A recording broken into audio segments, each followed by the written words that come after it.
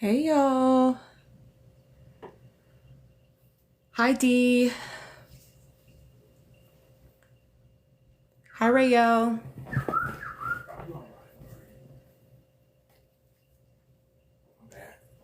For what? I was whistling, didn't I? Oh, it doesn't matter. Hello, hello, hello. Hi. I think it's Fatima. Tell me if I'm saying it wrong. Hi Ann. Thank you so much for the likes. Hi Fred.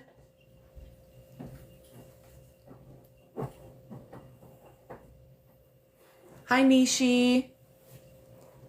Hi Princess. Hi Coco. Or Kuko. Tell me if I'm saying it wrong. Okay, great. I'm glad I got it right. Yay. Yes, y'all, please go ahead and like the live, share the live. If you feel comfy sharing, it's not a big deal. But liking the live is super helpful. It helps us to get, hi Alicia, it helps us to get more, okay, yay. It helps us to get more folks in here so that we can have a nice, rich conversation.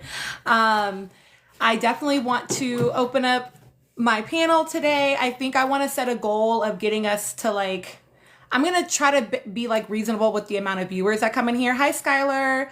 Hi, Phyllis. I think I said that right. Hi, Anika. Hello. Welcome back. Hi, Kim. I know some of you have already been here with me before. Welcome back if you're back again. Hello if it's your first time. Hi, Farah. But I think I want to set a goal. Hi, Jocelyn, of getting us. Hi, Nia. Hi, Shauna. I think at least 10,000 before we open up the panel because you guys usually exceed that really easily. So I feel like that's an easy goal for us. Hi, Aaliyah. And liking the live. Hi, DeGreat. That's my husband, y'all. Hi, Lyrica. Hi, Chloe. Hi, Shea. Or Shay. Tell me if I'm saying it wrong. Yes, and you go live too, don't you, Anika? I feel like somebody said that. Correct me if I'm wrong. Hi, Marie. But yeah, y'all, when we hi, yes, hi, bye, Black Push, Plush Haitian Arts. Especially it's Black August, y'all. Hi, Joshua. Hi, Date My Makeup. You were here last night, I think. But yeah, y'all, when we have hi Ashley, I had a friend in school who spelled her name that same way, but she was Ashley, so correct me if I'm wrong. Hi, Annabelle. Hi, Shelly Bean. Okay, yes, so you do. Okay, cool. I don't know if I added you last night. I'm gonna make sure I do today. Hi, Treya. Hi, Adel. Oh, it went too fast. Hi, Meredith. Hi, Tisha. Um, but yeah, the more likes we get. Hi, Yanela. You were here last night. Oh, yay. Hello from London. What time is it out there? I am back. I said I was gonna try, and I made it happen, y'all. Hi, Naim. But yeah, the more likes we get, y'all, the further out that we get pushed, the more people we get in here, the better, what's the words, y'all? The better discussion we get to have because y'all have some great questions and I love it. Hi, Lee. Ooh, is that Yemis? Tell me how I say your name. Jheims. Hi, Violetta. Hi, Emirates. Hi, West African Barb. Yeah, the chat is always so good. You all like have the bet, and y'all just be going back and forth with each other too. Hi, Danny. Hi, Bran. Oh wow, Annabelle. So different. Hi, KRF. Yeah, so I definitely want us, hi, Mia, to see if we can get ourselves to 10,000 likes so that I can open up the panel. My panel usually is really rich. Hi, Nicole. Hi, Stephanie. You heard that Louis has a baby? Where'd you hear that? Hi, Dad Hope. Hi, Kayla. Where'd you hear that, Dara? Am I saying that right? Please correct me if I'm wrong. Hi, Rosie. Please correct me if I am wrong. I like to say y'all's names right. Hi, LG. Why am I here? Hello to you. Oh, Annabelle, yes, we keep it very cute over here. Hi, Emily. Hi, G. Yeah, we definitely try to keep it very cute and calm over here. Hi, Rolanda. Um, okay. I don't know who that is. Is that another creator, Dara? Hi, Shemp. Hi, DJ. DJ, yes, sir. Okay, good. I'm glad. Is it Jai? Hi, Jai. Tell me if I'm saying it wrong. You have one of my favorite creators as your PFP, and I don't know if you're actually her or if you're just using her picture as your PFP, but she's so brilliant. Hi, Ashley. Yeah, she's so brilliant. I love her. Her takes are amazing. Hi, Jada. I learned so much following her. Hi, Josh. So hi Michelle, hi Jackie. Y'all, we are gonna get into like all the Love Island things. Hi, Jabi or Hobby? Correct me. Hi Manuel. Hi Chacharito. Hi Jay. Hi Milan. Hi Lauren. If I don't say hi to you, it's just because it went too fast, y'all. But yeah, I definitely like us to keep it real cute in here. I liked hi Sergio. I feel like you were here last night, maybe. And we definitely get some, oh my gosh, I have such brilliant minds that come up onto my panel.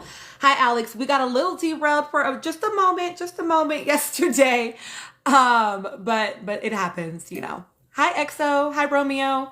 But yeah, so we're definitely going to get into all the Love Island things. There were some questions that were lingering yesterday. We were on for like hours, y'all, to the point my phone was like, girl, get the fuck off me here. It kicked me out of my own life twice. Hi, MJ. Hi, Fat Decor Life. It was so funny. Because that was my age show and Date My Makeup. I was like, what is happening? I couldn't figure out what was going on. I'm like, it says that I'm live somewhere else. I didn't know what was going on. It was very funny. But now I know. Hi, Tatiana. Hi, Sway. Hi, Jess. So yeah, it definitely, hi, Ulysses.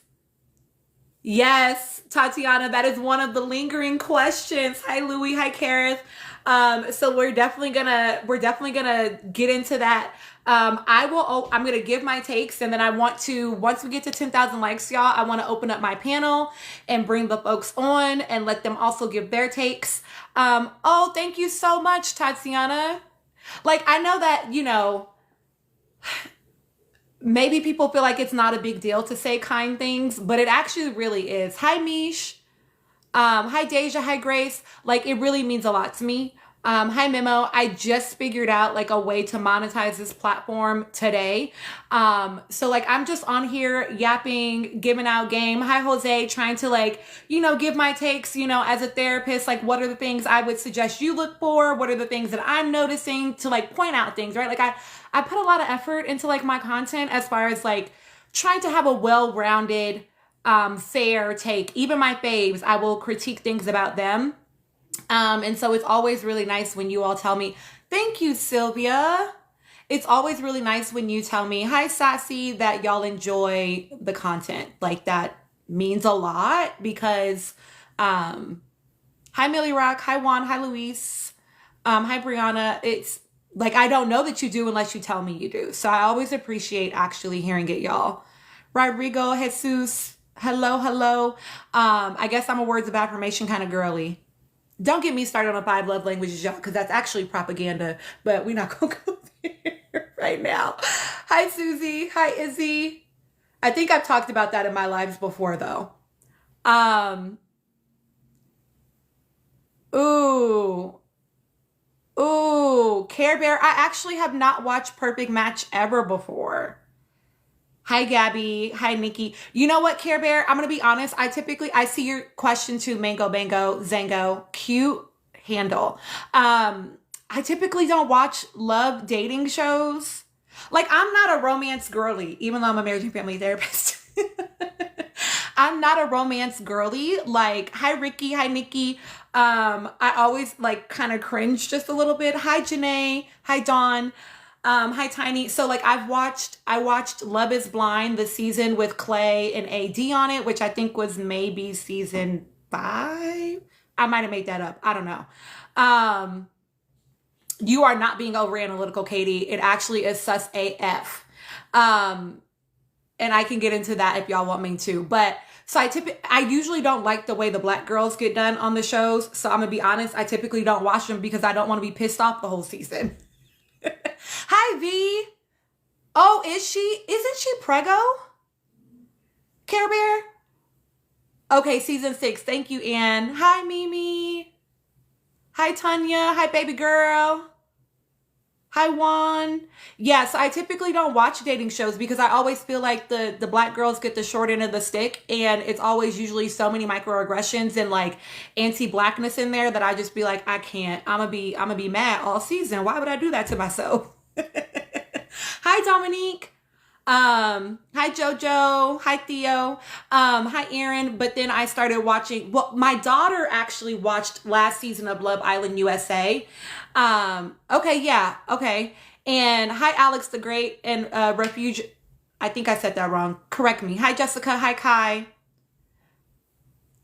So I used to pop in and out watching it with her. Oh, that's so sweet. That's why Clay is online crashing out, huh? He's like, how dare she move on and be happy. Hi, Nikki. Hi, Rose. But I popped in and out of season 5 with my daughter last time of Love Island.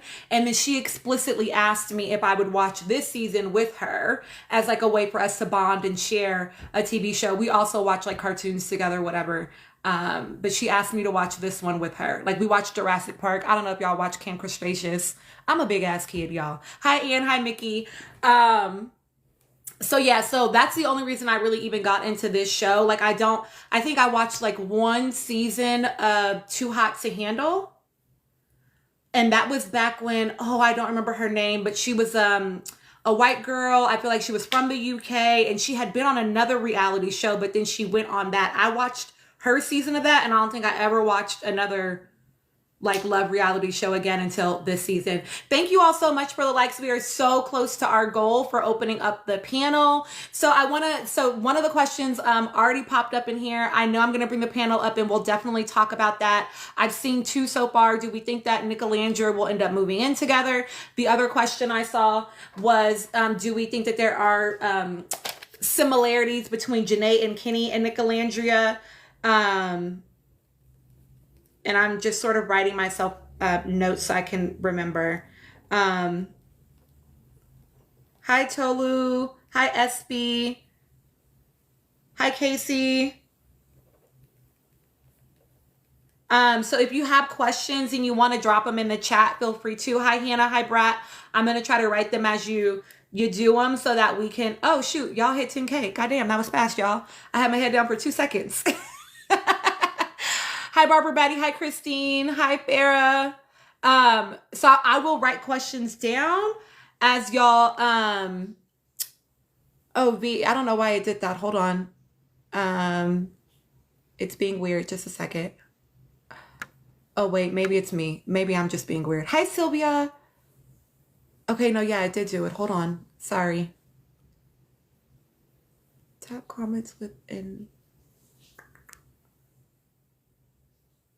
Oh, there it goes. Okay, hold on. Sorry, y'all. I be trying to figure it out. I think it's fine. I don't know why it's doing that. Okay. It is filtering some... Thank you. It's filtering some comments, and I don't know why, y'all. It's being weird. But anyway, thank you for the likes. Thank you for the follows, y'all. Y'all are running it up, and I love that. And you are the first person to request. Y'all, the panel is open. We hit our 10,000 goal. Please continue to like the live. That will drive people to the live. Anything? Hi, Ann. Sorry, I'm eating. 2 seconds. No I'll be back. worries. No worries. No worries. I'm actually shocked that my other folks are not in here yet. Hi, Dara. Okay, Reality Receipt Pod said about the brand new baby. So they said that Louis had a baby. Hi, The Novice. Hi, Blocks. I'm curious how they... Hi, Jay Monet. Thank you for the follow, Jay. Hi, Jill. I listened to that podcast too, Tina, and what I heard is that Hannah got pregnant. Hannah is pregnant, but she's not allowed to reveal it. Wait, Hannah from season Perfect 7? Match. No, Hannah from Perfect Match season 3. Okay. Mm-hmm. Hi, Nick. nigger,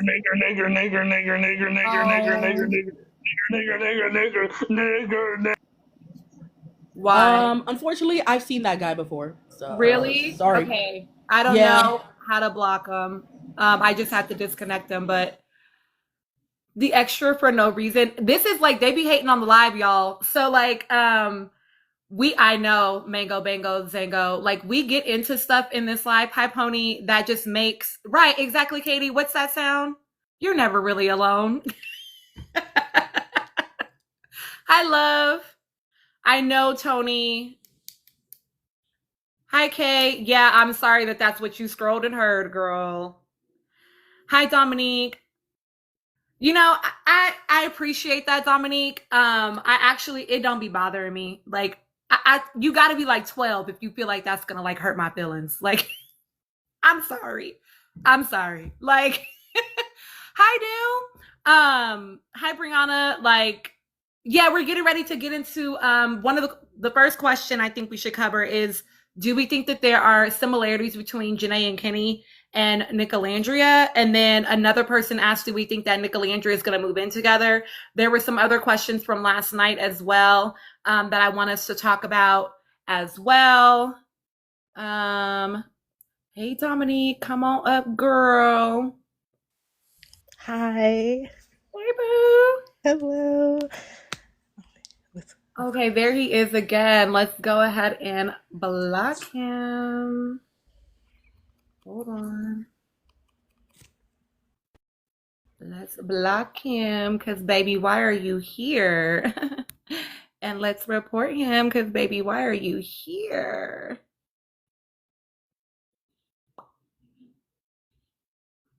There we go. All right. That's a Nikki Poo that we not fucking with. Okay, so the first question that came into the chat, and y'all please feel free to drop questions. I will. We're gonna talk about USA. I don't watch UK, y'all. So I will say that like I already said it before, but like I don't typically watch dating shows because I don't like the way that they usually go about relating to the black girls. There's usually a lot of like microaggressive stuff, and I feel like UK I see that even more. Like I tried to watch this last season, but like just the way that they do desirability around the black women is always just a little off-putting to me, if I'm honest. Tina, I think you're right. I watch reality dating shows because for me it's escapism, but I've heard there's a lot of anti-blackness in UK, maybe worse than the US. So I haven't given it a chance either. This is actually my first season of Love Island. Yeah. Yeah. Yeah. And like to be honest, so I don't watch it, but I don't know if y'all have seen the new what's her name? Her name is Whitney. And she was talking about her experience. And I think she was on Love Island UK. She was talking about her experience with her partner. Very similar experience to what we have heard about Janae and Kenny. Yeah, Whitney. Yeah. Yes. And like people are like not believing her and Yes. talking about like how it's because racism is like Worse. discussed or talked about differently, yeah, in the UK versus the USA. They actually care less, and that's mainly because if you think about it historically, colonization in the UK looks completely different than it does in America, right? It was colonizing the Caribbean, right? So they never really had to interact with their quote unquote, well, not even quote unquote, they never had to interact with their black slaves, right? That you were in the Jamaica, you were in the Bahamas, and you were very far away, and it wasn't until they were forced to have black people migrate into the country that they were forced to essentially deal with black people, and it wasn't even that long ago. So if they didn't like you before when they didn't see you, then they sure as hell don't like you now that they have to. Right. Yeah, there's this sort of like they didn't have to experience us in the same ways, and so I think there is a disconnect for them. So yeah, I really don't watch UK. Okay, y'all, please continue to like up the live so that it can get pushed out. I would love to get to like 100,000 likes this live. Well, I don't know. That's an ambitious goal, but we'll see. I'm tapping away too, even though I'm on Okay, I was tapping hard to get to 10K. tapping. Y'all are Okay. the best. Y'all are the best. Okay, so do and we also feel like there are very- similarities between Janae and Kenny and Nicolandria? I'm going to actually kick this to my panel first. I'm going to put y'all on timers and let you go, and then I will respond to, do we want to go bottom up? Lynn, do you want to start? I definitely will. Okay. I want to preference by saying this. I'm Haitian. I was born in Haiti. So, and I live in the Jersey, New York area. That's where I grew up. Okay. There's an ongoing joke where I'm from, the Mino Blacks, the Mino Black, Mino Dominican, Mino Black, Mino Black. There's a lot of like self hate. I'm not gonna lie, none of this shocked me. Honestly, I didn't even think Kenny liked Janae before, but I'm not a hater. Like, I love when black women are in love and beautiful and living life. So I like felt like he didn't really like her, but I was like, you know what? They've been together for so long. Like, girl, get over it. Like, they're obviously in love. Good for her. Shout out to Janae. Never followed Kenny. Never was interested. It was always about Janae. He was honestly a plus one to me. So finding out all of this, um, I was talking about this earlier. I'm actually too I'm actually too exhausted to be disappointed at this point in my life. When I see and hear things like this, unfortunately, I'm like, well, yeah, another day, another dollar. It is absolutely disgusting though. Those text messages. My heart bleeds for Janae. I couldn't imagine. This is a man you're in a relationship with, you're obviously sleeping with. Like, he met your family, you've met his family. Like, you've shared a year's worth of memories. You're the reason why this man is even getting paid. And for this man to just so outright disrespect you and stay and still lay up under you, I think Kenny is a psychopath. Not just a terrible person, but a utter psychopath. I could I could not imagine having such a strong disdain for a human being and being in a committed relationship with them for an entire year. That is psychotic behavior.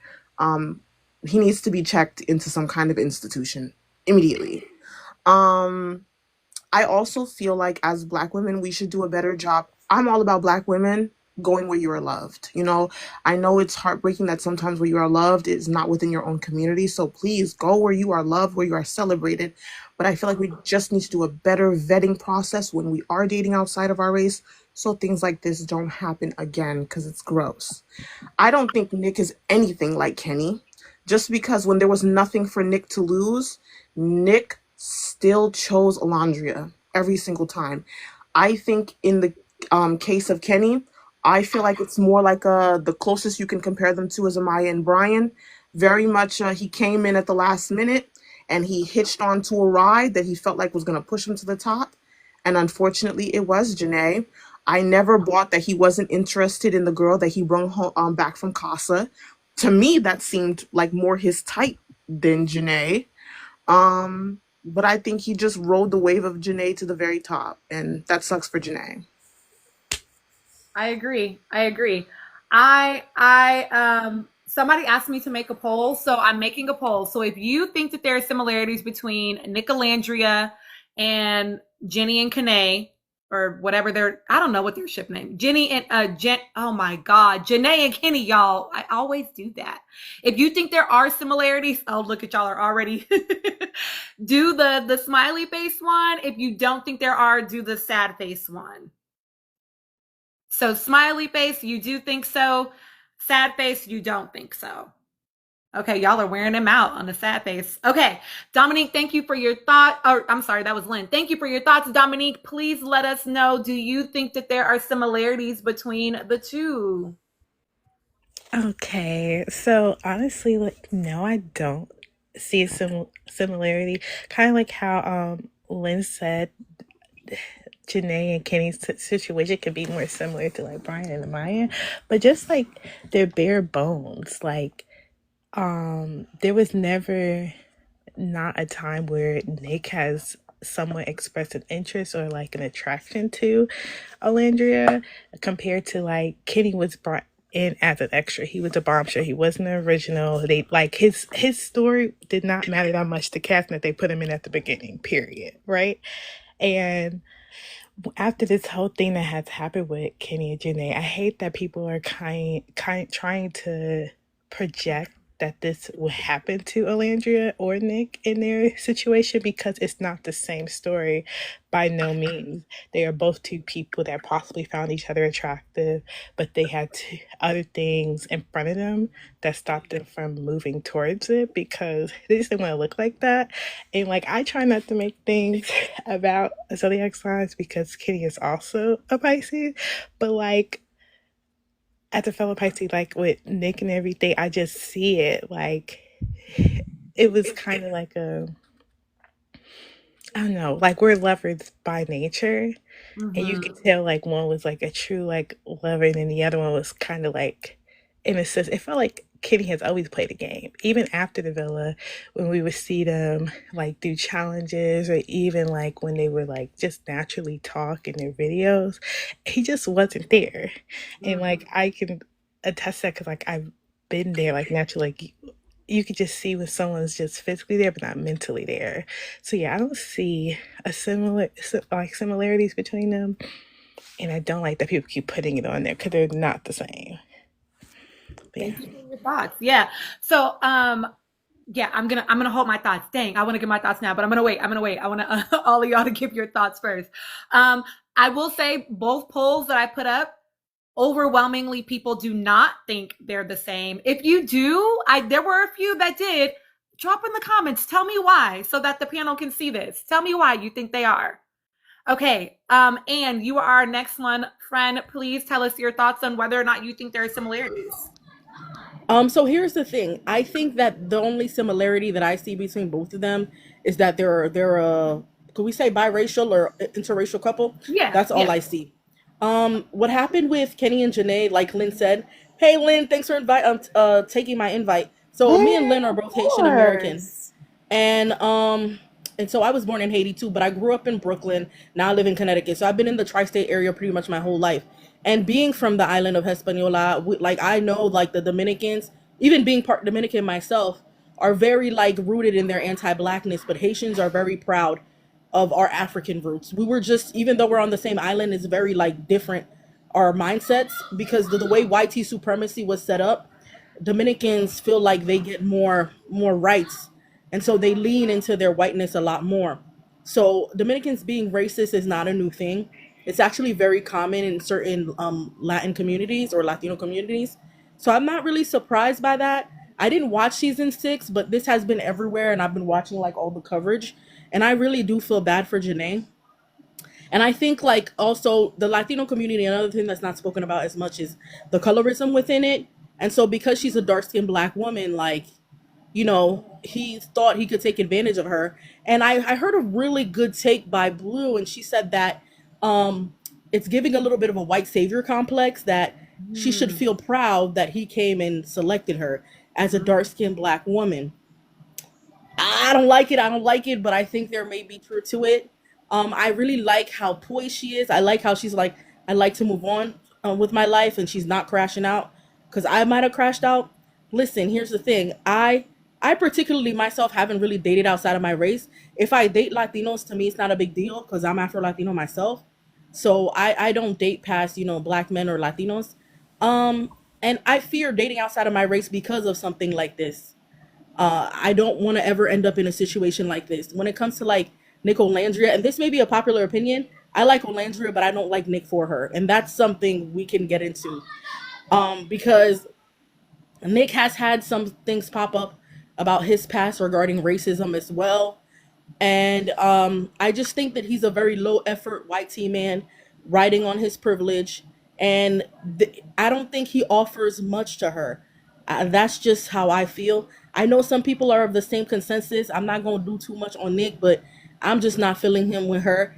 I don't think that the relationship is going to last. And I don't know. He kind of gives me clout chaser vibes too. He gives me opportunist. Just the way that he was on the show. Like, let's tell the truth. The last thing I will say is this: if Sierra was still there, would he still be with Nick Olandria? And I'm gonna leave it there. Okay. That is definitely a hot take. I usually do the hot takes at the end, but you gave us one now. It seems there's some agreement in the comments, so I definitely wrote it down for us to come back to. Peter, and then Coco, and then Fiona. Yeah, let me get on all the way together. Because this is the thing I'm always pissed off with you people. You stay projecting onto other people that you don't know. If Nick had more clout than Alandria going in, he didn't need her for clout. If he wanted clout, he would have stick with Sierra. Because Sierra had more clout than any of them. That's fact. I'm so sick of yo. It's really annoying and frustrating. You only constantly project on the ish onto other people. Whether or not you see him with her, that's none of your business. You are not with him, she's with him. If she likes him, that's her business. At the end of the day, whatever happens between them, it's between them. Stop projecting your ish onto other people. That's fact. All right, now back to the It's an is. opinion. It's an opinion, not Yes, projecting. an opinion, but what I don't like with you people, you constantly project your thing onto other people. And that is where I get frustrated with people. Stop talking about people you don't know. You guys constantly said, I'm not trying to defend this white guy. I'm really not. But you guys constantly come for him and constantly say shit about him. Again, he had more clout than Alandra going in. That's a fact. He doesn't need her for clout. He has his own. They could break up right now and he'll be just fine. He's a white guy that's a model. She He'll be never said that fine. he was he wanted her for clout. He said she said that he had said some racist things, but y'all want him with Alandria. That's what she No, she said. also said that he's It he's a was cloud chaser. it was both. It was both, I but don't try to don't I'm hearing what I'm hearing. Anyways, I was saying. So the whole Jenny and Kenny thing, Jenny remind me of Amaya because I never watched season 6. But when I watch their love story, I mean, there's a movie about them. She reminds me very much of Amaya. She is very much White Valley, and this is not me trying to come for a black woman saying that she's white past or anything. She's just very Valley white girl to me. What I'm getting from her. To me, I think she's very much like Amaya in that sort of personality. And you can tell that she was the one that was chasing him. She was the one that wanted him. I didn't think he didn't give me the energy that he was that much interested in her. If I'm being honest. And this is not me necessarily. I'm not projecting anything, but based on what I'm seeing, that's what I'm seeing. Like her personality was very much giving Amaya, and she's the one that basically wanted him, and she ignored all the red flags because there was a lot that I see her constantly crying, almost begging him and all that kind of stuff. So there was a lot of red flags where I seen that dynamic, and that's where I'm leaving it. thank you, Peter. So I do want to just normalize real quick, y'all. Not everybody's going to agree on the panel. That is fine. I was on live with Peter last night, but you tell me because I want everybody to feel respected on this live. I don't perceive Peter as being disrespectful. I think Peter is just passionate. Yes. So you tell me, feel free to drop in comments or come off mute and let me know. I want everybody to feel respected in this space. Everybody gets to share. Yeah, tell me. I'm not at all offended. I'm a Caribbean woman. I can handle it. I'm not Okay. offended. Okay. He's allowed to have his opinion. I have mine, and we don't have to agree. Okay. I really don't care. I'm here for fun. Okay. Y'all always just feel free to let me know. Okay. But I just perceive him as being a little bit more animated. And I don't want to feel like I'm tone policing Black people in my space, but disrespect is disrespect. I feel like I can sort of see that line very clearly. But if y'all ever are on my panel and you're feeling disrespected, please feel free to let me know. I will check it. Thank y'all for your thoughts on that. I know that I said it 2 different ways. Is it Koku or Coco? It's I think Coco. Okay, Coco, you are next, my friend. Tell me, do you see similarities between Nicolandria and Janae and Kenny? All right. So first of all, I'm gonna let you know about my background. I'm from the Yes. only country in Africa that speaks Spanish. I grew up in Spain and I'm in the UK. So I think I understand how Spanish people and English people think. As well, I would like to talk about Janae and after that about Nick. First of all, I'm gonna speak first about Nick because it's the sort of thing I have to say. I don't think there's similarities between Kenny and Nick because first of all, we didn't get to know Kenny. Kenny came at the end. Nick, he was since the beginning, so we know his character at all. We know everything about him, his personality, the way he reacts. We know him, so we should know how he is by now. We've been watching him from the beginning until the end, and now we're watching him as well, and it's still part of his character. But Kenny, we didn't know anything about him, just like he's a Dominican from the Bronx. So it's not the same situation. We know Yeah. Nick, we didn't know Kenny. After that, I would like to talk about Janae because it's something that we forget. I really like Janae. She was my favorite in season 6, but she's a pick me. No offense.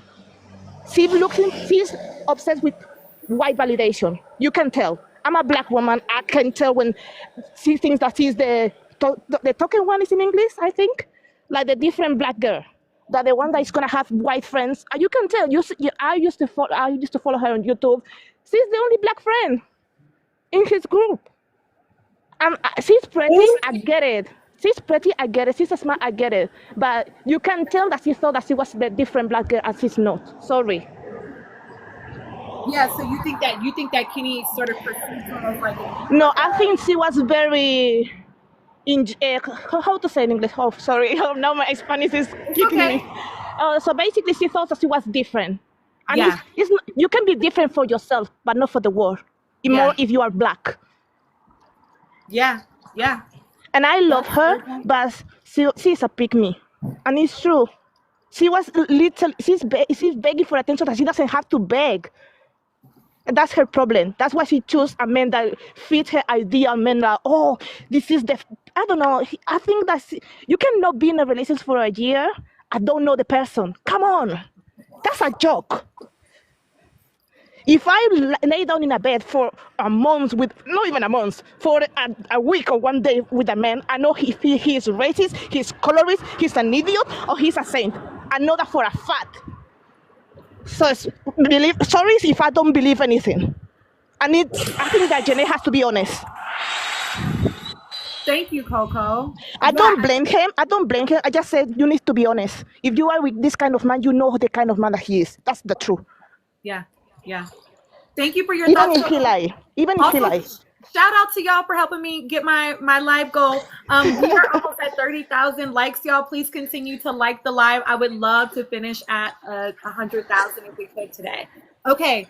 No offense. I love Dominican because I had Dominican friends. As I say, I speak Spanish. I grew up. I'm a Spanish, even if they don't want to accept that. But I know very well how Dominicans are. Yeah. Everyone knows that. They are obsessed with whiteness. Yeah. They don't care.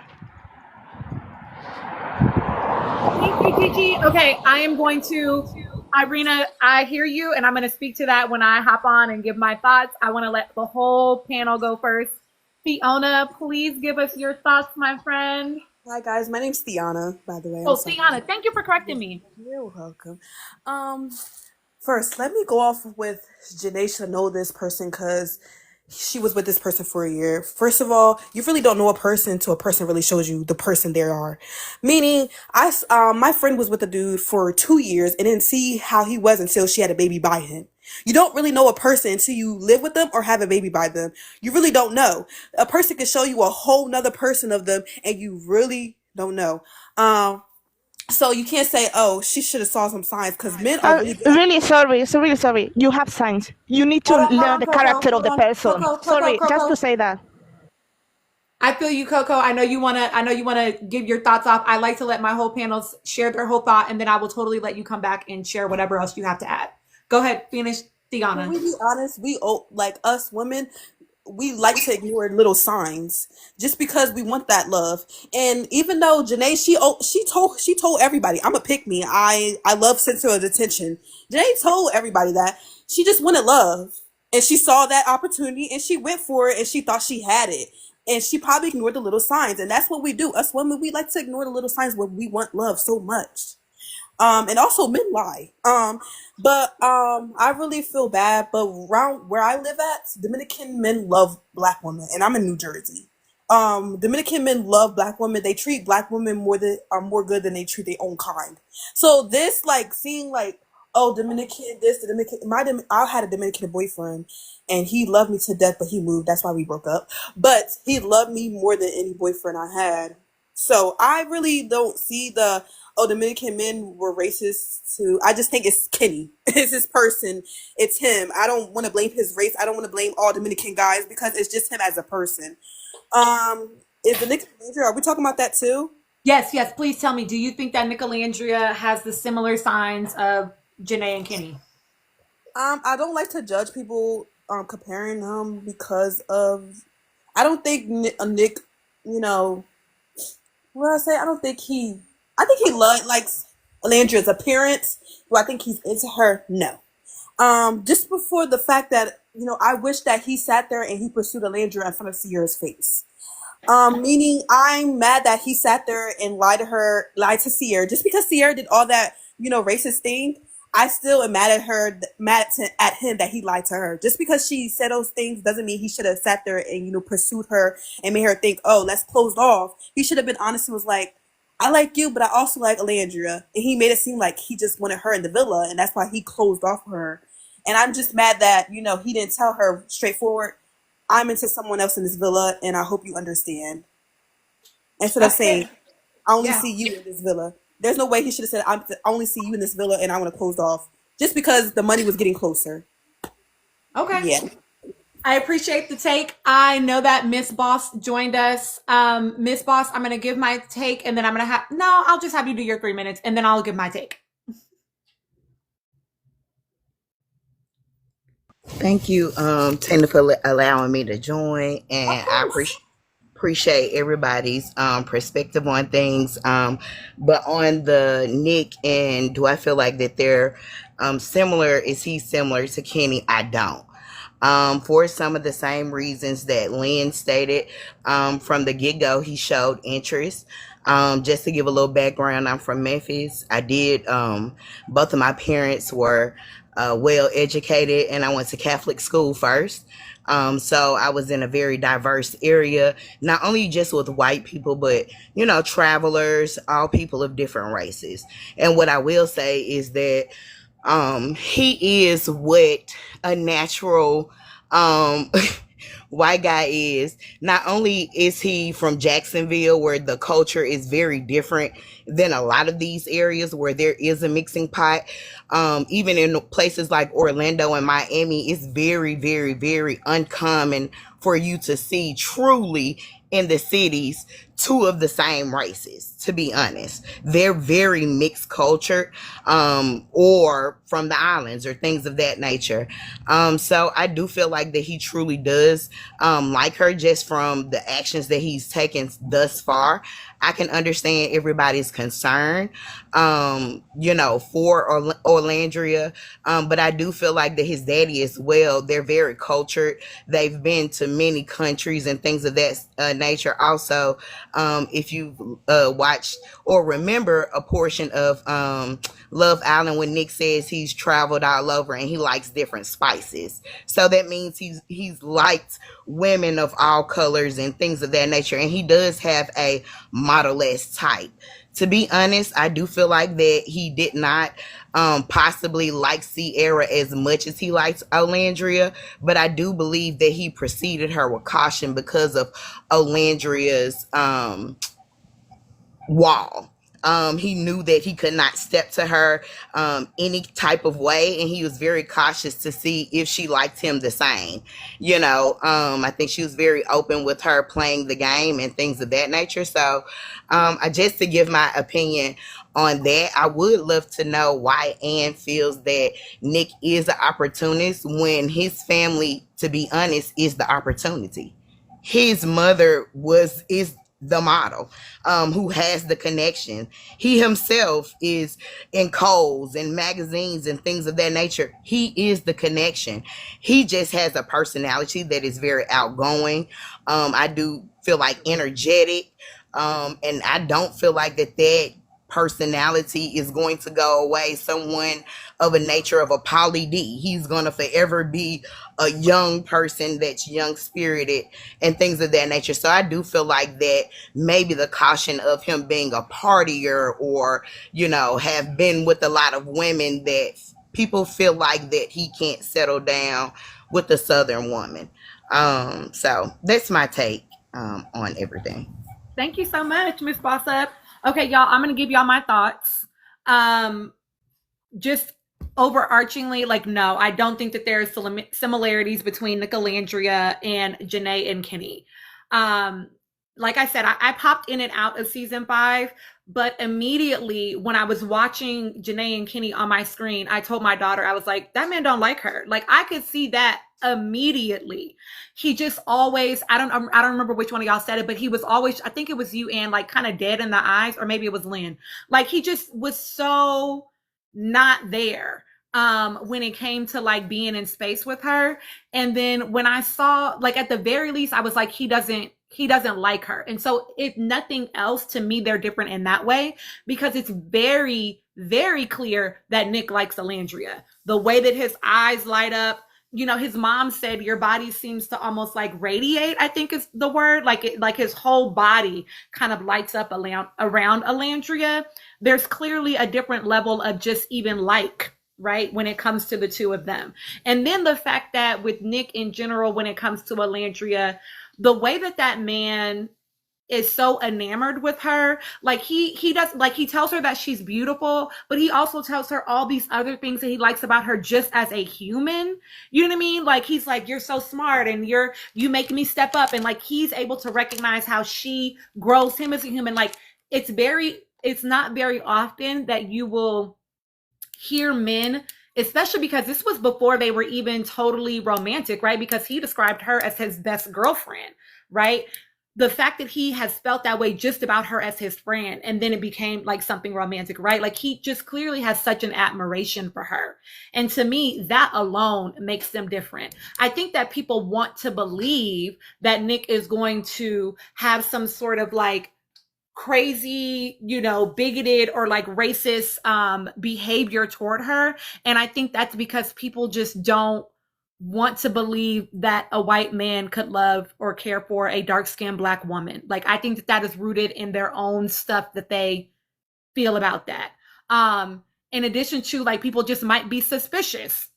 They just might be suspicious about white men with Black women. And historically in this country, there are some valid reasons for you to feel that way. I don't think that that's what's happening in this case. I will say too, it came up in the comments, so I'll make sure that we address it too. And you kind of alluded to it too.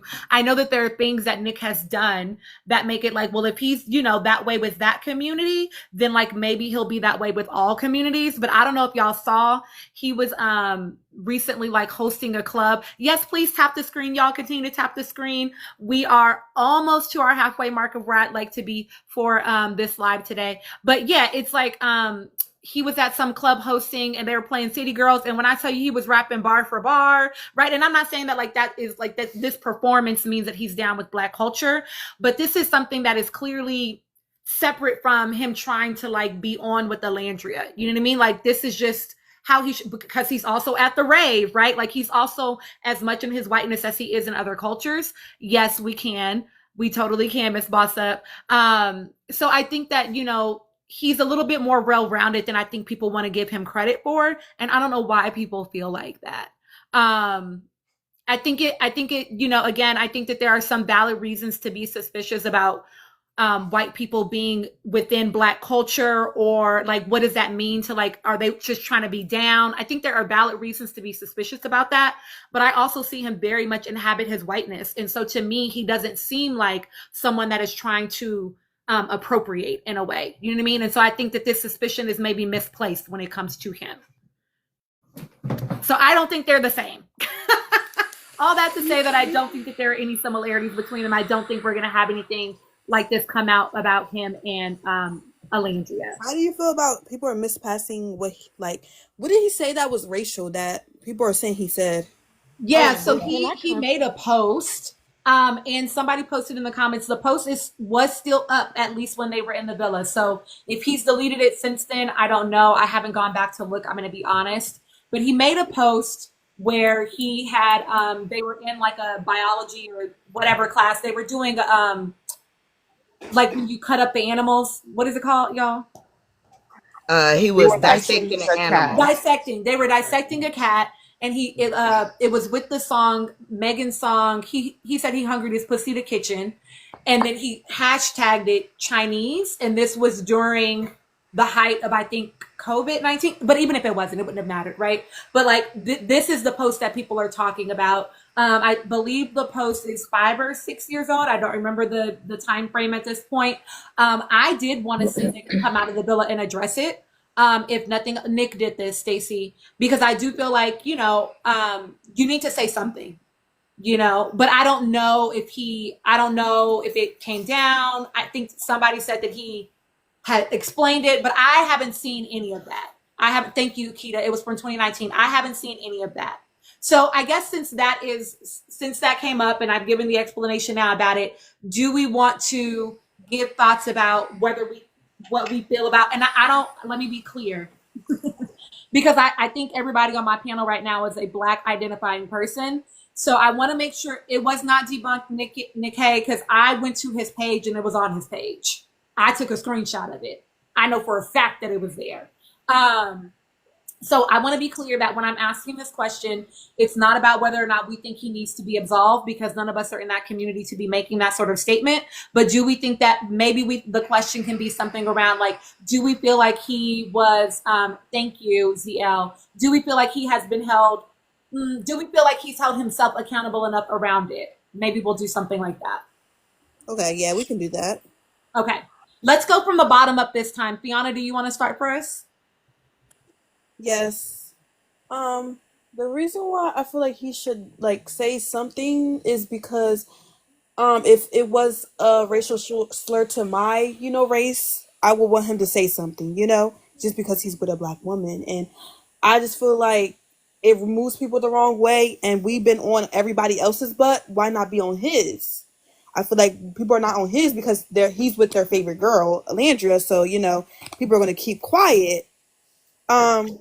But I do think like I want to hear his point of view of why he made that, because it just moves me the wrong way, and I don't want to see him like that, because I don't think he's a bad person. I just think he made a stupid decision by posting that. Hopefully that's what it is, because they said he was in high school. Either high school or like his first year of college. I think it might have been his first year of college. I'm not sure, but he was he was a teenager. I will say that. And yeah, exactly. So like I said about Amaya, like, I don't know if y'all saw that post of when she made in high school. They were in high school. I'm not, excusing what they said, but, in high school, kids don't think. I was mature in high school, but not all kids were like me and mature. They were immature. They didn't know. They had different beliefs. You don't know who raised them. You don't know if they was thinking what their parents was thinking, and now they grew up in their own mindset. So, yeah, we have to start thinking about that. So, yeah. Thank you for those thoughts. I do want to somebody ask questions before we move to our next panelist to share thoughts. Yes, it was apparently verified that Amaya's posts were fictional, that they were like doctored, that they were fake.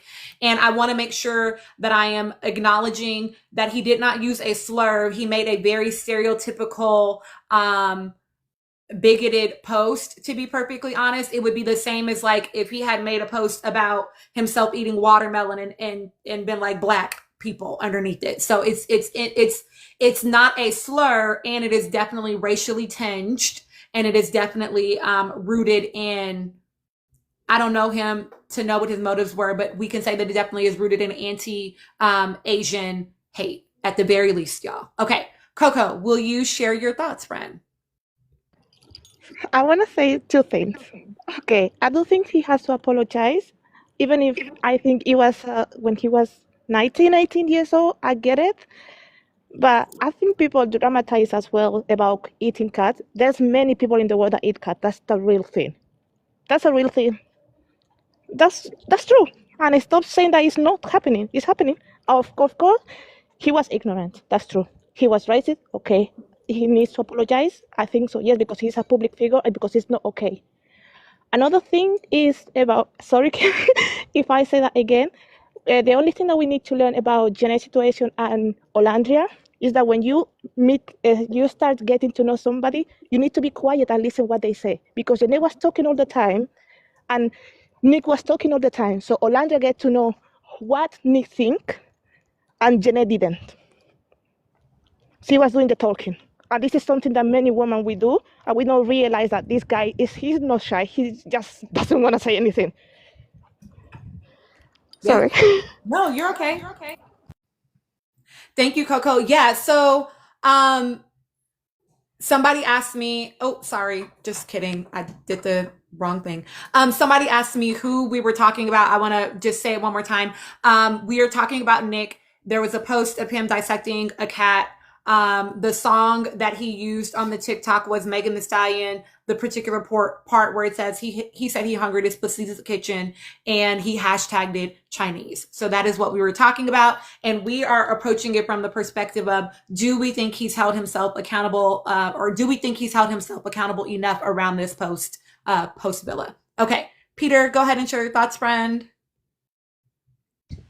All right, so yeah, this is a very tricky one. In the sense that what he what he said was very problematic. There's no getting around that. Is it racist? No, I don't think it's racist. I think it's more ignorant than racist, if I'm being honest. But I can remember that time a lot of us was saying some ignorant things. Even when that whole China thing was coming out, me living in Jamaica, there was a lot of us. There's a lot of me included, a lot of people around was saying a lot of ignorant things as it relates to China. So that's not necessarily to excuse what he did, but I'm just saying in that time there was a lot of ignorance that was going around, and a lot of persons were making some very distasteful jokes. So yes, so if I was a public figure and and this is the difficult thing about I don't know why these people why people put things out into the world, why people feel the need to put things out in the public, because that shit has come back to you. I don't know why people do that stuff, but yeah, as I was saying, yes. So was it racist? No, but it was very ignorant and distasteful. I'll say that. But the hard thing is, if he does come out and address it, it will never be enough for some people. Even if he says sorry and he wishes he never said it, the blowback is going to be consistent, like unhealing. There's no it's just going to be like a thing that's going to just fall him over and over, and people are going to make it into this huge thing, probably even bigger than the Sierra one, because he's now really extremely famous right now. So it's going to be even bigger than even what 404 is going through right now. So I think, for me, I think he's being smart by not addressing it. I think he's being smart by not addressing it. Whether that's right or wrong, that's not up to me to judge. But I think he's being smart by not addressing it, because if he does address it, that's a Pandora's box that I don't know if he can actually walk back from. And that's where I leave it. Thank you, Peter. I see y'all's comments. I love that y'all are engaging. Thank you so much, Gigi, for reminding the chat to tap. Y'all, we are very close to 50,000, which would be half of my live goal. I see y'all's comments. Trust me, I am definitely going to be addressing some of the things you're saying. I agree with a lot of the stuff that's coming up in the chat. And so I will definitely be addressing some of that. Lynn, let's hear your thoughts, friend. Okay, so let me preference by saying this. As a Black person, I can't tolerate anything. I can never leave the door open for anyone to make any racial remark about anybody, simply because we have to understand we're at the bottom of the totem pole. So if we condone anything, it now leaves the door open for us to continue to be attacked. I think Nick should 100% address this the same way I think Yolissa should have, the same way I think anybody who's done something disgusting online, said something disgusting online, I definitely think you should get ahead of it and address it. The longer you prolong saying something, the worse the situation will get. And honestly, it'll make it look like you don't care because you think you're bigger than the program, and nobody's bigger than the program. I don't understand why he's not saying anything. That's a little weird to me, but I do want it to be addressed. Even if it's hey, I was young, I was stupid, what I said was disgusting, I'm never going to do it again. Especially because, like, we've all been young. I was young during the internet, and I've never said something racially charged, disgusting. I've never about anybody, simply because if I really wanted to dig in your ass, I could say it without having to bring up what you are. Like, it's too easy. There's too many other insults out there for me to have to default to your race, that's lazy and it's not creative. But I do think that he should say something. And also, as Black people, we should not accept the apology at all. We know how it feels when a YT, when a whatever person we dig up old tweets and we see that they were racist, and then we see a whole bunch of other communities accepting the apology on our behalf, and we don't like it. So I think that us getting involved in this topic and accepting the apology on the behalf of the Asian community, I also feel like what we're doing is we are also opening the door for the next, because our time always comes. The pendulum will always swing back to Black people. So when we accept an apology of a racial slur from another community that has nothing to do with us, then the next time it happens to us, because there will always be a next time, when they do it, we honestly have to be quiet and say mum's the word. We have to, unfortunately, we are the ones that have to lead by example. So I think he should say something. I also think it's disgusting, and he needs to get a grip. And we all do at the end of the day. Thank you so much, Lynn. I do want to address one of the comments. I think it's Sid is probably, or no, Sadie maybe, SDY. Nobody in this live, I already made it very clear. I don't know when you joined. I already made it very clear that, and users, since you're talking about it too in here, all of us are Black presenting people. So none of us are approaching. The question is not whether or not Nick is okay with having said this. The question is not whether or not we think Nick is fine. The question is, do we think that Nick has held himself accountable and done what he needed to do as far as addressing it at all? But none of us in here are going to accept apologies. None of us, we're all very clear that we don't get to determine what makes this now fine to move forward. And to be honest, there's no one person in any community that can accept for an entire community. So we are very clear about that in this here live. We are all grown-ups, and so we know that. Okay. Christina, I have a question for you. Sorry. Yes. Do you think a person that's not like Black, do you think they're racist because they said the N-word even though they love Black people? I think anybody that's not Black shouldn't be saying it. Yeah, but do you think they're racist when they, like, this is a question because I want to see your partake on it. Like, do you think they're racist even though they love Black people when they say it? Do you think they're racist still because they said it? I don't know if I think it means that they're racist. Would I say that I think I would have to know a little bit more about the person, but I would say this about them, right? Like, I think I would say, if nothing else, they're dabbling in anti-Blackness at the very least. Right.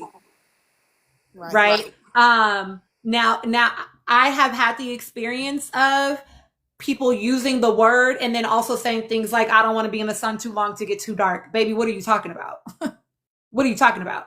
You know what I mean? So I think that it depends on a little bit more context about the person, because I know that unfortunately, it has become like a popularized pop culture, just like lingo, which is really, really unfortunate. And I think if people are raised to not be anti-Black and to actually have Black friends and understand Blackness, then they are not even fueled to want to use that word. Respect that. They respect Correct. us. Exactly. Okay. And the only reason why I give any caveats is because I know that sometimes, so y'all know that I've worked with like adolescents before, like middle school students. Sometimes you hear it from them and they truly have no understanding of the context of why it's problematic. And so they need to be educated around it. Okay, I'm going to have Miss Boss go and then Ann go. And then I'm going to drop in the order that you came in, just because I have some folks. I think I have 2 or 3 people, and I have 2 people in my, whatever the heck I'm trying to say. My queue. Okay, Miss Boss Up, will you give us your thoughts? Do you feel like Nick, has addressed this? Has he been accountable? Does he need to? I don't think he has addressed it or held himself accountable for saying the stereotypical and ignorant things that he did say. Do I feel like that he needs to say something about it? I think that is a double-edged sword, and with these days and times, I do feel like that he should. He definitely should, because of course I don't mind saying my age, but I'm 37, and we come from a place where those stereotypical things were often stated in comedy acts and things of that nature. So it was, I mean, we had jokes around stereotypical things that we told on a regular basis to each other from state to state. I mean, I'm sure you may have known a white man, black man, Chinese man joke or something of that nature.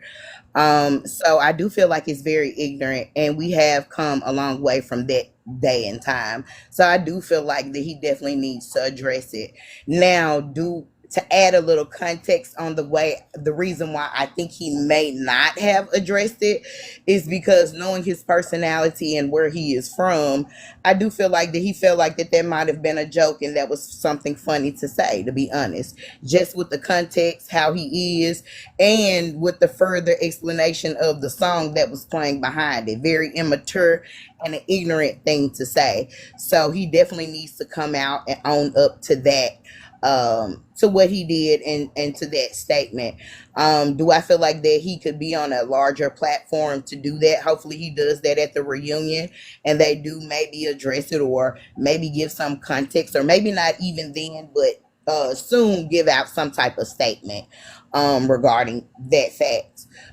So yeah, I definitely feel like that, but I am a little less sensitive to the fact of what he said, just based upon the times that I was raised.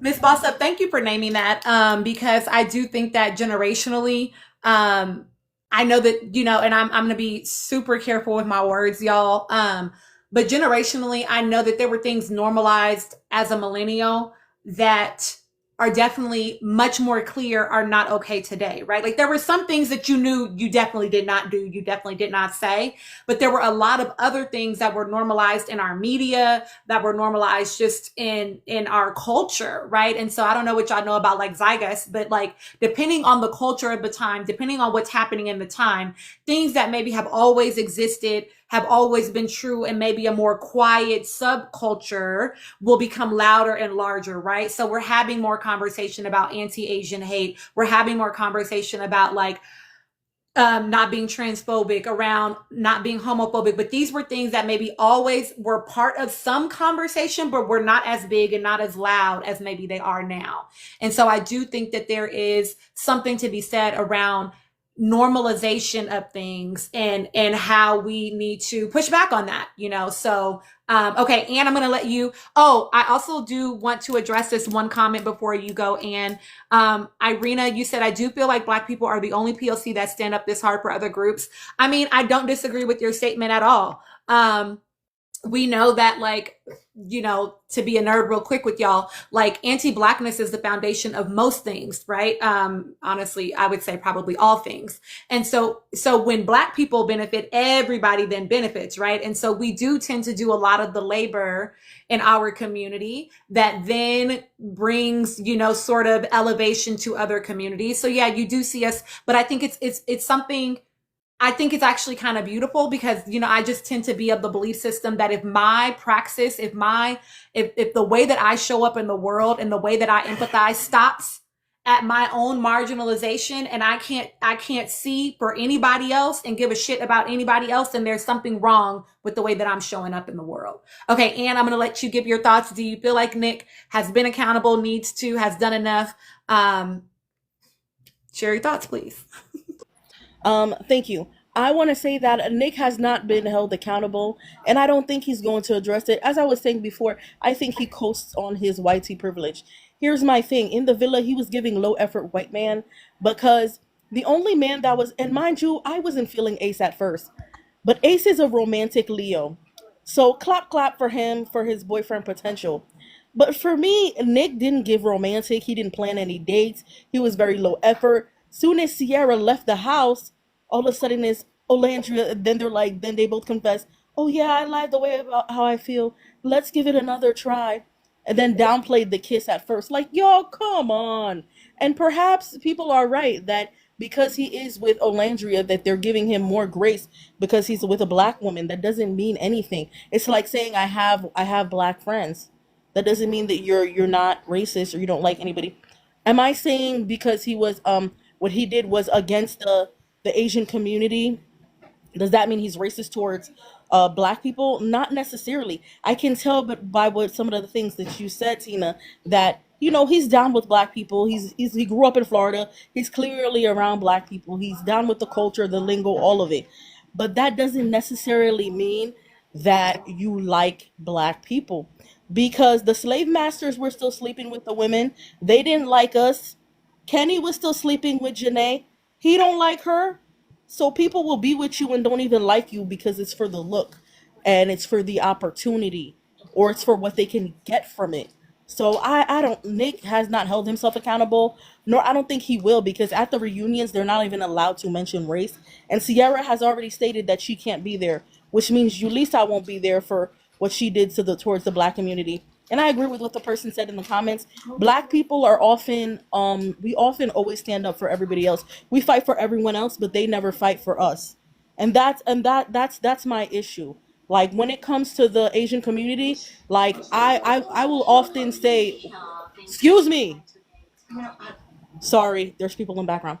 I'll often say, like, when it comes, the Asians feel like they're underrepresented, but I'm not gonna downplay how they feel. When it comes to the black people, we're the bottom of the totem pole. I feel like we fight for everybody else, but it's never really reciprocated. And I think he's gonna be able to coast on his white tea privilege and really never have to bring it up. And people will give him a pass because he's with Alandria, and people will continue to give him a pass because he's a white tea man. Just because he's down with black people doesn't mean, like, I see everything and I'm not gonna let him skate. I think that, I'm not saying the Asian community wasn't as loud as they were about Sierra, what Sierra did. But then this is the same thing though, I call this double standards. That's the last thing I'll say. Why is Sierra's being held accountable, but like nobody mentioned what Nick did, like it wasn't a big deal? Whether you believe it was ignorance or racism, I think it should still be addressed. That's it. Yeah. Yes, thank you in the comments. Misogyny. That's what it is. I would like to respond Can I to that. The respond? difference Can I respond? between Hold on. I know y'all want to respond, but Gigi just joined and I want to let her give her thoughts. I also do want to address one of the comments. I actually held it, so I don't know what came after this. But May, you said man meeting for other groups isn't beautiful. I want to be clear that what I'm describing is, at best you could say that's muling, but not man meeting for other communities, right? And I want to be very clear that blackness exists within multiple communities. There are black disabled people, there are black gay people, there are black trans people, there are black and Asian people. Like black people exist within all sorts of communities. So there are black immigrants, there are black, like we exist within a lot of spaces. And so if your political ideology and your activism stops only at your blackness, I am side-eyeing a bit. I am. Okay, Gigi, please share your thoughts, friend.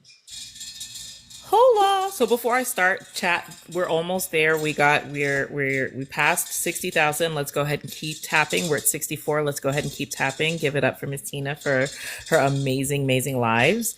Always very intellectual. We approach it from a critical thinking standpoint and, based in logic. So amazing. Thank you for having us and hosting these amazing lives. So as far as Nick, I think, and I know allegedly it's been addressed in the comments. What I would like to see is it to be addressed out loud, because I always think that the apology should be louder than the disrespect, right? And we also have to look at when these apologies were allegedly made. I don't know. All I know is that they said it. I haven't seen it in the comments because I haven't bothered to go look, because I don't enjoy going to go deep diving for disrespectful shit. But if he made those apologies, I think that it needs to be made out loud. It needs to be addressed, because it was an ignorant stereotype to be portraying. Does that necessarily make him racist? No, because I think, like another panelist said, I'm 39. I come from an age of Red Fox jokes, of, Eddie Murphy jokes. Y'all, they will not replay Raw or Delirious for that reason. It is highly offensive to several communities. And just because we laughed back then does not make it okay. I think in order to continue to progress and move forward, these things have to be addressed. and we have to continue to educate, and it doesn't matter what community it's for. Does that mean that I think that Black people should jump up into the forefront to go fight the fight for everybody? No, but I think that we shouldn't participate or excuse it. I think that when we see it, we should still address it. And I think that that's how we continue to move forward as a Black people and still holding space for our own protection. I think it was Miss Anne who'd said that Ace, was a romantic Leo. And since we're bringing signs into it, as a Pisces, who's raised, I'm not a Pisces, but I've raised a Pisces male. They are very, very affectionate, and it seems to me that they're very selective about their affection. And when they decide to take a step with somebody that they're intentional about, they're very intentionally encoded that way. So when you see the two different ways that he treats Alandria versus the way he treats Sierra, I think it's very Pisces coded of him, because he was very intentional in the way he said things to Sierra. When he says, "I think I know," like their post Soul Ties conversation where they talk about what it's like on the outside, he says, "I know what I want our relationship to be." He didn't say that, he didn't say anything about a love plant. Him and Sierra had the same conversation that he had with him, Alandria, but in two different fonts. He told Alandria, "I want to take this love plant and I want to water it on the outside." He didn't say that to Sierra. They discussed what it would be on the outside, but he visibly breathed a sigh of relief. And just to let you know, I think he is very much into Alandria, because I got to watch. I had some friends who went to his event yesterday in Fort Lauderdale, and they FaceTimed me and they sent me videos of it, and they saw when he was on there with Alandria. She FaceTimed him to show him her new hairstyle. His entire physical demeanor changes. Even in the midst of all these people, when she's there, that's his focus. And so we can see that. So I don't think that it's, he's there for posturing. I think there's an actual deep connection that he feels there. And that's not just me being Delulu. Like, you can see it. Like, when somebody sees it for you, you can see it. And he sees it for that girl. I think that she puts him in a headspace in where a lot of things are, maybe going on, and he may be overstimulated. She is his center, like she is his grounding point. Just like where for him, when they're together, she can live in her softness where she can't, where she hasn't been able to in the past. So I do think that they have that longevity. I do want to touch, if I have a second, just briefly, on the whole Kenny Janae thing, and the comparisons between the two. I don't want to speak in absolutes about Nick. I think that this is the way that he presents. I think he's presented so far very genuinely, but there are too many episodes of Who the F Did I Marry for us to say, Janae should have seen it. There are people who were married for years, and you find out in these documentaries that they were married to a serial killer and never knew it. So I think it's weird to say that Janae should have known. I would never victim blame, just because we know there are too many scenarios out there in which we don't know. As far as culturally, as somebody who shares an island with the Dominicans, we know that there is, throughout the Caribbean, especially the Latin Caribbean, there is a lot of anti-Blackness and colorism that happens. So it doesn't surprise me in the least when it came out about him. But, that's all I would say. I would never blame the victim, especially in that scenario. Now, if he was being anti-Black and she still was all up in it, that's a different story. But I don't think we should say that she knew, because, men and women can present whatever they want. They can put on a face. So. Thank you, Gigi. So I want to respond to this question, and I want to be clear with my chat. Okay, so there was somebody in the chat that was going back and forth with somebody about how basically we're mammying out here for these people that don't give a F about us. I will block you. Like, we're not going to be calling Black women mammies in my live. You can leave. If this feels uncomfortable to you, that is okay, but you can leave. To Lynn's point, part of the reason why it's important for us as Black people to be engaged in these conversations, even though I don't see any of us leading a charge around what needs to happen, we're clear about our place, but around like who needs to hold him accountable. And the reality is that if we don't have these conversations, we let ourselves be in a slippery slope about then who's next, right? It's not to get like too deep on y'all, right? But it's like what we're seeing right now with them Ice Cube agents, right? They come for one community, who's next, right? Because because the current president has already said that if he can get rid of the citizens too, y'all out of here too, right? So you have to be speaking about things, even if it does not directly impact you, because baby, eventually it will. So if you don't have the range intellectually, or you are in discomfort rises up in you at us having this conversation, then maybe this is not the space for you. But it's not inappropriate for Black people to talk about bigotry, ignorance, racism against any group, oppression against any group, because we have a very direct relationship to what it feels like to be the group on the receiving end of that. And so we absolutely should be having conversations like this, okay? And that's not us mamming, that is us being grown-ups, okay? Now I want to give my thoughts about Nick and the post. I will say this about the post. The post, I like, to Peter's point, the post is old enough where I am curious where he is today. I am curious what his thoughts are today, because I do believe that he could have grown. I would like him to clear that up for himself rather than us presuming on his behalf. Right. I will be honest and say, as a millennial, again, I definitely grew up with certain things normalized that I would never do or say today.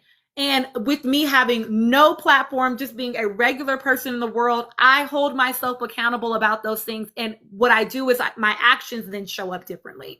Right. So, and that might be true, Yvonne. He may not remember, you know what I mean? But it's like, but I feel like we need to then, we have to, I haven't yet, AV, so you are in for a treat when we get there. He might be, I don't know, but I just want us to, like, you know, I don't want to say that. Well, do I want to say that? I want us to be cognizant of the fact that shit changes. Okay, who you were 6 months ago is probably not who you are today, right? And so I would just like Nick to say something about it, right? And it's not even so much because I feel like he owes something to Asian community. That's not really my place. They may not give a shit at all that he said it. I have no idea, right? But he is with a Black woman, okay? And the fact that the Black woman will be the person, when things come out, she will be the target more easily than he will. And so if nothing else, out of protection for her, I do think that he needs to make sure there's no, you know, mud on the bottom of his shoes. So I would say, yeah, and again, Edel, tell me if I'm saying it wrong. Put it in it phonetically. You said they've been coming for the Black community. There's never been rest for us. I want us to save our energy. Again, this is not about vindicating their community. This is about the fact that we are hyper aware of the woman that he is with, what she has already received as backlash. And so we don't want her to be set up in a position because she is in a relationship with someone that got mud on his shoe where now she's catching strays. You see what I'm saying? So I think if nothing else, I want that for her. You know what? Austin is, he is such a non-factor in my life. No, I get it, Ito. I totally get it. I totally get it. For me, again, it's not about trying to vindicate what happens for them. Again, I feel like they get to decide what that honestly looks like, but I also know what she might get in response, right? Like we just saw it with the whole 404 Andreina and Shelly post. Shelly catching all the heat about that shit. She ain't even the one that took the picture or posted the post, right? So I do feel mindful about what might happen to her. It doesn't have anything to do with her. You're right, Speakeasy has nothing to do with her, and that doesn't keep people from using it as a way to come for her. That's what she's saying. She's saying she just doesn't want Alandria to have backlash just because she's with a person that said it. Exactly. It's like getting backlash from being with Trump supporters, you know? Exactly. It's like that, you know? Like people were mad that Janae was still with Kenny even though he was a Trump supporter, you know? Right. So it's like, yeah. Well, Ito, you know, I would say, you know, choose your piece, babe. And she might, Jada, she might still receive backlash, but at least she would know that her man got her. You know what I mean? Thank you, ZL. I love y'all so much. Okay, I know that some people, I think Miss Boss, Peter, y'all wanted to respond to something that was said. I want to give you space to do that. Yeah. And I know you're pro-Black. I'm pro-Black myself. I can hear it based on how you sound. But what I want, and this is the thing about being pro-Black, when we're pro-Black, our outlook is very colored. Our outlook is very flawed. by people. We tend to look at other people negatively, even when they haven't shown anything for us to color them in a certain way. We tend to be very suspicious of how we view them and how we look at them. Nick, you're saying Nick was low effort. Nick liked Sierra, but he wasn't that into her to give her to put in any work. She didn't require that of him, if we're being honest. That wasn't something that she required. She was okay with what he was doing, and he was just riding. He was just riding. And people keep saying that money at the end of it. It's 100K. Let's be honest. It's 100K. It's split 50 50, and when taxes out, it's almost 20K. This man is making more money than that. He comes from family money. He doesn't need 100K. So let's stop putting that out about a price at the end of it. So that's why he went with her. He went with her because Alondra turned him down. Sarah will put the cat on him.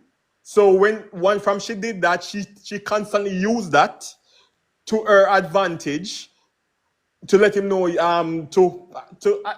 because if he had left her, he would be like a bad guy. That's basically how it would seem if once they slept together and he was like, all right, no, I'm done, let me just go somewhere else. He would be viewed as a bad guy. So she very much knew that. She was very calculating what she did. I think she slept with him on purpose for that very reason, to keep him where he was. So if I'm being honest about that. So again, like I said before, I'm pro-black myself. There's still plenty of times where I do find myself constantly coming for people, and I have to constantly check myself and say, until this person show me something, I'm not going to project anything on them. So I respect where you're coming from, but what I keep hearing from you is a constant projection onto him of things of behaviors that he's never exhibited. And that's what I'm saying. You have to be careful with that. Stop projecting onto other people. And that's what I hate when we do consistently, is project. And that is where that's always been my problem, when we constantly project onto other people. Or that I mute. Can I say something after that? Yeah, hold on just one second. I just want to address AV in the comments real quick. Yes, friend, I will move to that next, and I'll start since I know that you have to go. Okay. Was it Miss Boss that wanted to respond, and then Lynn, you, and then Ann, I'm sure you might want to say something back. Yeah, I really didn't. What my comment was more so was Ann's question on what was the difference between what Sierra said versus what Nick said. The difference is what Sierra said is an actual racial slur. That is a identifying name that was given to a group of people, just like the N-word, by the same oppressor.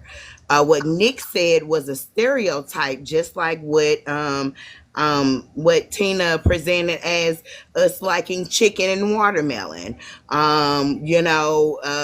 picking cotton references and things of that nature. Those are stereotypes of things that we've done, or that because I'm from Memphis, that I must be gang banging and things of that nature when I've raised the top 10% ACT top percentile scorer. What is a stereotype of areas, peoples, and things of that nature. Still ignorant. Even though I am desensitized of what he said, I want to make it very clear. He definitely needs to address what was said. I feel like that it is, he should address it for the reasons of people having concern about what he said, people being offended about what he said, and by him being a public figure that is, trying to represent or stand on business from what Sierra said, he still harmed that same community. So if we're going to hold Sierra accountable, he still did the same thing, maybe not defined the same way, but they still deserve an apology, or I feel an explanation on the reason why and what he has learned from that. Thank you, Ms. Bossup. Lynn, did you want to respond to Peter, or and Yes. then go to Anne? Okay. No, just well, yes. I think I'll be able to do both. Kill two birds with one stone.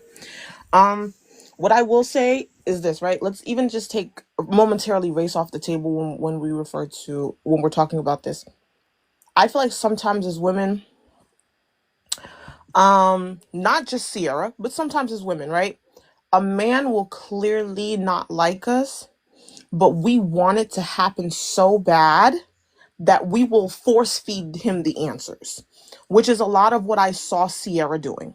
Sierra was just like Huda, was lying on his behalf because she was like, "Oh, you said I'm it, I'm the one, I'm your dream," and he never said any of those things, but she repeated it back to the girls, just like Huda was doing, right? I think that's what Sierra wanted. I think Sierra came in and Sierra wanted Nick, and she was willing to force feed him things. She was willing to have sex with him, to keep his attention away from other women. Because let's be honest, Nick was willing to explore. When Andrina came, Nick was gonna go. And what did Sierra do when she saw his head turning? She had sex with him, right? Because it is true. She and Nick understood that, and so did Ace, because Ace had a conversation with him about it too. Now that you have had sex with that girl, and you're having sex with her now repeatedly, now even if you are interested in pursuing something with somebody else, you have to move with caution. And now the person that you do seemingly want is also friends with her. So now you have to move with extra caution. I think that Sierra, the best match for her was Elan. And she knew that because she was like, "Oh, I have deeper conversations." Elan was who she wanted Nick to be, but I think Sierra wanted to win more. I think she understood that if she jumped ship from Nick to Elan that late into the game, that she would possibly lose. And she came here to win. And that is what it is. I think if Sierra was being genuine, she would have spent more time with Elan. Um, uh, and that's not okay. So I just want to say that. And it's completely different with Alondria because he didn't she doesn't have to force feed him anything. If anything, he does more of the talking. She just quietly sits back and he's like, "You're the most beautiful girl I've ever seen. I love your strong personality. I love this about you. I love that about you. I love your smile. I love your big beautiful eyes." And all she does is go and all she does is she's like, "Oh my god, Nick. Wow. Wow. Wow." But Sierra had to force feed him all the answers constantly. And even then, sometimes he still wouldn't say it. Like, I remember there was a point where she was like, "You're supposed to say, I couldn't want anything more." And he refused to say it until he eventually was like, "Yeah, yeah, what you said." See? I think that's different. And I don't want us to compare their relationship because he moved different with both women as well. Thank you, Lynn. Okay, I want Anne you to respond, y'all, and then I'm gonna move us to the topic of whether, like, how my hot take from last night that Amaya, Huda, and Sierra are the same person in different font. And I'm gonna respond first just because my mutual has to go and they want to hear my thoughts. So, okay, Anne, please go ahead and rebut my friend. Oh, quick question, Tina. Are you talking about the similarities between Amaya and Huda for the next topic? Yes. Oh my god. I'm actually excited about that. Anyway, Peter. What I'm gonna say is I agree with some of the things you have said, that maybe I went too far with the racism. Thinking on it, it's more stereotypic and more ignorant than anything, but I still think it should be addressed given that he's dating a black woman. That's one. Two, I don't believe I'm projecting because projection requires me to pull from my personal experience. I haven't dated out of my race, so there's nothing I can project from. And with that being said, I still think that Nick is an opportunist. He may not be a cloud chaser, but I do think he's an opportunist because, like I said, if Lynn did a wonderful breakdown between the relationship with Nick and Sierra versus Nick and Olandria.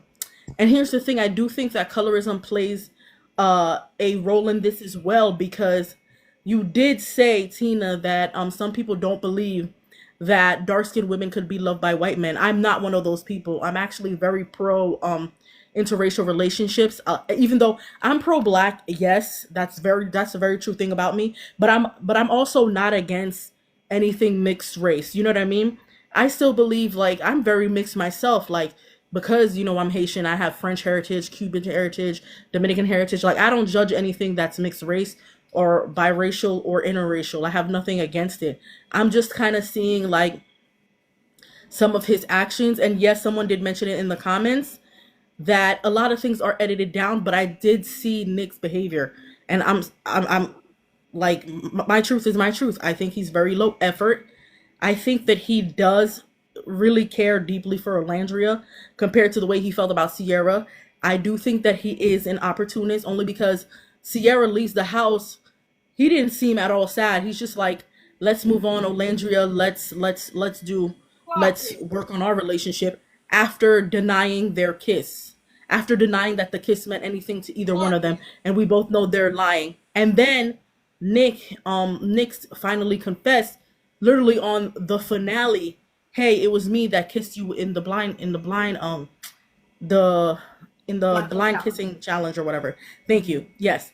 And here's what I'll say. Somebody did an interesting take that said that Sierra and Ola were not really friends the way that we think, and that Sierra saw that Nick was interested in Olandria right away, and that she's doing a keep your friends close and your enemies closer. And I think that's a very interesting take, that Sierra's not really, even now you could see Sierra and Ola are not friends. The only people that have remained friends is Sierra and Shelly, and people are giving her flack about that too because of her anti-Asian slur. And here's the thing where I say with the double standards, the women are being held accountable, and especially women of color, because they can't do anything without being portrayed with the black woman trope of the angry black woman.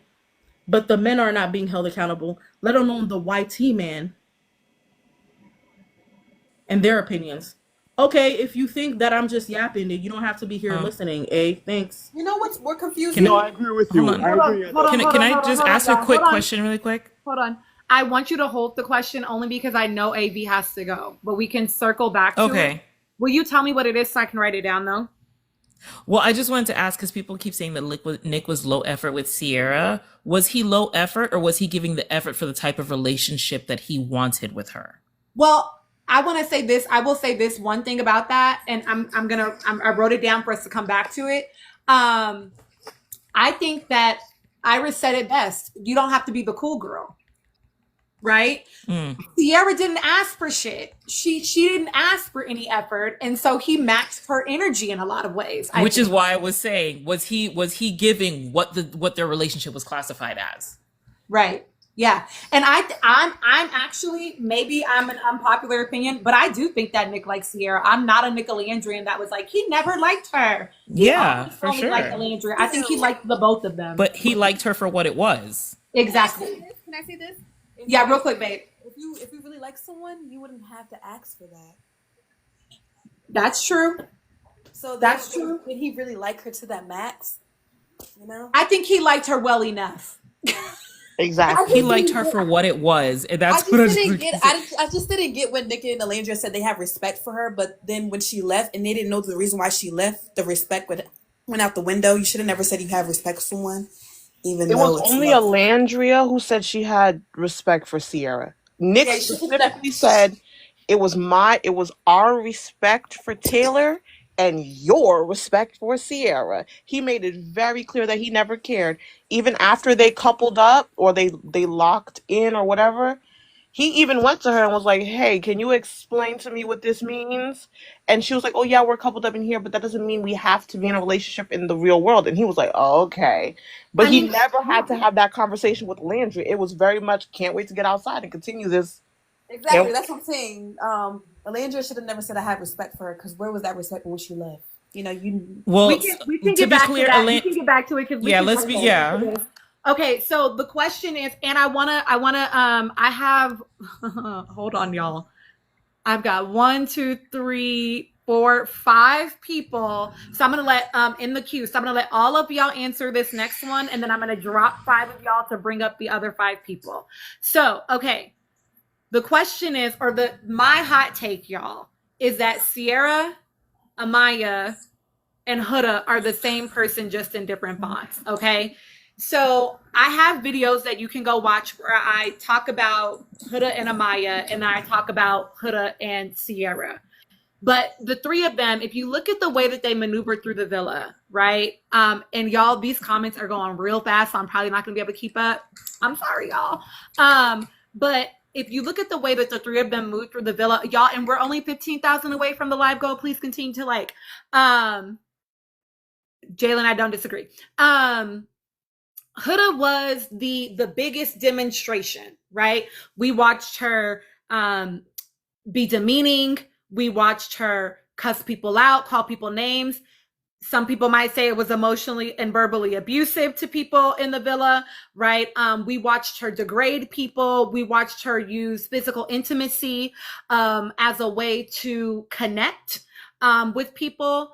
When you look at Amaya, we see the same thing. When she's sitting down with Zach, the first time she's having a conversation with him, what does she try to do? Kiss the man.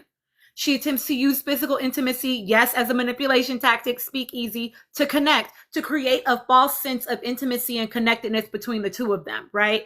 To lead him to then pick her, right? Which, whatever, she's playing a game. Okay, fine, whatever.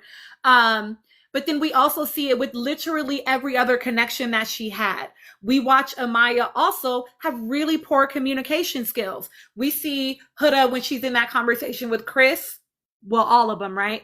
But she's in that conversation with Chris, and she says, the one that I think of the most is when she's, they're coming back after their first, like, I guess, disagreement. And she says, I didn't end the conversation, or no, I didn't walk away from the conversation. I ended the conversation and then walked away. Like, girl, stop playing with me, because that's the same damn thing.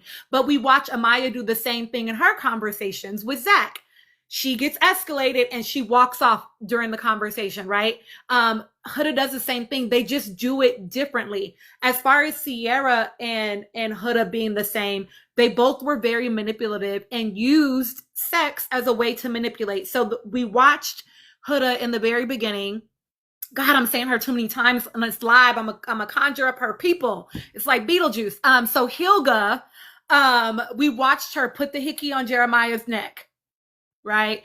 We know that her and Jeremiah were having smacks in the room with all of the people in the room, right? This was a way to mark territory.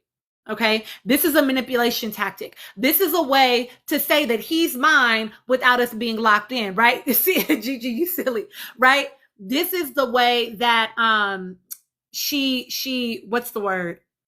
Like when Iris came in and Iris is like, are you guys like closed off? And she's like, I mean, not really, but like most, you know, like she knew they weren't, right? But she was using certain things, you are silly, Gigi, to make it seem like they were. Sierra, not only having smecks in the room, but loudly having smecks in the room, right?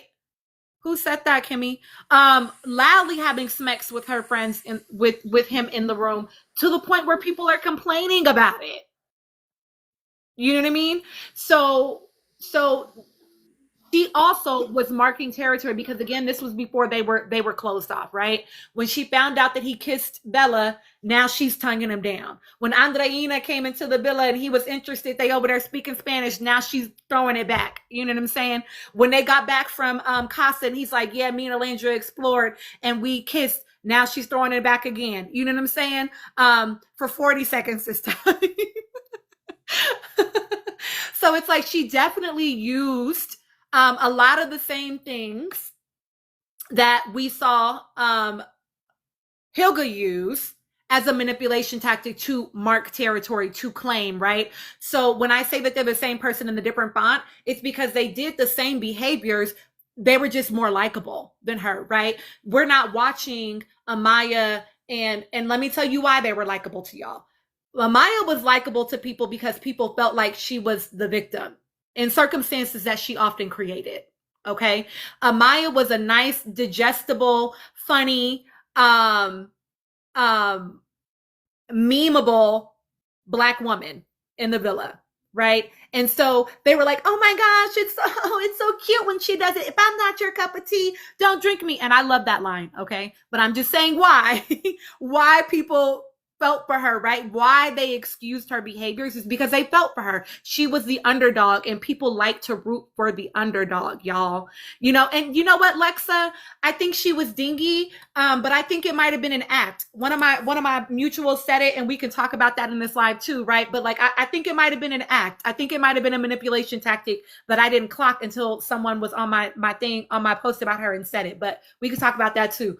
But yeah, so people tolerated it because she was likable. With Ciara, she was like the fun, cool girl. She was the cool girl with the cute fashion. And so people tolerated it from her too, until they found out what she had done outside of the villa. Then people was like, nah, girl, you got to go. Right. But so people didn't clock those things the same way they clocked Hilga, because they were more likable in certain ways. They did it in a way that was easier to digest. Right? Nobody thinks it's a manipulation for you to have sex with the person that you're interested in. You know what I mean? Except when you look at it against the context and the background of the other things that were happening, it's like, no, yeah. And that too, KB, I talk about that in my video, right? We saw Ciara and Huda both go on dates and then come back. Oh, Hilga is Huda. Emily, we don't say her name in here. It's like saying Beetlejuice 3 times. Hilga and 404 both went on their dates. And then when they came back and talked about what happened on their dates, all of a sudden what they said became what the guy said. So again, very much they were spinning narratives in order to make the other girls feel like these men are actually not people you should be attracted to or trying to like get with. You know, they're marking territory, they're manipulating the situation. And we see the similarities between the way that Amaya handled conversation and any sort of perception of critique, and not even always critique, sometimes just direct communication. When Zach said to her, I should have been a bigger man, I should have communicated my boundaries, she took that as an attack against her and was you a bitch and walked off, stormed off screaming and yelling.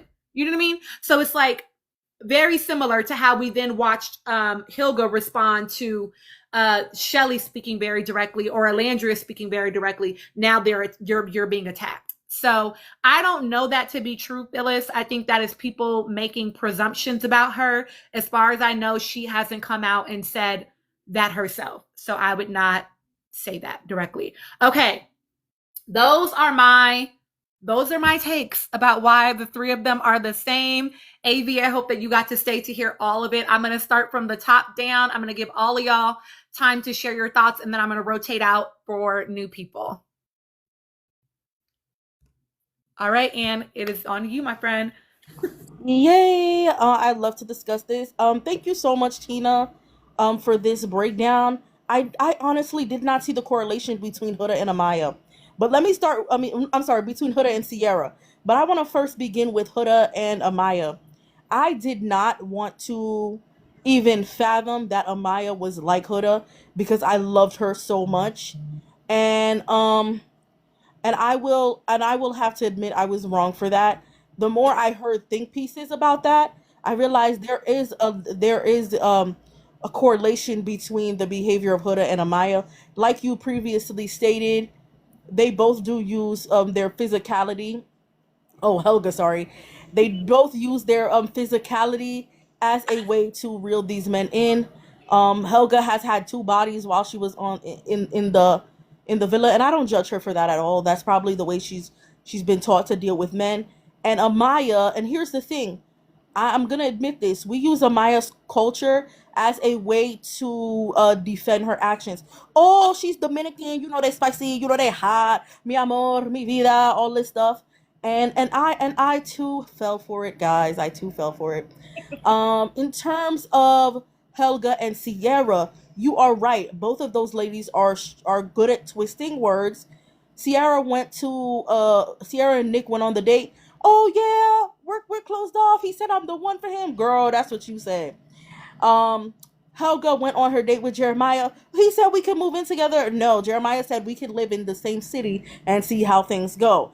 Stop lying. They will be rolling the tapes. I will be waiting for at least one of y'all at the reunion. Ciara and her 4-part series on TikTok. Girl, bye. Did not like her apology to the Asian community. Because empathy sweatshirt really, sis, stop with the strategicness, okay? And she's talking about on her 4-part series, oh, I'm not strategic. I'm just very well educated. Sis, I'm very well educated too, and I don't move like that. So who are you fooling? Okay? Stop the cap. And then you want to bring in your Jade Clark Stone like it. that's gonna help you. Clark it. Thanks, sis. Thanks, sis. And then on top of that, and then listen, here's the thing. I'm gonna agree with Lynn on this. Please, Black people, do not accept apologies on behalf of the Asian people. It's just not cool. Just like we don't expect Asian people to accept apologies for us when people say the N Clark word. it. I'm watching you, Ulissa. Everybody, stay in your own lane. That's all. Thank you so much for having me. Tina, you could drop me down now. I want other people to have a chance. Thank This you was so fun, much, and I'll Lynn. definitely be back. Thank you so much. I enjoyed having Thank you. you. You had great takes. Thank you so much. All Tina, can right. I go next? Because I have work. I have to start getting ready. Yes, Peter, please go, and then I'll hop back to you, Lynn. Okay. All Okay. right. Yeah. I would say they're similar, but they're not like Sierra. Sierra is much more calculated. She's far more calculating with everything she do, and she has control over her emotions. The next two don't. She's far more strategic. Huda have a little bit of that. I would say Huda is more is manipulative. Is a little bit more manipulative. And she's almost like what some childlike sort of thing. She's somewhat sort of childlike, and she kind of use that to her advantage. Amaya is just, I don't know what to make of her. She's very immature. She's just, I don't know. She has no sense of boundaries. She's just very balls to the wall, crazy. Yes, so that's my take on it. Sierra is very calculating. Huda is very manipulative, and Amaya is just crazy. Thank you, Peter. I always appreciate having you on the panel, Peter. You always have such insightful thoughts. Yeah, I'm going to be here, but I'm just going to get ready and just be in and out. Okay. All right. Perfect. Lynn, my friend, will you share your thoughts? Yes.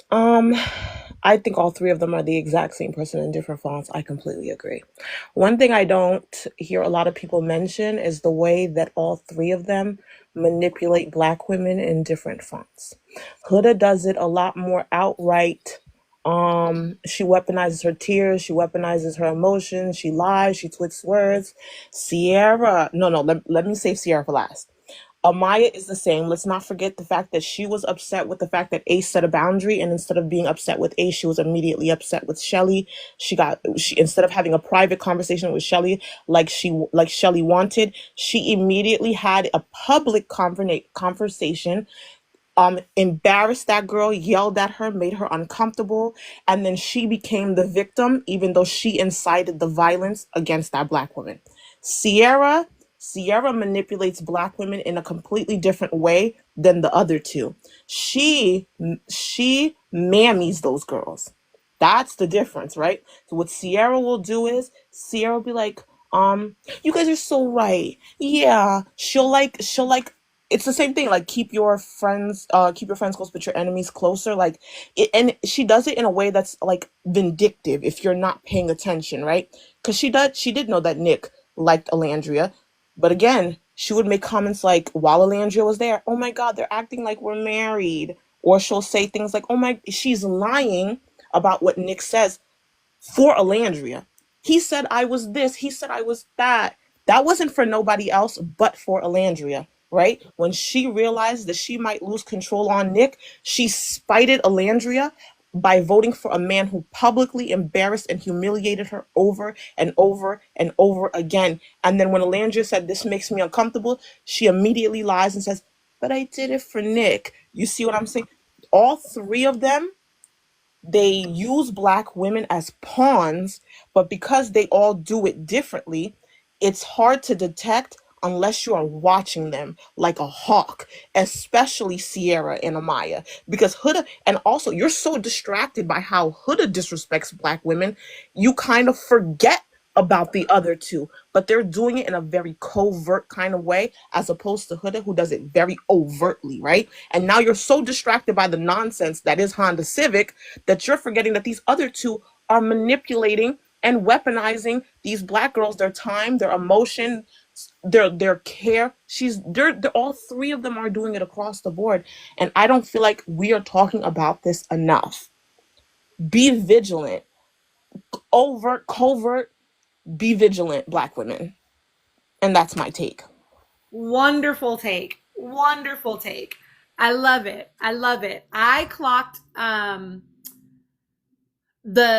so what I clocked from it, which I'm so glad that you added this additional piece, because when Amaya went off on Shelly, I was like, oh, that was just like Huda going off on Jeremiah. Her Exactly. issue was with America because they had, split up their couple, but she projected onto Jeremiah.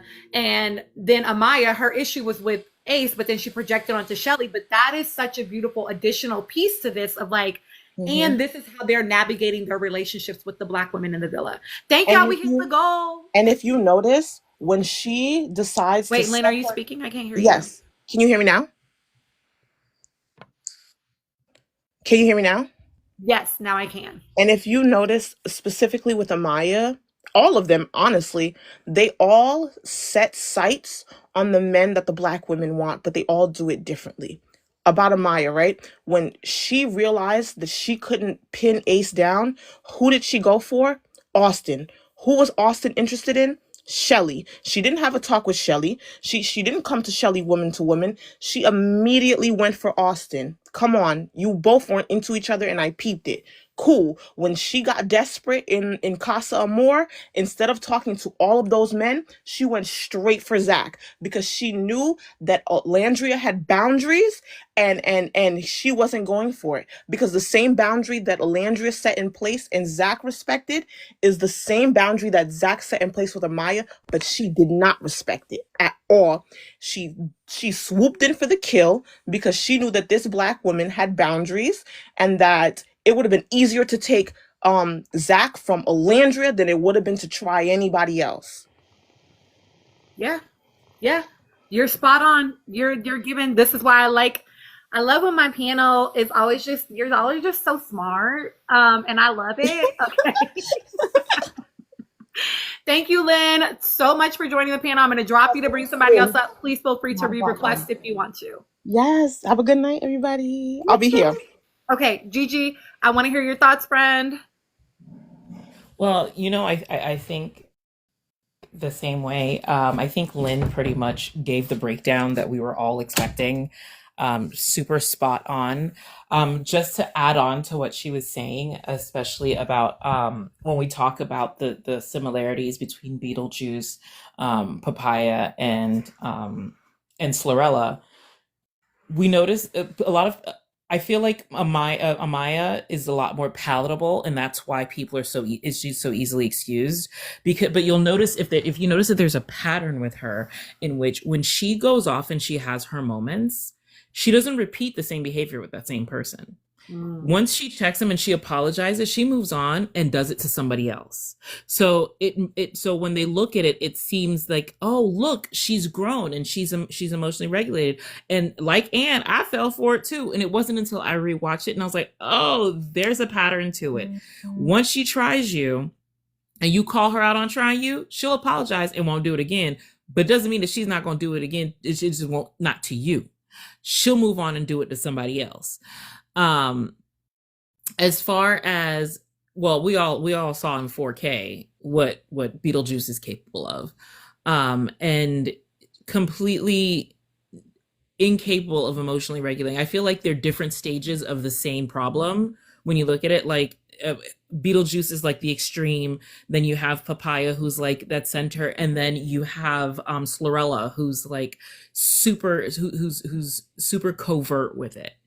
And like Lynn was saying, she does these little digs and then puts in these little points in which it's hard to identify unless you're closely paying attention. I think Alandria did clock it, and I think this is why Alandria is a little more reticent in making the connection between the two of them, not just because, you know, the disconnect with what happened with Taylor.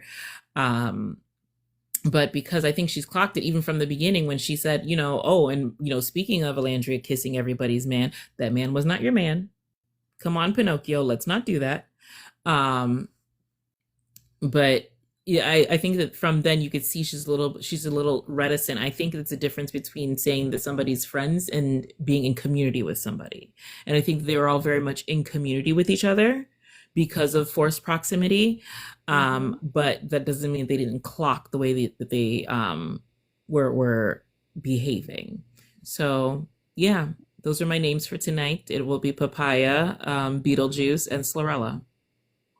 I love it. I love it. And thank you for helping us reach the goal. Keep Yes, tapping thank them. y'all so much. Thank you so much. Bye, AV. I'm so glad that you got to hear our takes about it.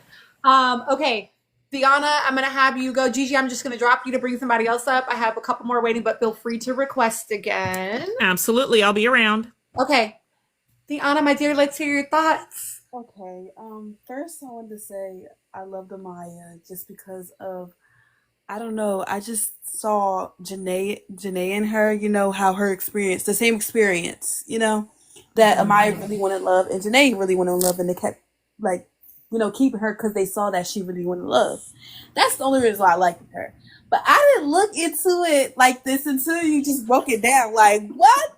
Like, I am just like, yeah. Like, yeah. So I really like, I'm sitting here like, wow. Cause like, I forgot she called Zach the B word, you know? And I was on Huda about that, like calling Amaya a B word, because if he was to call her a B word, he would get canceled.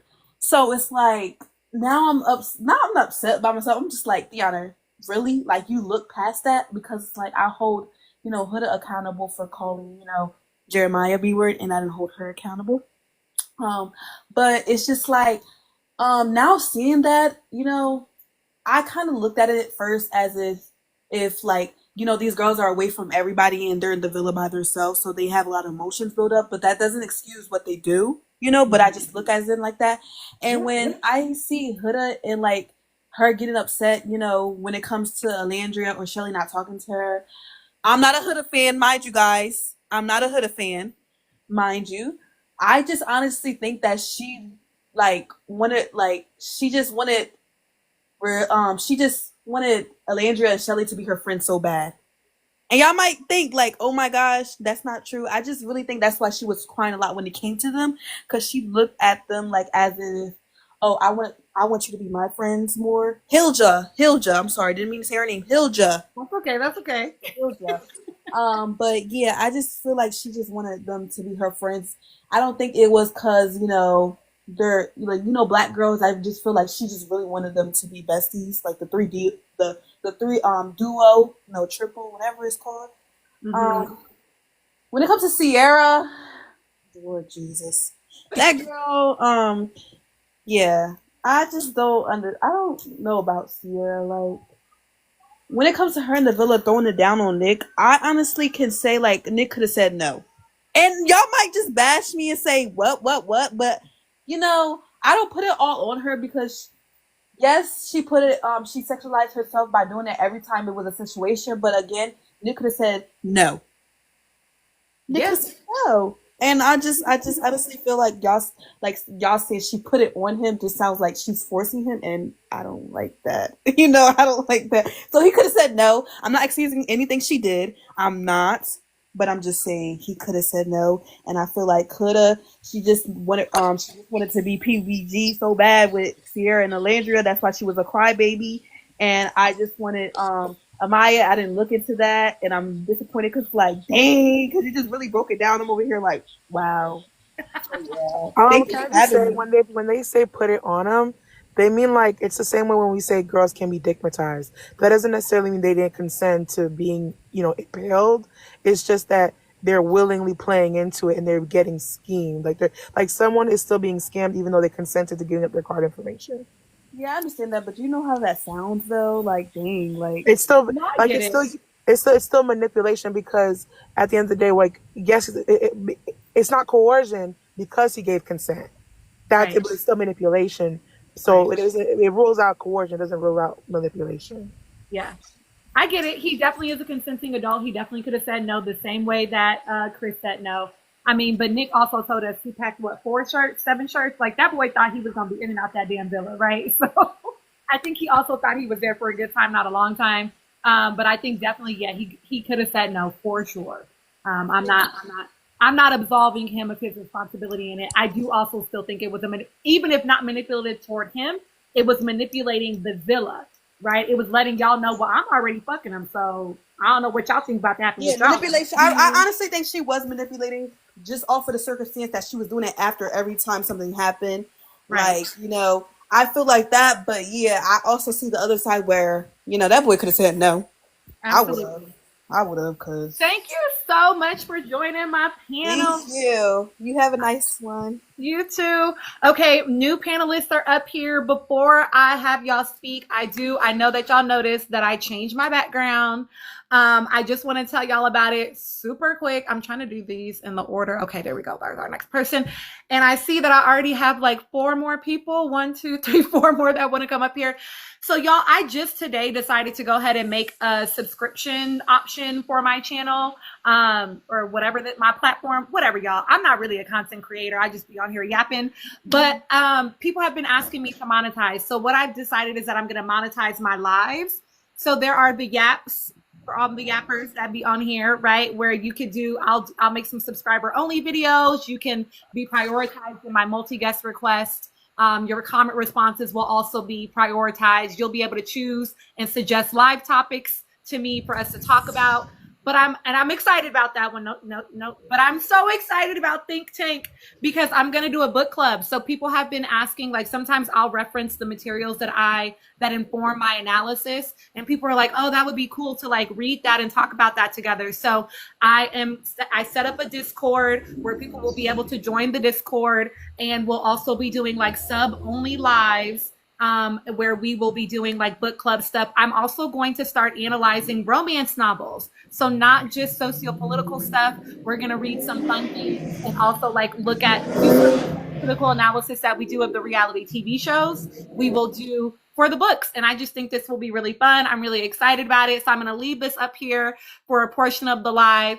You do have the ability to subscribe. The first option is $2.99, I think, a month. Yeah, it is. It's $2.99, and then the Think Tank is $5.99. So feel free. Yeah, Kimmy, I'm totally down to do that. That's gonna kind of be the vibe of the Think Tank, is that you all are going to be able to really curate what you would like to see, what you would like to do. So I'm really excited about these, and I just figured I'd post it for y'all to see it. Okay. I've got my new people up here. Oh, hold on. Somebody dropped. So let me bring another person in. Care Bear is going to join us. Okay. So I am going to start from Care Bear down.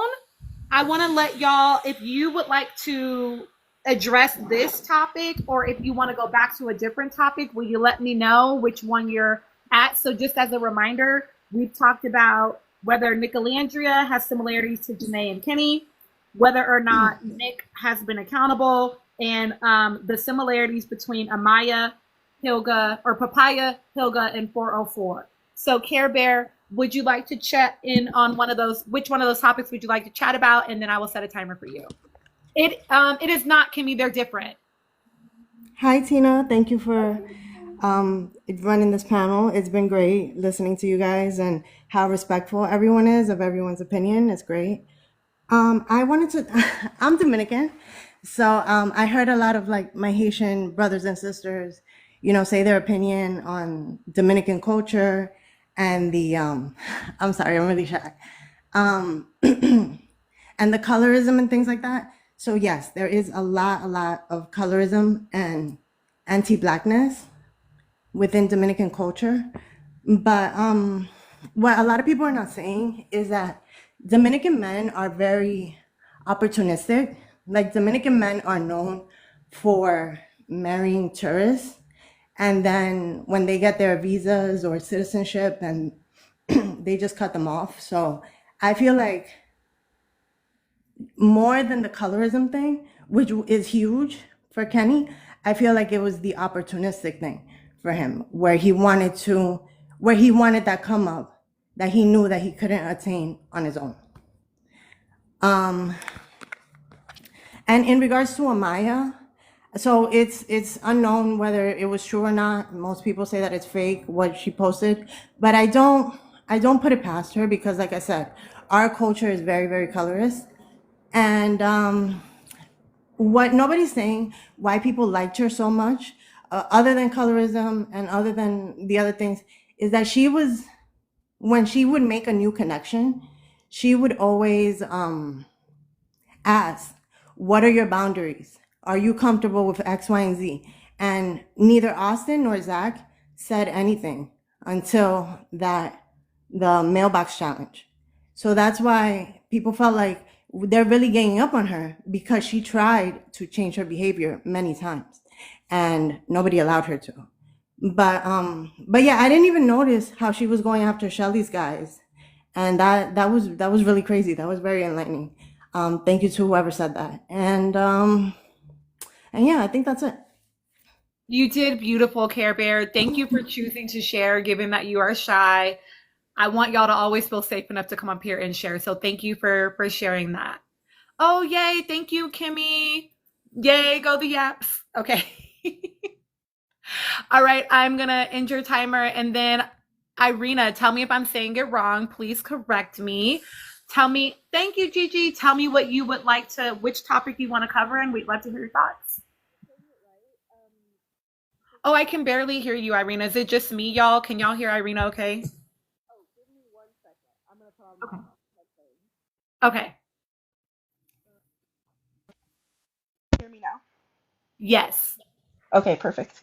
Can you just give me a refresh on the topics real quick? I sure will. And I'm going to restart your countdown. So do you think that Janae and Kenny have any similarities to Nick Alandria?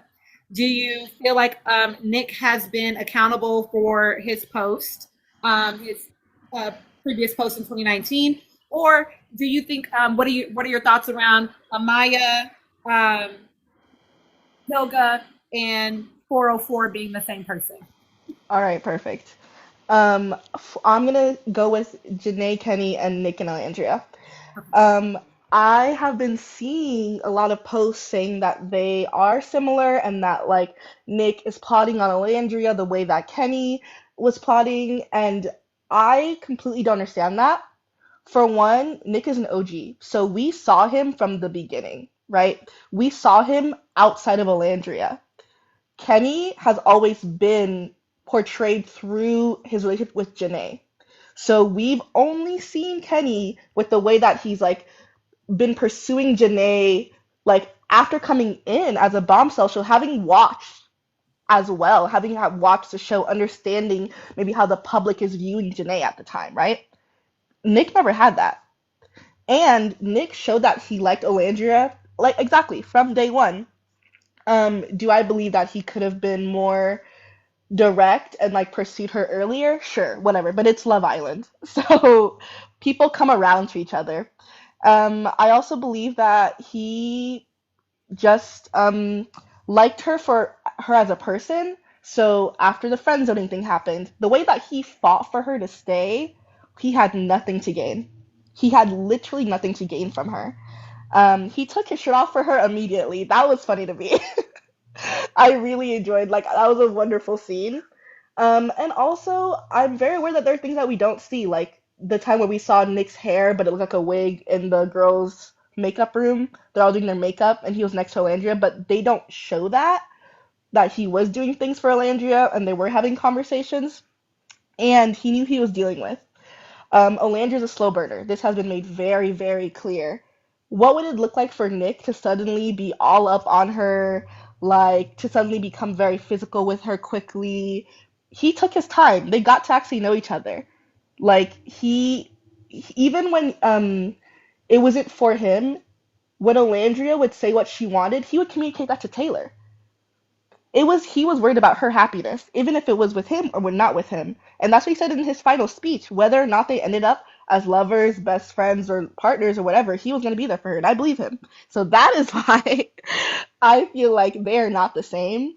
I think Nick had plenty of opportunities to prove that he liked Alandria as a person, and he did. And yeah, I'm obviously a Nicolandria fan. Me too. You're in safe territory. I think those are fantastic points. Other people are saying in the comments too, that boy don't even like to cook. And he was like, I know to get them edges crispy. And the way Taylor was looking, Gigi has said this before. Taylor didn't know that. I think that was Gigi that said it. Taylor didn't even know that. So it was almost like, wait, how you know that? And I didn't know that. So yeah, I agree. I think he is definitely, he been shipping our girl for a long time. Oh no, ZL. Okay, somebody asked me, Millie Rock wanted to know how old Nick was in 2019. If this is 2025 and he's 24, that would have been 6. Am I doing my math right, y'all? Yeah, 6 years ago. So he would have been, he was a teenager, 18, 19 probably. Oh, thank you for, I don't know why you got muted, but oh, Jen, you're asking what point. Thank you, y'all. 18. What post? So I actually have a very playful video about it, but I do have a video where the screen grab is of the post. But basically he was dissecting a cat. The song on there was, he said he hungry, this pussy the kitchen. Okay, Speak Easy, please just request again as soon as you come back, okay? And I'm gonna accept our last person that was in the queue. He said he hungry, this pussy the kitchen. And then he hashtagged it Chinese. So that was the post. So he made a post definitely based on some racial stereotypes. And that's what we're talking about. Hi, Ashley. Yes, thank you. You knew exactly the date, ZL. Yes, so he would have been 18 at the time of the post. Thank you so much. Okay, Yvonne. I'm going to do Yvonne, Farah, Moonlight, and then I will come back to you, Antoinette. Hi, can you guys hear me? Yes. Awesome. Okay, great. I think I want to talk about the 404 part of the story and also the similarities. I don't think I'll focus too much on Hyuga and Papaya because I feel like it's kind of apparent. I think the only thing that's apparent with Papaya is they didn't. I don't know. I personally, I'm not super comfortable with people who cry a lot because I feel like I could not get a word in if I'm just like talking to them, and it feels very like defeating, as if I have to comfort them at any time, and also kind of like attacky in a way. So I don't know. I usually just find that as an uncomfortable situation if someone cries a lot. I deal with emotional people like my sister, but it's a different level when it's like at every single word you try to get in, there is tears. So I'll focus on 404. And the thing is, I've been uncomfortable with 404 since like she got in on Love Island because of how she handled Nick. So like from the third episode, I think, because after the hideaway, I don't think there was anything wrong with that. Everyone was still exploring. She kind of started being guarded, and then she noticed that Nick was still talking to Bella, and then she was like, "Oh, I feel kind of vulnerable now because Nick is talking to Bella, and I feel like I have only done stuff with Nick, so therefore, all the guys will probably think I'm all about Nick." But then she goes ahead to be only all about Nick. And then when Bella tries to like pull Nick for a chat after she stole Nick, which again it was like 2-3 days in, and they've only been together for like 2 or 3 days. She starts like drawing a certain type of boundary with Nick, as if she was, or like that's her man already. And Nick on the confessionals goes up and like says, "Oh, I don't know what kind of situation this is. It's too early." And also to her says the same thing, that, "Oh, it's too early for us to be this coupled up. I would still like to explore. Go ahead and explore." And it was that conversation over and over again. And when there was a case with Bella finally, and then there was now the photo booth case, when Nick went back to the boys and they were confronting him about 2 hours in several cases, the I think Nick said that, "Hey, I was ambushed. I don't know. I couldn't get her off." And that was the statement he used. And I was like, wow, I can, like, this is what you said. And I was like, oh, that's when I kind of was like, oh, this man doesn't really like her. I just kept saying that because I'm kind of a person who will watch it and I'm always like, that man hates you, that man hates you. That's what I keep saying, like, whenever I'm watching something. So I was watching from like a neutral perspective and I was like, damn, this man hates her, something like that. And then as it keeps going with like Adriana and more things keep coming up, you can see like his responses to her and also how she reacts and how she also would like with like Hilga, it was so apparent with her facial expressions, with her demeanor, with how she attacked the bombshells. It was way too apparent. Everyone was like, "Oh, you're doing too much." People were even trying to comfort her during that, which also made me uncomfortable. But with 404, she would make like slight comments, or she would move to the side and then whisper to like one person about how she felt uncomfortable, but she won't like talk to she won't make it as apparent as Hilga. So it was like, oh, how's she moving for real? And I could also just tell from Nick's responses. I'm sorry that my time is up, but Okay. just to elaborate, and then as we go forward with like even as they progress in their relationship and she puts words in Nick's mouth as they go to Casa and how she behaves in Casa, like so closed off, and she kept saying, oh, we are both exploring, but she didn't talk to anybody at all. She, even with Elon, she was like, oh, I can only think about Nick, and she was crying all over Casa, like crying every single minute and talking about how she's so scared because she has done stuff with Nick and she's not thinking about anyone. And when she gets back to the villa, she's like, oh yeah, I've done stuff, we've done stuff and I only want to jump your bones. And I'm like, okay, you've known this man for 2 weeks. I don't think in the real world this would be like something applicable. And I'm someone who thinks communication is very vital in a relationship. And with every single encounter that was overtly sexual she had with Nick, there was no communication. And every single time he talked about it, he would say it in like, hey, I feel like I was ambushed, in a regretful kind of way. And that's not the enthusiasm I would expect from someone who just had sexual encounters and stuff like that. So in that sense, I just think that that whole ordeal with her rubbed me off the wrong way, and how she would approach each situation she had, those conversations with Nick and also those actions with Nick. And she, as she said in her minutes long videos and analysis, they never talked about anything deep. And as she said, when she got back from the villa with Ilan, so let's say outside the villa doesn't matter, right? When she come back from the villa with Ilan, and also what Olandra told him, they were like, you and Ilan had more deeper conversations that you've had with Nick. So I was like, okay, so what were they doing the whole time? So anyone who comes and says like, oh, Sierra, Nick, they did dirty, and I was like, this man felt like a victim the whole time. And I'm not one to say, like, it really felt like I was watching a victim compromise and settle at every single point, and it just made me personally uncomfortable. And that's why I think like, yeah, she definitely was playing something and it wasn't working for anybody who was watching that. Yeah. I feel that. That's I me. feel that. Thank you for your thoughts. Hi, SK.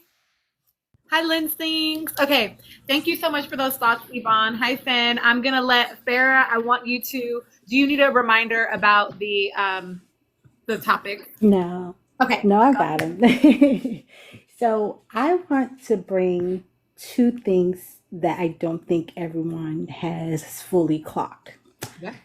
Leah and Miguel's situation is very Nick and Olandria. In the sense, Leah admitted that after all was said and done, she was like, producers intervened to keep her and Miguel from getting together. We all saw all the edit that was done to Nick and Olandria. So that's why I said in the comments, I was like, we have to be mindful when we're saying Nick was very low in his, attempt. We know they were edited down. We were searching for crumbs in every nook and cranny of everybody else's interaction. Like, hey, isn't that them holding hands? Hey, isn't that them over there? Hey, why didn't we see that? Even to the point of their family gathering, we didn't get to see any of that. So we know they were watered down purposefully. So I want everybody to keep that in mind. Second thing I want to say is at the last episode, if you have just I have a very production mind. I work in that space in books and writing stories, so I know storytelling. So I know how editors are thinking. And I also know Nick is intentional about his words. That boy, it's like his body cannot say a word he does not mean. He will give you a ah, ooh, ee, ooh before he says something he does not want to say. The last episode, after that congratulations kiss, I want you all to go back to that conversation they had. Nick says, when Olandria says, why didn't this never happen? Mind you, every time she asks that question, he never answers. He gives her one of those side eye, like, girl, stop playing with me. But he said, I was always interested in you, but the villa kind of turned me around. And I was like, sir, what do you mean? What you mean by that? So I went back and I watched a few episodes, how quickly Sierra was brought in the second they realized Nick's connection with Bella was fizzing out, and they already knew he had interest in Olandria. They're like, oh shit, gotta let me add a little kick in there. Let's throw somebody else in there. He was the only person that raised his hand and ran to that girl in that blindfold. Ran to her as fast as he could, as fast as the wind could take him. He was on her. So they already knew the second he got the opportunity, he was going for that girl. Let's be very clear. I want, please, if you do nothing else, go back to that last episode and listen to that conversation.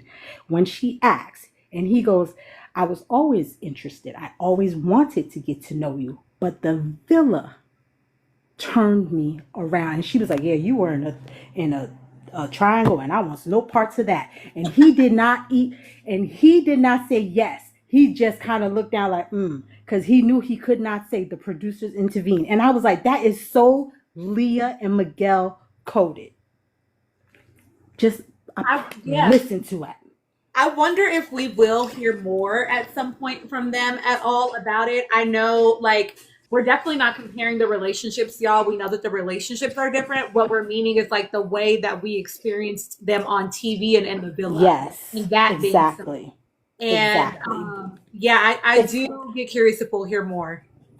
Because if you total it up, I think it's like over 1,400 hours of footage in a 6 to 8 week span. It's like 1,400 to 1,500 hours of footage whittled down to 1 hour.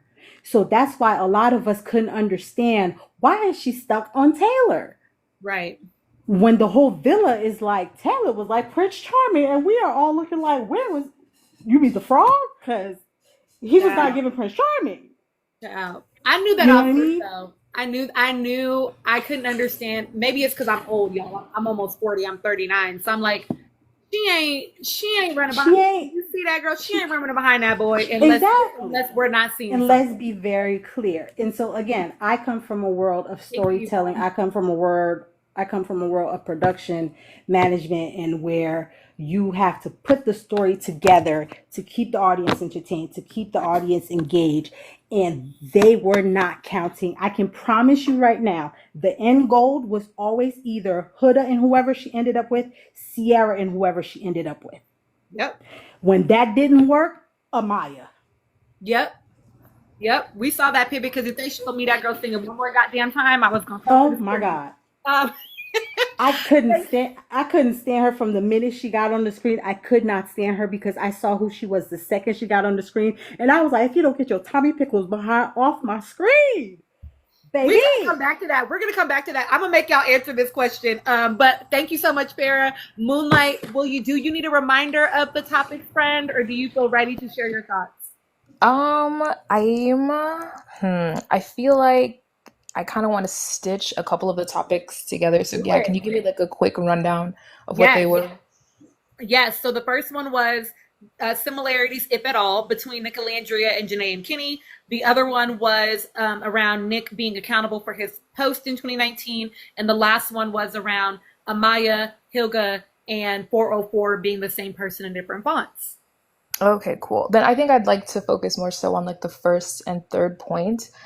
In regard to, I guess, when we're thinking about like Nick and Olandria, we're seeing patterns. We're seeing first daughter, like single parent household, and we're seeing a girl who's had so much responsibility her entire life have to put like out of necessity, out of survival, other people before herself so that she could thrive in this world.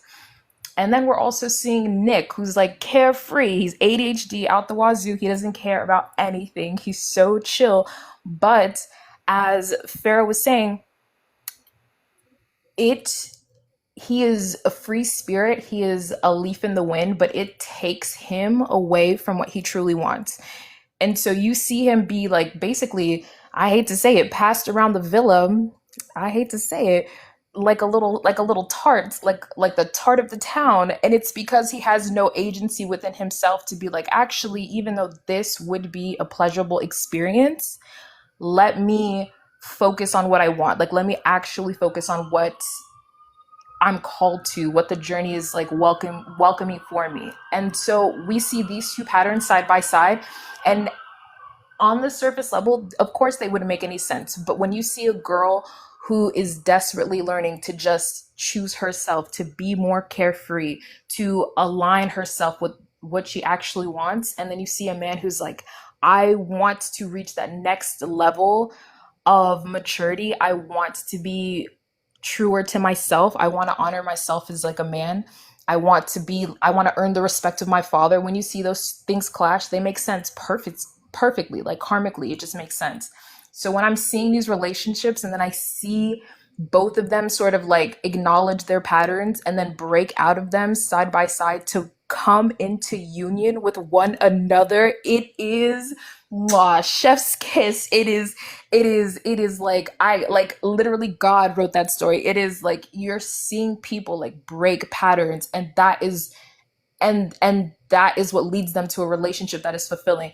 On the other hand, when I'm thinking about Janae and Kenny, I saw Janae get dogged out for the entirety of that show, and it's because she never stood in her truth and her power and her sense as a woman, because she's gorgeous, she's fun, she's authentic, but she would like, as the Brits would say, she would take the piss out of herself all the time. She was always the butt of her own joke.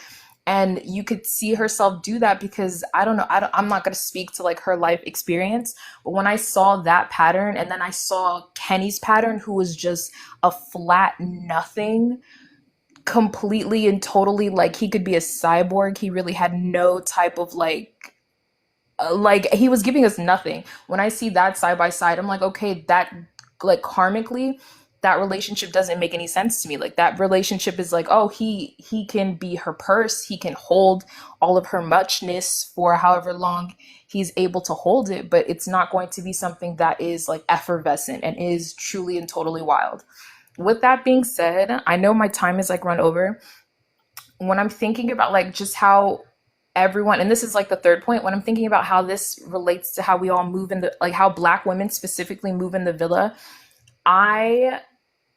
I'm concerned, but like optimistic, because we saw with Olandria what happens when you take the high road, when you try to be loyal, when you try to honor your own scruples, your own beliefs, and how you get taken advantage of and manipulated by women, and by women of color who are not Black. Like the POC solidarity, that is like a myth at this point. And so I'm seeing these dynamics, I'm seeing Black women, and I'm like, how can we, if at all, if we should even partake in this anymore? Should we even do the reality TV thing anymore? If we're just going to be the martyr, the Mamie, the best friend, the therapist of the villa, the shoulder to cry on, because Olandria skyrocketed like to new timelines, literally quantum leaped when she chose herself, when she was selfish, when she played quote unquote the villain, when she was like, I'm not gonna care about Sierra anymore, like stand behind Taylor, look me dead in my face and tell me that was for Nick, bet. Like, okay, cool, now it's just me over here in the villa. And that is when she skyrocketed. So it's like, I want to see more of that. I want to see more Black women just like cut the bullshit, like stare these girls in the face and just be like, hey, I see you, 404, I see how you move, it's cool, do you, you're not going to get my labor, you're not going to get my free labor, you're not going to take advantage of me, and you're not going to stop me from pursuing what I really want. And same with Huda and same with Amaya. Amaya was such a non-factor. Like Huda and Amaya, to me, Huda to me, or like I don't know what you guys are calling her. What do y'all call her? Hilda. Hilda, Honda Hilda, my bad, my Civic, bad. redacted. Yeah, it's redacted. That's my favorite. She's such a like she's dangerous to me. Like she's like Amaya's the non-factor just because she can apologize, but Huda redacted. Lord have mercy. That girl is a danger to Black women and their image in reality TV. Any proximity to her would earn you like the vitriol of the internet literally just because you're next to her. That relationship dynamic came about because the Black women were playing mammy to her, were being her, they were like coddling her, being her therapist, all because she came up in the villa and was like, bitch this, bitch that, you guys are my sisters. Literally the first conversation she had with them. And so like that's all that comes to mind. I'm thinking of relationship dynamics. I'm thinking about us, Black women specifically, and how we can reach the new stratosphere of life, because I'm tired. I'm tired of playing victim. I'm tired of playing nice. I'm tired of seeing girls be nice. Like I'm tired of the girl thing if you guys aren't even really girls. Like obviously I want safety and protection for all women, but like as Black women, I want to see more moves like Olandria. I want to see us picking ourselves. I want to see us choosing ourselves. I want to see us moving with intention and being willing to be the villain, because they're going to give us the villain edit anyway. What the heck? What the heck? Do you know what I mean? So, yeah, I agree with that 100%, Moonlight. I definitely want to see us choosing ourselves more. I think it really matters. I think, like, to your point, we saw her, again, just leaps and bounds. Everything changed for her when she decided that she was going to be, and her word was selfish. I really just think she let herself actually have the experience, right? It wasn't even about being selfish. It was about, I'm going to let myself actually have the experience of what this show is about, which is exploration. I'm supposed to be looking for the best connection, no matter if a person that I consider my friend, and we're using that term very loosely because we don't know each other, right? Is connected with that person. Like I'm also supposed to be looking, and like realistically, if I am your friend and I care about you, then like I want what's best for you too. And if, to use 404's words, if you can steal my man, then he was never my man, right? So it should have never been any fear around that exploration. Exactly. Can I say something related to this too? Like, again, sorry, with 404, when 404 stood behind Taylor, I don't know why people are not saying this much, but Olandria said, and I quote, "It was like a dagger to my heart." Yep. And if you're like, oh, this person is your best friend and you took their man, your best friend took their man, I'm like, someone who put a dagger to your heart is what you guys are still talking about, friend, being very loosely in any way, shape, or form. I feel like that died when she mentioned that statement, and no one should say Olandria owes anyone a conversation after the person has Yes. put a dagger to her heart. Yes. Yes. Yes. And like to clock it even further, 404's vote was completely fucking symbolic. It didn't matter who she stood behind unless she had stood behind Andreina. Anybody else, that boy still would have been in the fucking villa. He already had enough votes. So, bitch, you were definitely sending a message on purpose. And I got it. Received. You know what I mean? So, like, the whole it was for Nick thing, girl, get out my face. Say that, say that, say that, say that, say that. I was so pissed. I did that for Nick. Meanwhile, Nick is like, girl, you go and let me go get my girl. You did what for Nick? And meanwhile, you going behind, you going to stand behind that boy. You damn near broke your neck, and Nick didn't even flinch. Girl, he ain't worried about where you stand. Just embarrassing. Mind you, Nick, when she came to stand over there, Nick kind of looked at her like, what the fuck? And when Olandria stood behind Screaming. Austin, Yes. when Olandria stood behind Austin, he had the biggest smile on his face, like that's my girl. Like, what are you doing? Because that loyalty piece, he appreciates that about her. He appreciates that about her. That is one, even in his final speech, he said, I have seen you been loyal when it was not given to you. And I'm like, he had to have seen that in through the veil between with Sierra, between with Huda, between Taylor, between all them girls. And again, back to Moonlight's point, it's like the Black girls on that villa, I know Shelly and Olandria held so much in, right? Yeah. Even from what they showed us, there's so much that they had to hold in because they already knew the optics that were going to be on them coming into that show. They already knew. They're smart, they're intelligent. They're not these young 22-year-olds coming in crying at every 2 seconds at everything. Yeah. So they already knew the optics. That's why even that first day when Huda Booga Wooga poured on her tears, Olandria automatically was like, "Oh no, did I make her cry?" She automatically was like, you could see it in her face, like, "Damn, I'm She the said black in girl her that made her confessional, cry." I'm the person that made the That person made her cry. cry. And you Automatic. could She was see like, her "I'm not heart that break. person," and she was like, "I am not that person. I don't want y'all to think I am not that person." And I was like, "Damn, they got her." I was like, And "Damn then it, they literally got from her." that point on, she never made a Never, biting comment at all. She never, was neutral. That girl did not never, slouch once once. after that comment with her. My girl was erect. Literally, like she was like, "You're not gonna catch a bad angle. You're not gonna catch a Out bad of side. me. You guys are going to see my best." And that is what Yes. resonated. Absolutely. Yes. And it also pissed me off that after she did that and was correct and even came to Taylor very softly, people were still talking about her crashing out on Taylor. And I was like, haven't you guys experienced a real crash out? She was literally just talking to him directly in a way that was a bit emotionally tense. And then people were like, "Oh my God, Olandria finally crashed out. That's her true colors." And I was like, what do you mean that's her true colors? We're Like, gonna talk about that. are you guys Because somebody put it seeing? in the comments. Yeah. No way. I was like, Yes. Well, what?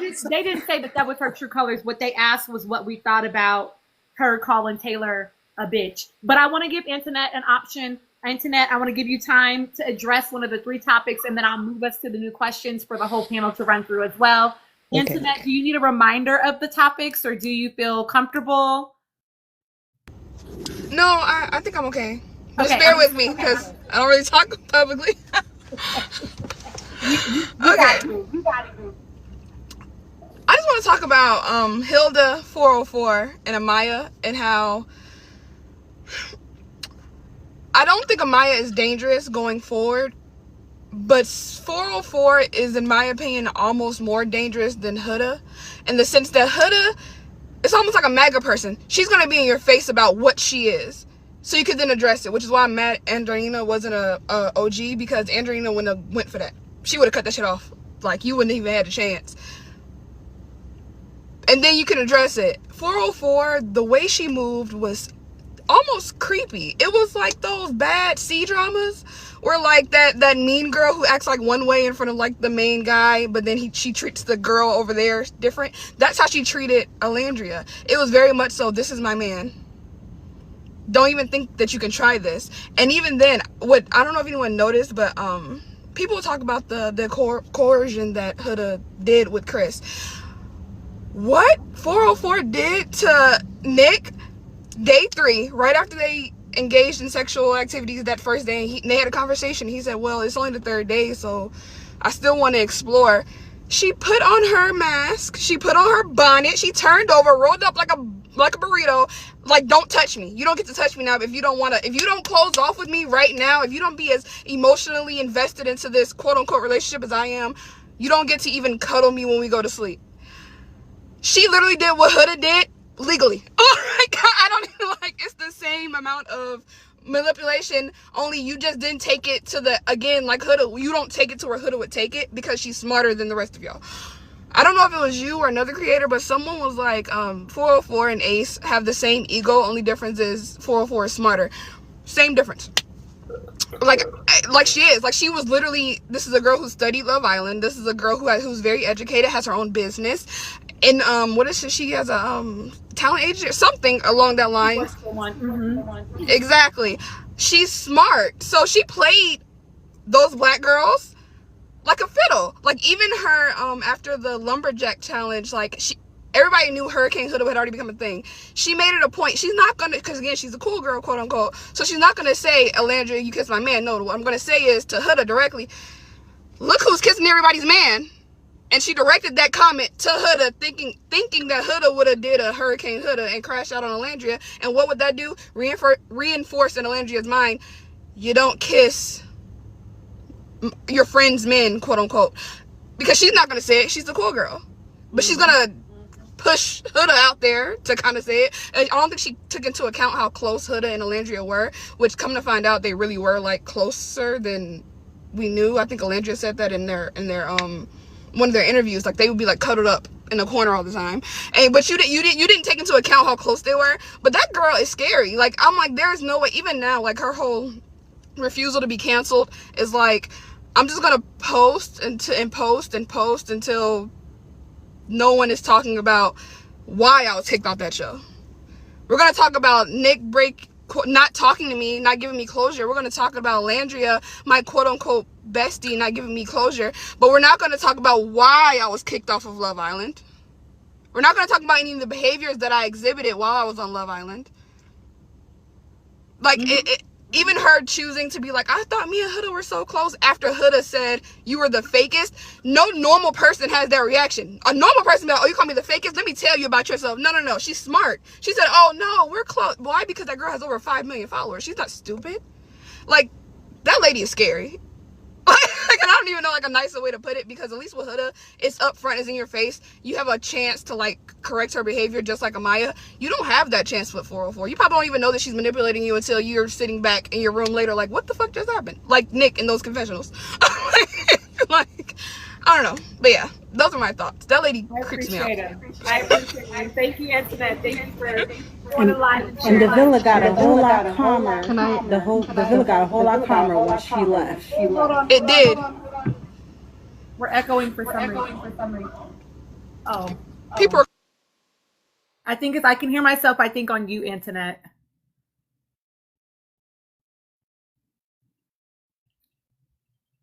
But can you hear me? Yes. Is it echoing? Not anymore. Okay. Oh, there it goes. But yeah. Oh, I don't know. I think I'm in my car. Maybe it's because of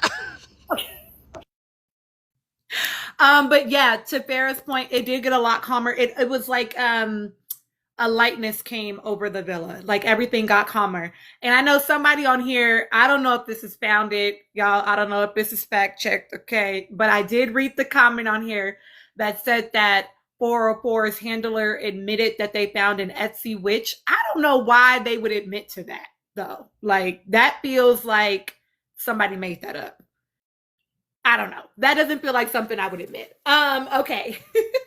Thank y'all for giving your thoughts on those 3 topics. I do have more. I think I want to go to the one that I think will also be the hottest take, that I don't... Oh, okay. That I don't think anybody has talked about yet, that I would love to hear y'all's thoughts around. So, I had made a video about Amaya and Hilga being the same person. Thank y'all for the gifts. Thank you for the likes. To Gigi's point, I do think we could get to 150. So continue to tap the screen. Thank y'all. So I had made a video about Hilga and Papaya being the same person in different fonts. And I broke down like specific examples and how each behavior correlated, right? And then somebody commented and was like, and did you notice how her voice changed? In the first episodes, her voice was far less childlike than it was in the other episodes. And I'm not talking about her losing her voice and it getting raspy. I'm talking about her literally kind of going into like a, guys, like, you know, like, oh, like kind of going more into that mode. And it got me thinking. I wonder, like, 2 things. Number one, I wonder if it was like a trauma response, if she was feeling like triggered in the villa because she was having so much experience of people saying like how they didn't like the way she was showing up in the villa, and she experienced that in every single one of her connections until she got to her 4th one. Anywho, and so like maybe it was a trauma response, right? But I also felt like maybe it was calculated because she did then become infantilized, to your point, Alexandra. And I'm going to tell on myself, y'all. When I was a teenager, I definitely had the experience of boys thinking that they could run me, that they could game me, right? But I also had an older sister, 4.5 years older than me, who was always giving me game, right? Was always telling me how to like maneuver through these men. Doesn't mean I didn't have stupid decisions and bad relationships, but I'm just saying. So something that I used to do was I would play stupid. I would act like I was dumb, I would act like I was dingy and airheaded in order to get them to either one, friend zone me, right? Or to just manipulate them into whatever I wanted. Like I was definitely being manipulative. And I had a friend one time we were hanging out after school and he's like, oh, he was talking about how men have so much game. And I was like, no. I said, what we do, I was telling him, I was like, I pretend to not know things to let you think the shit is your idea when really it was my idea all along. But I just acted stupid enough for you to think it was yours. So it made me wonder if she was infantilizing herself also in a calculated way to achieve what she wanted, which was the weaponized incompetence diet, which was the like sympathy of America, right? If I'm having the experience of everybody is rejecting me or I'm being perceived like I'm too over the top. We don't know what those conversations looked like in the villa, but Ace was never a quiet person. He was going to say what he thought, right? And so when she went up for elimination and now he had a reaction about it with Shelly that they saved her, I would not be shocked if potentially, for sure, Deshaun, for sure, if potentially that was also a manipulation tactic. So I would love to hear y'all's thoughts. Panel, I'd love to start from the bottom down this time. So Moonlight, would you share your thoughts? Okay, so Amaya Papaya. So you're specifically asking if I think that she was like calculated in the way that she would dumb herself down? Yeah, like do you think that potentially the infantilization that we saw of her was a calculated move on her part? Do I think it's a calculated move on her part? To be honest with you, no. I think it is so, I think it's so subconscious. Like I think honestly, a lot of people like pitied her because she would like mispronounce words, but she would be super earnest and sweet. So people would be like, "Oh, you're not that smart, huh? Are you?" But then that form of thinking would like then make you underestimate her, and then she would pull all these crazy moves, and you'd be like, why am I underestimating this girl? So I think she's just like her own personal conundrum. Like people like she's confusing like that. I personally think she just got more comfortable in the villa and she just like lost like that kind of decorum. Like she wasn't like all strategy went out the window and she just was like just kissing up on people and rubbing up on people and like a cat, like a horny cat, like anybody to take you home. You know, one of those cats that you see like on the street and they're, oh, it sounds so rude. Oh my gosh, I'm so sorry, Amaya. No, girl, like not saying anything untoward her, but like if you see like a girl cat in heat on the street, she's rubbing up on you, she's like purring, she's like falling to her feet in front of you in the hopes that like you'll love her, you'll take her home, like you'll like that's what that was giving to me. So I didn't read that as like manipulation. I thought she just was like fully herself by the end of the villa experience.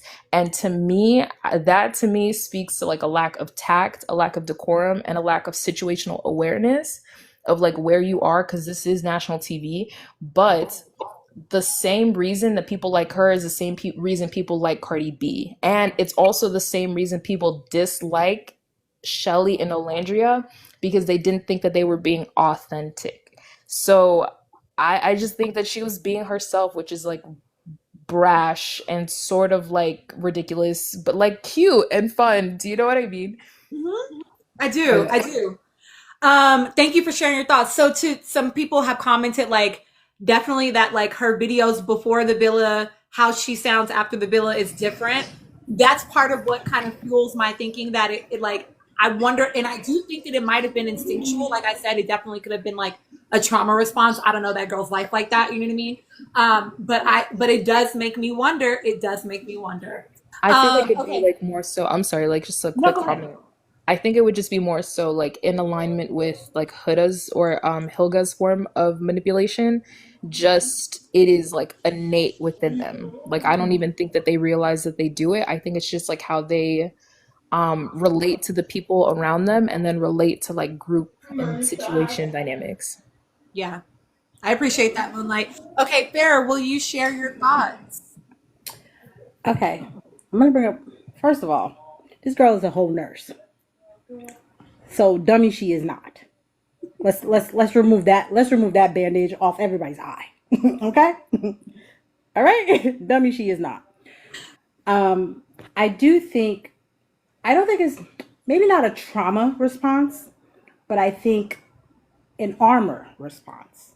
Okay, so if you come into a situation where you are told you're coming to meet possibly someone that you could spend however long you have together, maybe the rest of your life, maybe you make a connection, maybe you make a relationship, da da da da da da. You come in with that purview. You're coming in as a bombshell. Let's start with that as well. So she got a chance to see these guys connect with other girls before she came into the villa, right? So you're coming in and you're like, okay, this is who I'm targeting, this is who I'm targeting, this is who I'm targeting. All of these targets that you went after, you had a chance to see how they moved around the villa, yet you approached them touchy-feely when they were not that touchy-feely with any of the girls. Her conversation with Ace was my very first. I had like the biggest red banner, forget a flag. I had a whole billboard. Like, girl, wait a minute. Why are we crying? He said the boundaries, how this was going to go. I will speak. We won't cut each other off. You will speak. I won't cut you off. I'll let you get it all off your chest. He said, I think you're beautiful. I want to get to know you, but this is how I want to move. I want to make sure I'm respectable. Bop, bop, bop, bop, bop, bop, bop. She immediately goes into, you burst my bubble. I was on a high. You didn't have to tell me this tonight. Da da da da da. Then she starts crying. I think you're a player. I'm like, how did we get here? Wait a minute. How did we get here? Then she flips it on Zach. Zach is a whole bitch. I'm like, wait a minute, homie. What's happening? In the same instance where 404 manipulated Nick with sex, Hilda tried to get the same. That whole Chris situation still pisses me off to this day, but we're going to talk about that another day. She did the same thing where it was like rejection. I think the rejection of those boys kind of flipped. It kind of flipped on her head where it was like, well, what's happening? I'm supposed to be coming in here as a bombshell. I'm supposed to be coming in here as desirable. What's happening? And I'm not. So I'm going to turn into this extra super soft, sensitive, cry at the drop of a dime. Say boo to me, I'ma cry. Sensitive gangster, girl, bye. You a whole nurse. You are a whole nurse. You have heard worse, seen worse in a hospital, especially if you're working in the ER, especially if you're working in the trenches, especially if you're working in NICU. You are taught sensitive training. So I'm just gonna say I didn't buy it. And by the end of the show, every time her part came, I had to fast forward because that's how my Pipco voice was getting. I had to fast forward because I was like, "What is happening?" I know you can pronounce words. Don't play with me. You a whole nurse. Die skiving? Bitch, bye. Thank y'all so much for giving gifts. I didn't mean to call out her name. I did not mean to call out her name. That was wrong of me. Forgive me. I did not mean, but it really got on my nerves to the point where I was like, this is not genuine of you. I believed when she first came into, I liked the person who first came into the villa. By the end of the villa, I could not stand her. I could not stand her because I was like, her authentic self left. Because she was trying to be what she thought the guys wanted her to be to land a man. Had Brian not been in that villa and been of the same cultural circle as her, they would have voted her off. Yeah. Zach wanted a bag. That's why nobody really connected. Let's keep it a buck. Zach was looking for a bag. Zach was not looking for connection. None of them girls saw Zach as a viable option. He wanted a bag. He didn't really like Amaya either. He wanted a bag. He tried to get Olendria, but he couldn't run game on her. Brian came on at the last minute because he was like, oh, shoot, I don't have an option either. Let me stick up for her. Let me play to her sensitivity. Let me play the cultural card. I'm going to get that bag right along with her. America voted for Amaya. They did not vote for a couple. They voted for Amaya. Which was foolish because that's not how the game works. That's not how the game is supposed to work at all. Because I'm petty. I was like, I kind of wish that like he had not split the money, and then they would have had to eat their fucking votes, because that's not how the game Girl, works, y'all. Damn. girl. I was like, oh, Thank you so much for your thoughts, Sarah. disgusting. Thank y'all for sending Farah gifts. I don't know if it's been confirmed that she has a speech impediment. There's actually a creator on here, a linguistic creator on here, some show. If somebody can put his like handle in the chat, where he talks about it. It's not what we're seeing is not a speech impediment. It's something different. I don't remember the word he used because that's not my expertise, but he does talk about how it's a very common thing to switch, because she switches her D's for L's, things like that, whatever. But yeah, and as far as I know, it's just rumors that they're broken up, y'all. I don't know that that's true. Apparently, his family has refuted it. He put out a post of the two of them like on FaceTime. Brian did recently. So yeah. Thank you. No, that was a post from when they were still in LA. That was a post from when they were still in the house. I don't know why he thought they would get away with that. If you look at the background of that picture, really? yes, if you look back at when they were in LA, the backboard, that's the same house from when they were still in LA. I was like, wait, No. It girl. wasn't a picture. It was a video. He was like going on a run, and then he's like going throughout his day, and then he has like a portion of the video where he's on FaceTime with her. I don't know. I didn't see that. Because the other one that I saw, they were like, we It was still like together. I literally was like, maybe 48 hours ago that he posted this, because somebody tagged okay. me. Because I said that I thought that Amaya and Brian wasn't gonna last a year, so they got to prove me I wrong. don't think so either. But They got, but it's like when they have so many people saying they're not going to last, they're going to force it to at least last past the reunion. And then in 6 months, we'll get we decided to go our separate ways, blah, blah, blah, blah, blah. And everybody will be like, took y'all long enough. yeah, I mean, Stacey, I don't disagree. I wouldn't be shocked if we found out at the reunion or very shortly after. So, anywho, Yvonne, will you please share your thoughts about whether or not you think baby girl was manipulating by acting like this? What do you think it was? Yeah, I agree with Farah and Moonlight in a way. So I don't think she was 100% manipulating, but there are a lot of the things that she did that were manipulative. So the reason why I actually liked Amaya was I saw clips on TikTok of her being funny and being alone and just like hyping herself up. And I thought that was like, oh, this is funny. And I also get the zoomies sometimes. So I'm like, oh, someone gets the zoomies that's an adult. And I was like, okay, that makes sense. So apart from that though, when I was then watching the show, from the first episode, I realized, not the first episode, the first episode that Maya was in, I realized that she when Jeremiah kind of like shut her down because of Huda's reaction and whatever, she kind of like sat with herself and kind of like made like a breath, like almost wanting to cry. And there was like a sense of rejection there. And it was so easy to see. It was very clear where it was like, oh, I've not been rejected before. And somehow this person doesn't find me attractive or want me. So it was like, oh, are these girls going through a certain type of withdrawal that they've not experienced in the real world because they're like really beautiful girls in general?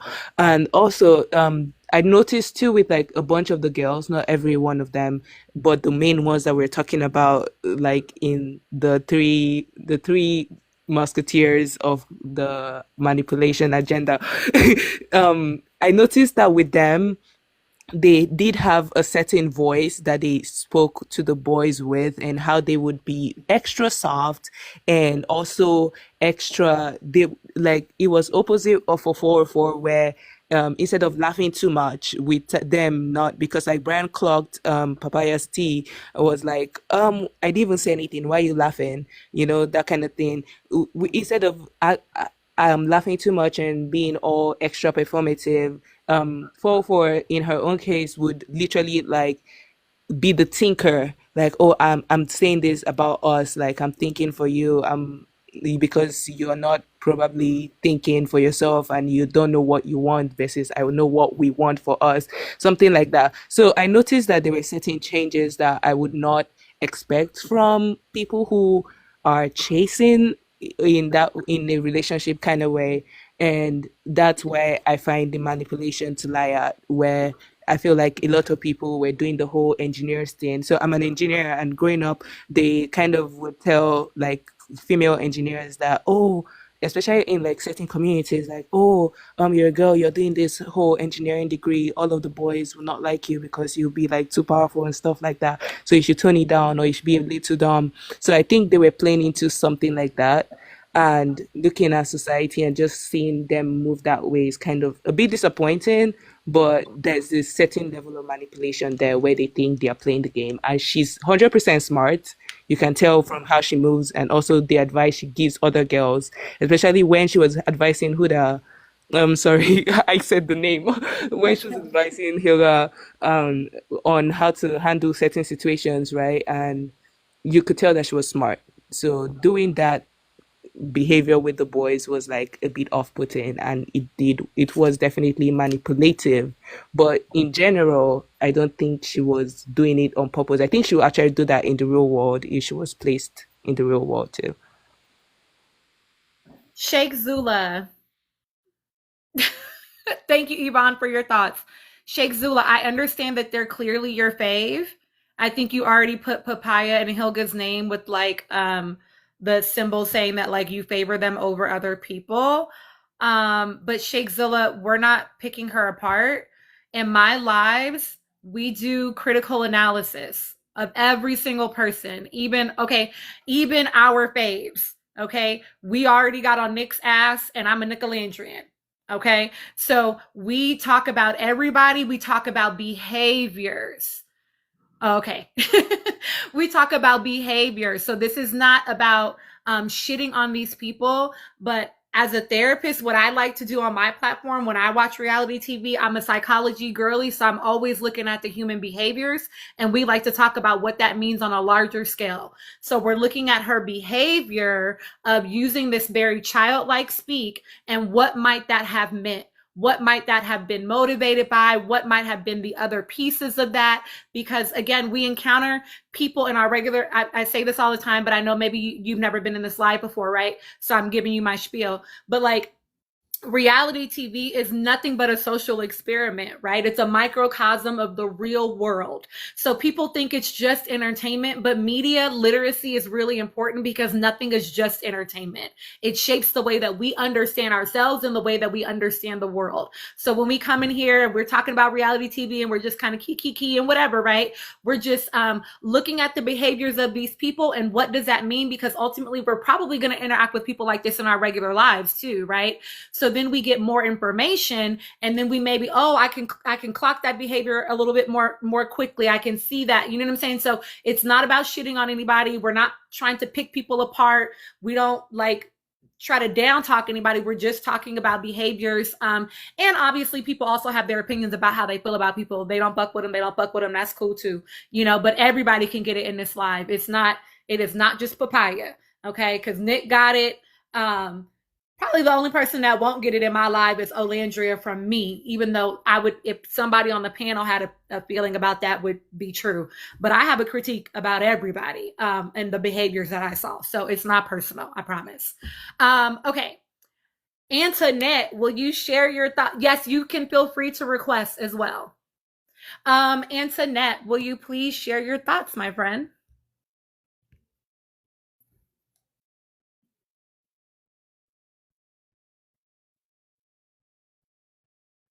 Okay, I know Antoinette was in her car. Maybe she's driving. Yes, Lynn, I'm going to cycle everybody out. And then I will all let y'all answer the questions that we just answered. And then I will introduce new questions. Okay, I'm going to move to Irina because I think maybe Antoinette's just like not available right now. But I will. Okay, Irina, will you give us your thoughts, my friend? Yes, so I feel like I went to school with like 100 Amayas, so like I feel like I know this girl. But I initially, like when she came in, I found her like very endearing. I looked at her sideways when she had the interaction with Shelly, but I felt her as very authentic. However, as time moved on, and mind you, she did go through a lot in the villa. Like this reality TV is psychological torture. Okay, like we have to remember that these people are put in an unnatural circumstance. She goes on a show about love, connection, and she gets rejected one after another. And that can really do something to a person. So by the time that she got to Zach, this is when I got like I started feeling real iffy about her because they were in Casa alone and she was given 30 minutes to find a connection. So she was like, "Do you want to kiss me?" And you could tell like Zach was like, "Oh, I don't know." But then it like kind of like it felt uncomfortable to me through the screen, to be honest. Um, and that continued with like kind of like acting really soft and demure in a way that she wasn't acting before. When it came to Brian, and if people remember, like no one pursued Amaya. She was always pursuing. She was always like, she was always going after. She was always pulling people for chats. Like even the body language. I know like body language science is kind of fake, but she was always the one leaning in. And I think after rejection, I do kind of think it was like a survivalist response to dumb herself down, to be demure, to be acceptable, and especially when the like men are telling you over and over and over again that you're too much or you're doing this and this, whatever it is, I could see her trying to like tone it down. And maybe the voice change and the way she spoke came out of that as well, like about not being a threat, you know? And so I don't think she did it on purpose, to be honest. Like, I don't think she did it in a malicious way. I should be more clear about that. I don't think it was malicious. However, authenticity is hard to gauge. It's a reality TV show. So I mean, she's wishy-washy for me. I think she's very much like Honda in a lot of ways, except that she like, yeah, she can apologize, she can like make amends, but there's a lot of emotional instability there for sure, 110%. A lot of emotional instability. I think she really needs to like take some time to herself, go to therapy, really understand why she shows up in relationships the way that she shows up, and find partners that are compatible with her because I don't know if it's Brian. He did not pursue her. I'm gonna say that right there. He did not pursue that lady. People gave him way too much for just standing up for her one time, and Brian that's is for the streets. it. Yep. Irina, can y'all clock it? Because he pissed me off. Like it made me realize how short people's attention spans are because that man defended her, right?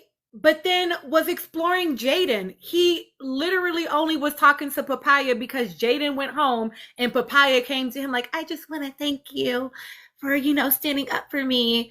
And y'all acting like that man was just like into Amaya and like, oh, don't get me started on him. I cannot stand that man. So when the fact that like he was paired up with Andreina, and then as soon as Andreina was like, oh yeah, like I still want to explore, he was like, oh, she's boring. Is she boring? Is she boring? Like maybe she is boring, but now all of a sudden she's boring. And he was like, well, I think it was just physical. And then he gets with Amaya, and after Amaya has pursued him, and they're primarily physical, and that boy can't hold a fucking conversation. So was Andreina boring and focused on the physical, or was that just you, boo? Like he just gives no substance, in my opinion. Anyway. Yep. While I was not I'm not a big fan of her, she can do better than him. I agree. Okay, bye, Irina. Thank you so much for your thoughts. Okay, Care Bear, my friend, would you like to share? Hi, yes. So as like I said before, as a Dominican from the Bronx also. I don't know if Amaya is from the Bronx or just from New York, but I know for a fact that she is the beauty standard, and the how do I put this? The males from my area are not, they're not ace. They're not as well spoken. They're not as like with boundaries and things like that. So she's not used to that kind of rejection. She's used to always saying babe and honey and all of this, and that being accepted, like without question. So having it rejected back to back to back, it was, I can understand that it would be a lot for her. And you guys are right. Like Brian did not like her at all. He, like you have to pay attention to like what Brian said to Chris. At one point when Chris was fighting with Huda, he would say to Chris, "Oh, just go with the flow. Just do what she wants. It's an easy fix." So he was literally just going with the flow to stay in the game. Or I'm sure he was attracted to Amaya, but not like he's not invested, you know. And I do believe that they're broken up, but whatever, that's a rumor. Was it intentional? I don't think that she was intentional in the changes that she made, like in the voice and the crying and things like that. I do feel that it was a lot for her to experience like unlimited acceptance from her area, which I'm presuming, and I feel like maybe she's like the youngest in her family, where she's like coddled or taken care of or spoiled. And then going out into the show and this experience, and it's like the complete opposite, and she's like the underdog, and everybody's rejecting her. So I do feel that she's very smart, and I feel that she has like a lot of Cardi B qualities to her, where she could appear dumb, but when, you know, behind the scenes, she's reading the book, she's educating herself, she's moving up in life. So that's my thought. Thank you, Care Bear. Testing. Can you guys hear me? I'm sorry. Now we can, Antoinette. Okay. I'm sorry. Can I speak? I don't know. Yes, let me say your turn. Go ahead. Thank you. I apologize. I don't know what's going on with my phone.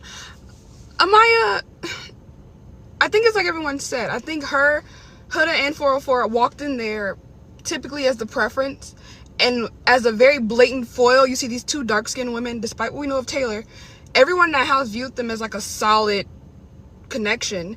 And some of the OGs also knew that Nick had feelings for her. And then you see Shelly, everybody is on Shelly's body without her trying hard. So I think it was very much so a shock for her, especially, but all in Huda, for them to kind of see how people feel to these, typically the other end of the spectrum as far as preference goes, you know, desirability and all that. But so I don't think Amaya's a bad person. I think there's like a good heart under there. So I think for her it was like rejection. I'm going to retreat a little bit. I'm going to back up. I'm going to kind of like, even subconsciously, like baby my voice a little bit.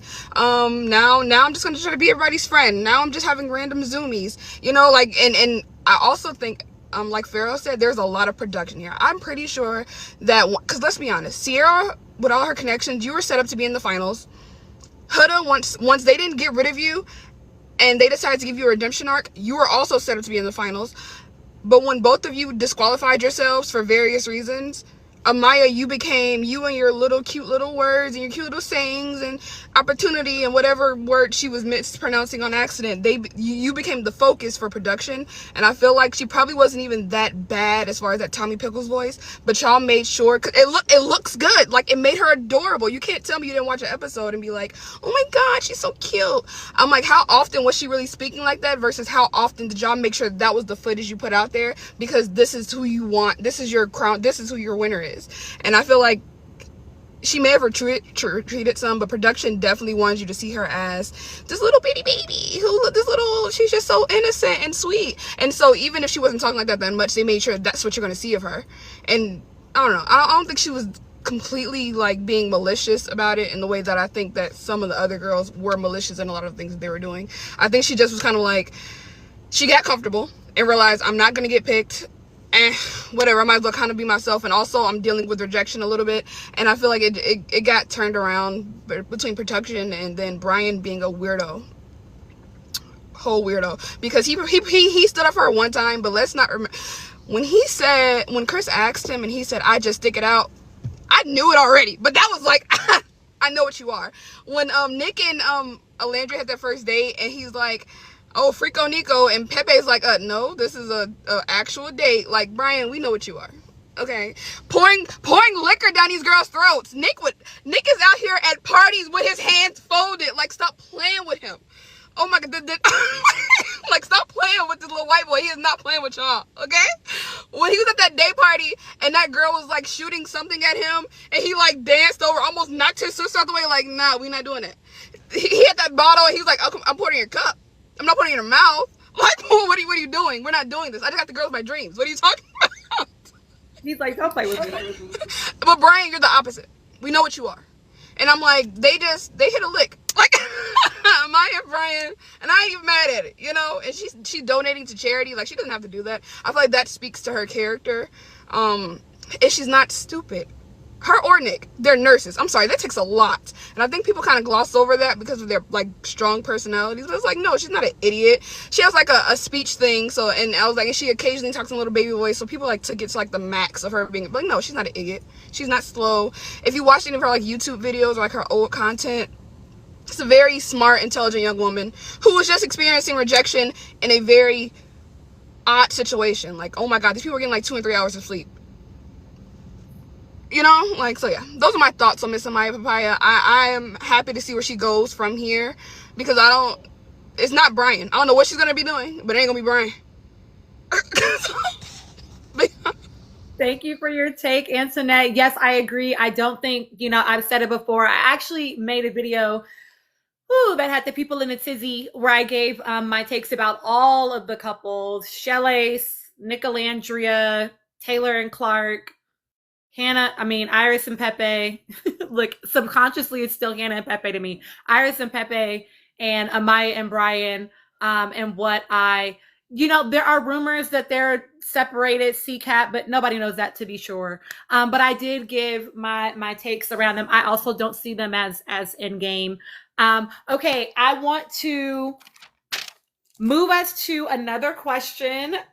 Peter, I will definitely bring you up. I want us to go to the question about Taylor and Alandria. And I think this one really is, it encompasses a lot of things. So I'm going to be curious to hear where y'all go with this. I'm going to let panel go from top down about this. But basically, Alandria calling Taylor a bitch, you can address that in your, oh, no worries, because I'm going to switch out the panel after this, and then I will let you choose to answer one of the questions we already did, and then I'll let you, so you can still answer it. Sheikh Zula, okay? But so you can address it in your question, but I think the larger thing for me is also like, yeah, technically she did say like a bitch. She didn't call him a bitch, so let's be clear. So her saying that it's like you acting like moving like a bitch, whatever. And this being a crash out, like, I want to hear your thoughts about this, because I definitely have my own. Let's go from top down this time. Care Bear, are you ready to share, friend? Hi, yes. I don't consider it a crash out. Alandria held herself very respectably throughout the whole thing, and it was very annoying, to say the least, to hear certain podcasters of a certain, light complexion saying that, oh, the Shelly and Alandria was very buttoned up and they were to the T, and Amaya and Honda Civic were very themselves.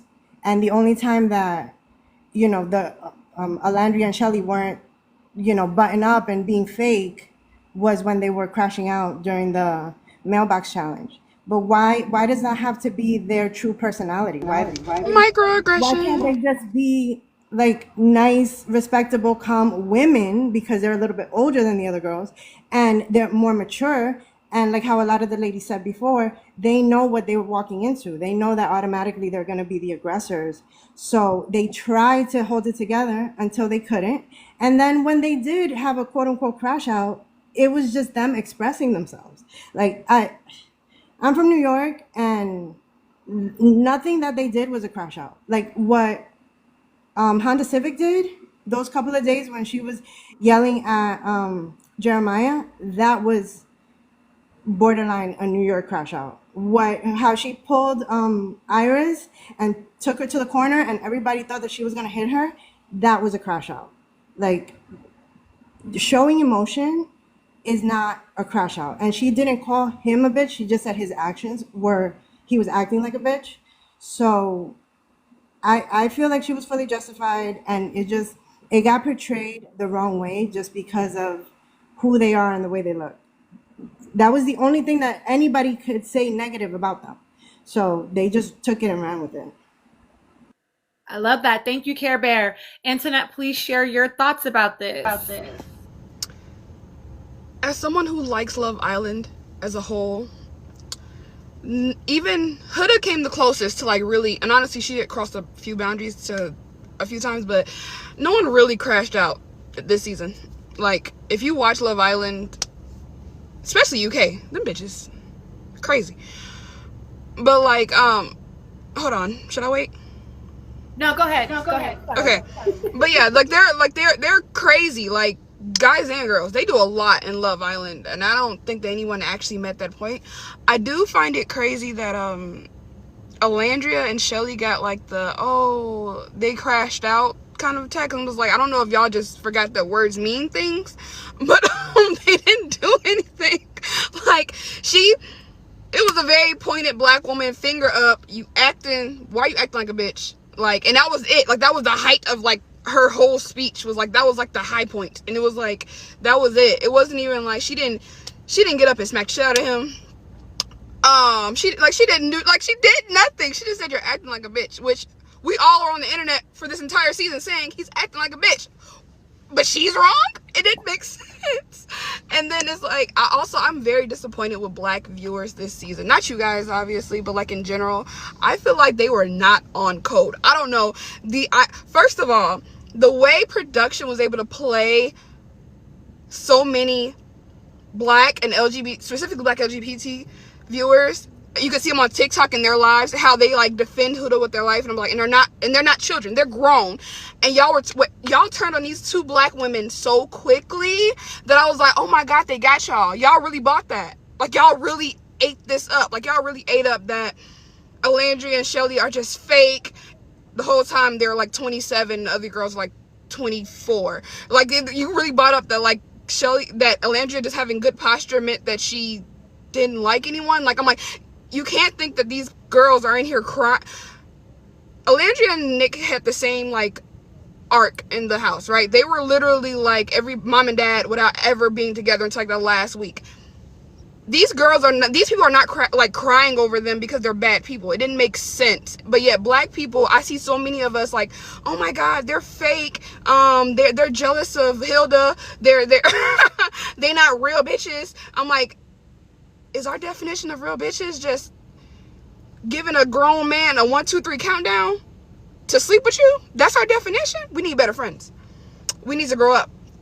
Some of y'all are too old to be taking this seriously. Like I was like, oh my god, I was so disappointed in like the black community, specifically because Love Island USA, our end, we typically do a lot better than UK. Even right now, what they have going on with Lock-In and Whitney, like we typically have much better thought processes. But the way the black community of Love Island USA watchers kind of like turned on Shelly and Alandria was really shocking to me this year. I was like, what, are we watching the same show? Like I was so confused, and I don't know why. Yes, go ahead, Care Bear. So after I finished, I had never seen Love Island before this season, and after I finished season 7, I went back and watched season 6 before Kenny and Janae broke up and stuff. And there was something that stood out to me, that Kaylor, which was one of the white cast members, she would flip out on her match all the time because he always had like wandering eyes and he wanted to make out with other girls, and he would cross the line a lot. So Kaylor, which is a white castmate, she would flip out so much, and everybody would support her while she was crying and yelling at him and all this and that. Serena, who ended up winning with Cordell, she flipped out after Casa Amor because her match, Cordell, got close to and was making out with one of the Casa girls. And one of the guys, what's his name? Kendall, I think. He said to Cordell, he said, oh, you need to get her in check because that's not the kind of wife you want. But when Kaylor was flipping out every single day for like 5, 6 episodes in a row, nobody was saying, oh, you need to calm down. You need to calm down. But when it's the black girl that's flipping out, the dark-skinned black girl that's flipping out justifiably because the match that she was with from the beginning was here getting all freaky with a Casa girl, she needs to be put in check because that's not the kind of girl that you want to marry. So it's such a double standard, and it's really, really gross. Yeah, thank you for adding that. I wanted to somebody had said something in the comments. Dang. I want to make sure that like, oh, DQ, I just wanted to address your thing. Production forced a Hilga redemption because of optics / politics. I actually would push back on that. I think that it wasn't as much of a redemption arc as maybe we like to call it. I think that they pulled back a little bit from some of the things, but I think that how do I say this? Obviously, there are always going to be some people that support certain people in certain behaviors, right? But I think that they had laid enough groundwork to make Black community feel a certain way about her that they didn't really need to do anything else at that point, right? I think that those of us that are like, there's something wrong with that behavior, we're already going to clock it. And at that point, the racial tension was already stoked between those two communities. And I think considering what is going on politically in the world right now, that was not for no reason. They stoked that for a reason. And then once they had stoked it enough and it was doing what it needed to do, then they kind of pulled back from it. Because I think any more blatant work around it would have been too obvious, but they also didn't do anything to stop it. Does that make sense? So I actually think it wasn't as much of a redemption arc as you like to say. Can I say one thing real quick? I do find it strange that any pushback against Hilda by her fans was immediately taken as you're a Zionist. You're anti-Palestine. Like, it got quick. It really turned into that quick, and I blame production. They were doing this on purpose. Like, it was very obvious, because how are we getting there? So many of us didn't even know she was Palestinian for a moment, and even then it wasn't a part of her story arc, but they made it a big part online. Like, it was like, if you say anything bad about her, you're a Zionist, period.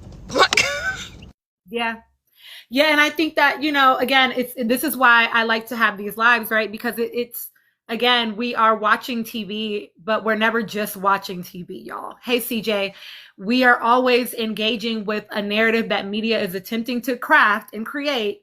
And it's often either a reflection of, well, I'll say it's in relationship to, right? Because it's a reflection of, but also shaping what is happening and what's going on in the world.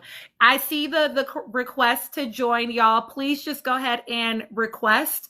I'm building a queue. I'm going to switch out my current panel after they all answer this question, and then I will switch out to a new panel. So please just put a request in, and then I will bring you up. Okay, Yvonne, will you share your thoughts, my friend? Okay, yeah, great. Also, thank you for organizing this. It's so well coordinated, and I love the order of it. So thank you.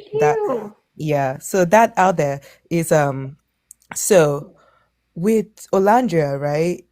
Everything about her was poised from the beginning. She was a real person. She spoke to everyone really nicely and offered a listening ear. So I noticed, like, from episode 3 or 4, she apologized to Taylor when she was a bit mad about him standing up to be chosen by someone else. And then she also said, oh yeah, the only reason why I was a bit mad was because you only had 10 minutes max of a conversation with this person, and I did not think that was going to be enough for you to stand up to say, oh, choose me right now to explore, when you can keep exploring with someone else. And then also from then on, she would say stuff like, oh, I don't know, I'm not sure of, like, physical connection, even though I'm a slow burner. Like, she would say, hey, I'm a slow burner, but I'm still not sure of my physical connection. That's why whenever people are like, oh, Olandria jumped ship, I was like, no, she did not. Like, or she doesn't really like Nick. I was like, no, she was doubting Taylor for a long time.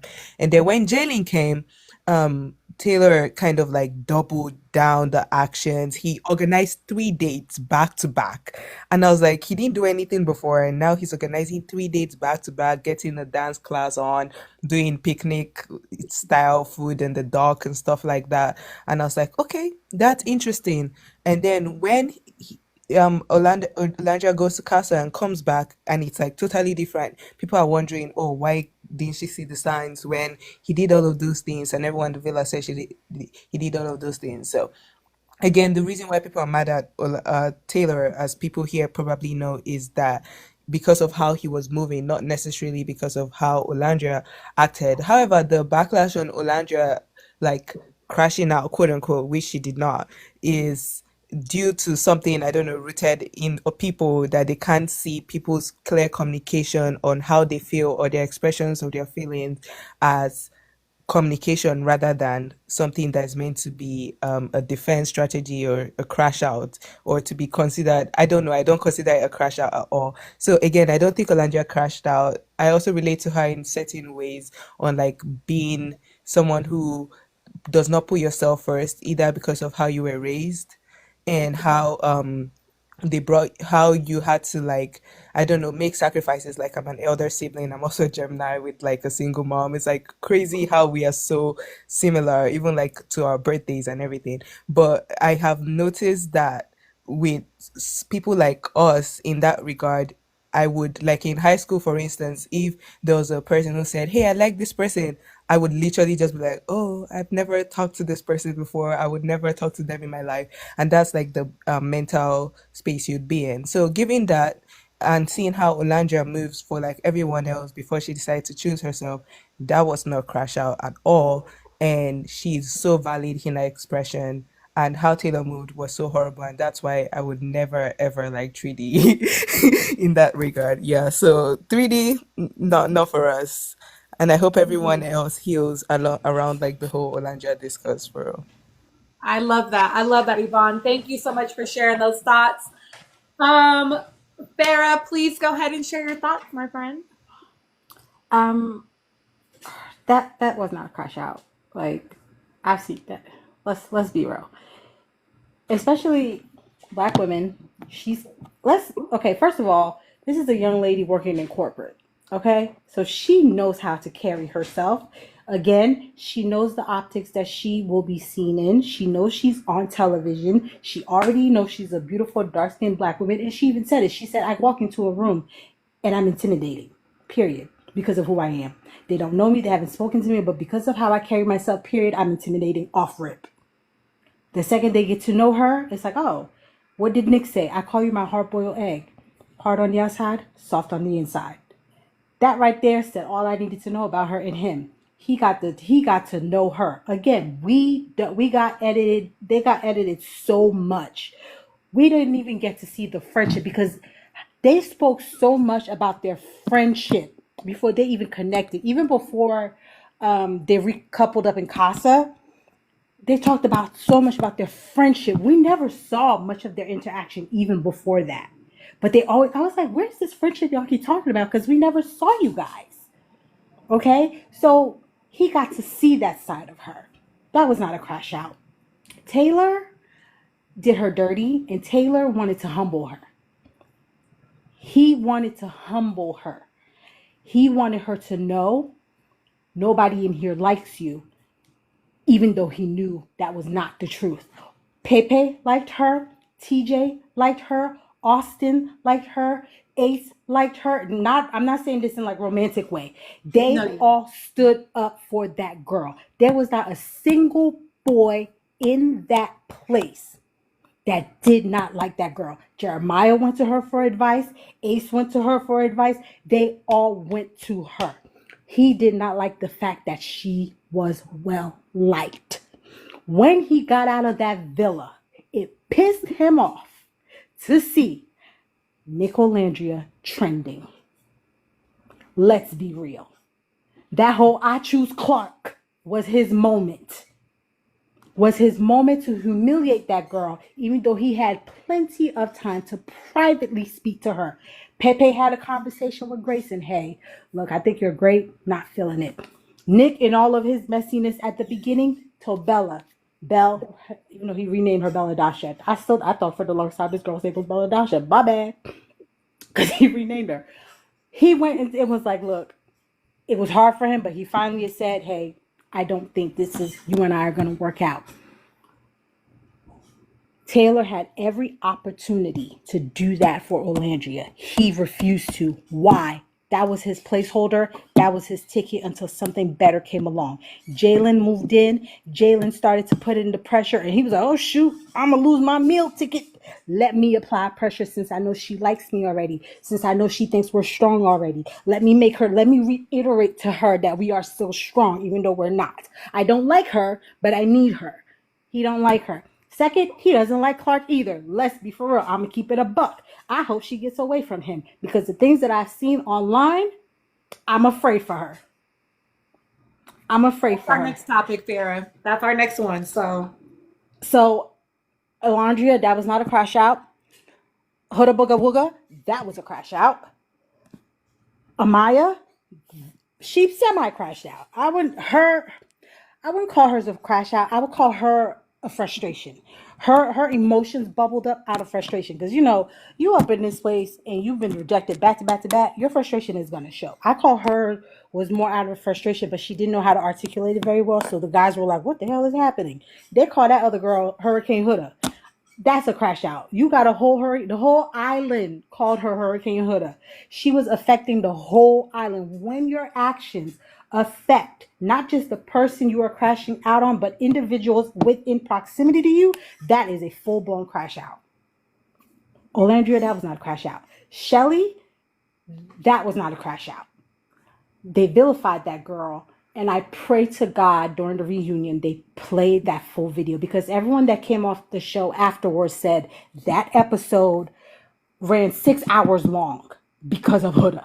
They said 6 hours long. That's standing on your business. Everyone said it was 6.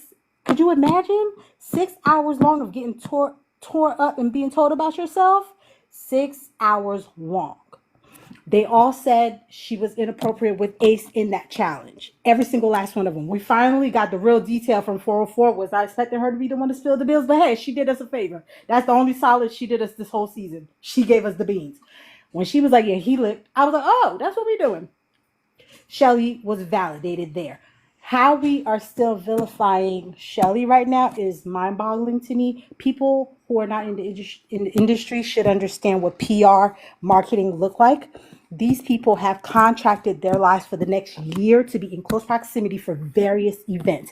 That whole thing that she was hanging out with 404, I can guarantee you that was not of her choice. That was not of her choosing. That was a PR marketing event planned together.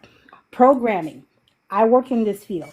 Programming production starts about a year to 2 years before a show even starts taping.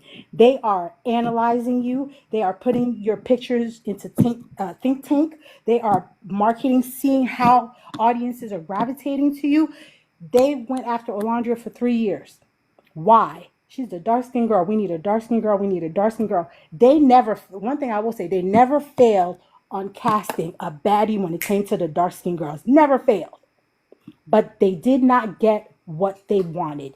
They wanted those black girls to turn on each other, and they did not. So what do? We vilify them. We vilify them with Huda. We vilify them with Amaya. We vilify them with Sierra. We make her the villain. Everybody's like, oh, how could Nick switch so fast? How could Taylor switch so fast? We're not going to talk about that? How could Chris and Huda hook so fast? We're not going to talk about that?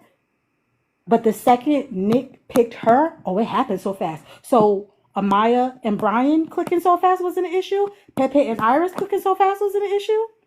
But we got an issue with Nick picking Olandria so quickly. People have got to stop using niche words that you hear online so quickly and running with it. Yeah. It's called television programming for a reason. It is programming you to an expected end, an expected result, an expected desired profit. That girl, I said from day one, Sierra or Huda was their main goal. They saw that was not going to happen with everything. They pivoted to Amaya.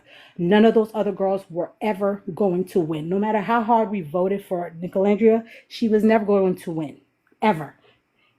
And let me be honest, I found the article about the winner the night before.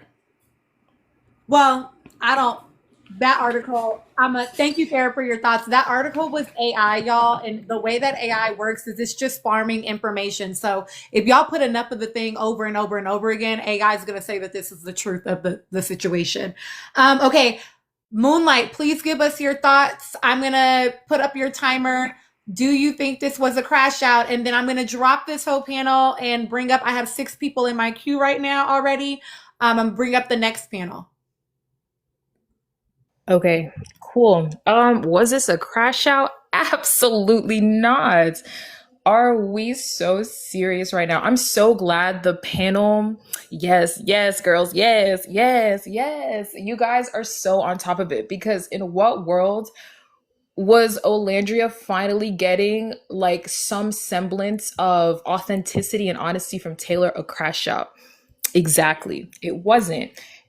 And calling it a crash out specifically was anti-blackness painted at Olandria and Shelley because in that moment the entire audience was seeing them as one instead of two separate individuals. And maybe that's because they clicked up together because they could feel that their backs were against the wall and they had to be a united front as the two dark-skinned black girls. Whatever the reason, the eagerness from the audience to have that kind of mess, to have that kind of huda or redacted messiness is that what's it called, the bloodlust, that bloodlust that people had from huda, they wanted from Olandria and also from Shelley. And when they couldn't get it, they just criticized her for it. They slapped on whatever label that they already had in place, and then they villainized her for what? Speaking two sentences in not a nice tone. It was so ridiculous. But more so when I'm getting to Taylor, when I see Taylor, I think Taylor is dangerous. I think he is a danger to women specifically. And I think he was a danger potentially to Olandria. If she was not someone who could hold herself with like the commanding presence that she does, I do think that Taylor would be abusing her. I think that Clarke is in a precarious situation because she feels like even Olandria spoke to this, like the pressure from the audience to remain in a couple with the person you leave the villa with. It's something that I personally I can't even fathom it. So the amount of pressure that Clarke is feeling to stay with Taylor because of all the Olandria haters in the freaking comments being like, oh my gosh, F the haters, I love you guys so much, ignoring the fact that he is showing clear DV signs is like spooking me. And it's the fact that like we are like in community with like literal children and teenagers speaking to our experience as like grown adults and being like, oh no, you're just a hater. I think it takes so much away from like the conversations that we could be having in reality, and it flips them on their heads and it makes it this circus. It makes it this like, oh, where's the mess at next? Did you catch Keke Palmer's interview? Shelley and Olandria weren't messy enough for me, therefore it has no value. I don't understand how we got here as a society, but I'm so glad for this panel for even bringing it up in the first place because Taylor's dangerous. Like Taylor's dangerous. I'm scared for Clarke. Olandria, if she would have had that conversation with Taylor in private, I couldn't vouch for her safety. Like when Taylor was up at that podium and she had to squeeze any form of authenticity or honesty out of him literally in front of a court of their peers, that's the only way he was going to be honest with her after masking for weeks, lying to her face, lying to his friends, practically taking poor advice from Ace, just masking. Like he was playing gentleman, lovey-dovey, lover boy, and everyone fell for it. And Olandria fell for it. My only critique with that conversation between them was that I don't think it should have happened at the freaking Stand on Business challenge. I think it should have happened way before that. But like again, she was getting bad advice from Shelley. Taylor was fucking everybody's Prince Charming, so she was like, it's so confusing. He's giving me nothing. He's paying me dust, but everyone loves him. It doesn't make any sense to me. So like when that happened and that conversation happened, and this is like the final point I want to get away with. Like Olandria as the firstborn, as like the martyr for her family. When you put yourself in that position and you are constantly putting other people above your own needs, you grow to be so resentful, so hardened. So when she was giving that speech, the way that the words that came out of her mouth were I was taking things on the chin left and right. considered herself the sacrifice. She recognized that she was sacrificing her own happiness for the sake of the villa, and she was getting no reward in that with her relationship with Taylor. In fact, she was getting betrayal. So when I see her moving like that, I'm like, you're so resentful and nobody is deserving of this. Like, you have to choose yourself. Like, there's literally no point to that. So that, to me, I was like, Olandria, girl, this has to be like this. The lesson, the takeaway from this is choose yourself. You have to advocate for yourself. There is nobody that's going to put their needs above, like your needs above theirs. So you have to be that person for you. And that was powerful. When I was like, okay, finally we're getting somewhere, that was her breakthrough. I was like, we're good. It's happening. The energy is clearing. Energy is cycling out. Fuck Taylor. I hope to never see him again. Yeah, like we're in it. Nick Olandria forever. Period. Thank you, Moonlight. Okay, so y'all, I want to respond to this. I also want to just make something super clear about how I run my lives. I'm gonna give you the question, the panel, everybody on the panel gets to answer the question, okay? I see some folks in my comments wanting me to move on to the next thing. That's not what I do in my life. Everybody's going to be able to answer and respond to the question, okay? I know that people want to come up. You are welcome to request. I will bring you up as soon as I am done with that portion of the panel. Everybody gets to respond to one question that already was talked about and then a new question that I will present. So I just want to be really clear about that before y'all come up here, that that's how it works, okay? Yes, we only saw an hour of that challenge. It was in fact 6 to 7 hours. Multiple Islanders have already confirmed that. They've also confirmed that they work for multiple hours. They're only sleeping 2 to 3 hours a night before they're getting up to film again for the next day. Or very few hours, I should say, before they're getting up to film for the next day.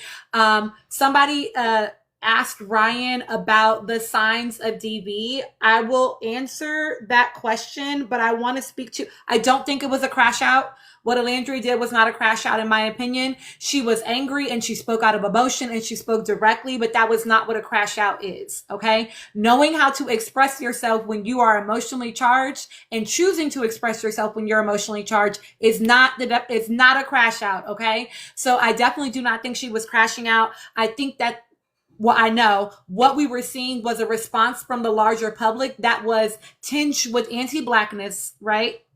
But also with misogyny, right? So the fact that they said they're now showing who they actually are. This is who they are, right? It's wild, because why is it that you believe that Black women cannot be poised and compassionate and gracious and calm and reserved? Like, why is that not a function of their personality as well? And why do you perceive the two women that were emotionally disturbed as being the most authentic? You know what I mean? And I also agree. I think that, too much of this stuff has become, people are using psychological terms, because the beauty of social media is that you do get access to all these experts on all these things and you get to learn about all these things, but then people take it and they water it down. And this is the way that language works. And they start to reuse things in ways that are inappropriate, right? So, yeah, we see like misogyny at play, right? Where yes, they definitely misuse love bombing. They incorrectly use the term love bombing. They incorrectly use the term parasocial. So yeah, a lot of it, they don't know what they're saying. Yes, did you re-request, Nikki? So yeah, like I want us to be clear that what was happening in that moment. Thank y'all for the likes. Thank you for the follows. I really appreciate it. I really would love to get us to at least 150. We are very, very close to that.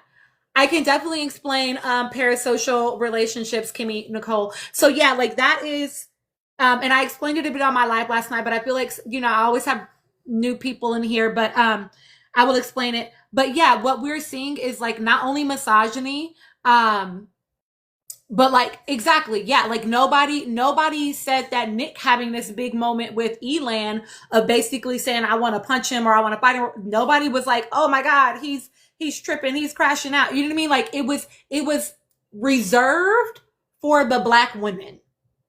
right? It was reserved for the Black women. And I do think that some people clocked Hilga's behavior as crash out, but a lot of people excused it and just said, oh, she's just emotional, right? The same thing they did with the Maya. But all of a sudden, Shelly and Alandria became mean girls when they actually stood up and spoke their piece emotionally, right? It's because they are dark-skinned Black women, right? Not only are they Black women, but they're dark-skinned Black women. How dare they think that they can move in that way and operate in that way and act in that way? No. Right? I've said before, if y'all go back, I've said before that they were the mammies of that villa. People mammified them. And the thing about being a mammy is we'll give you some power, but bitch, you better know your place. So as soon as people felt like your place, so as soon as people felt like they stepped out of their place, no, you can be the therapist of the village. You can coddle me. You can make space for my emotions, but you don't get to feel. What are you doing? Thank y'all for the 150. What are we doing? What are you doing? You know what I mean? So like people were pissed off about it. You know, I don't think Ola meant to mammify herself. I think she was operating out of a space of being the eldest sister. And that's a very sacrificial role. You know, I'm the middle child on my mother's side, but I was the baby for almost 12 years before I had a little sister. And then I was the oldest child on my dad's side, but I didn't grow up in that house. So I grew up as the baby for a very long time. And my older sister, definitely the way that we remember memories is very different because of how adultified she was in our house to our single Black mother. So she definitely was having an eldest sister experience in that villa, which is unfortunate, but evidence of she's already been in the practice of prioritizing other people's emotions and needs over herself. And so she stepped into a role that was already her role. Look, my sister's in here, y'all. My sister's TikTok famous, but my sister's in here, y'all. But like we have, you know, so she was stepping into a role that felt most comfortable to her. So it felt very, very, that's why she called it selfish when she said she finally made the decision that she made. It wasn't selfish. She really was just doing what she was supposed to be doing in the villa, but it felt like thinking about my own self, there's something wrong with that. You know what I mean? Yeah, exactly, Yvonne. Y'all get told too much. Yeah, it's so much to it, right? And when you listen back to the or if you haven't yet, y'all watch the Keke Palmer interview with Alandria and Shelly, which was right after they came out of the villa. She's their very first interview, even though it came out later than some of their other interviews. But they talk about how they definitely had to rein it back. They had to water themselves down because they are conscious of how they are going to be perceived by the larger public as Black women in that villa, especially because on day 2, Hilga's fucking crying because I said not too much. They know that. They're intelligent women, okay? And so we saw, what do I think about Hilga saying that she went to psych multiple times?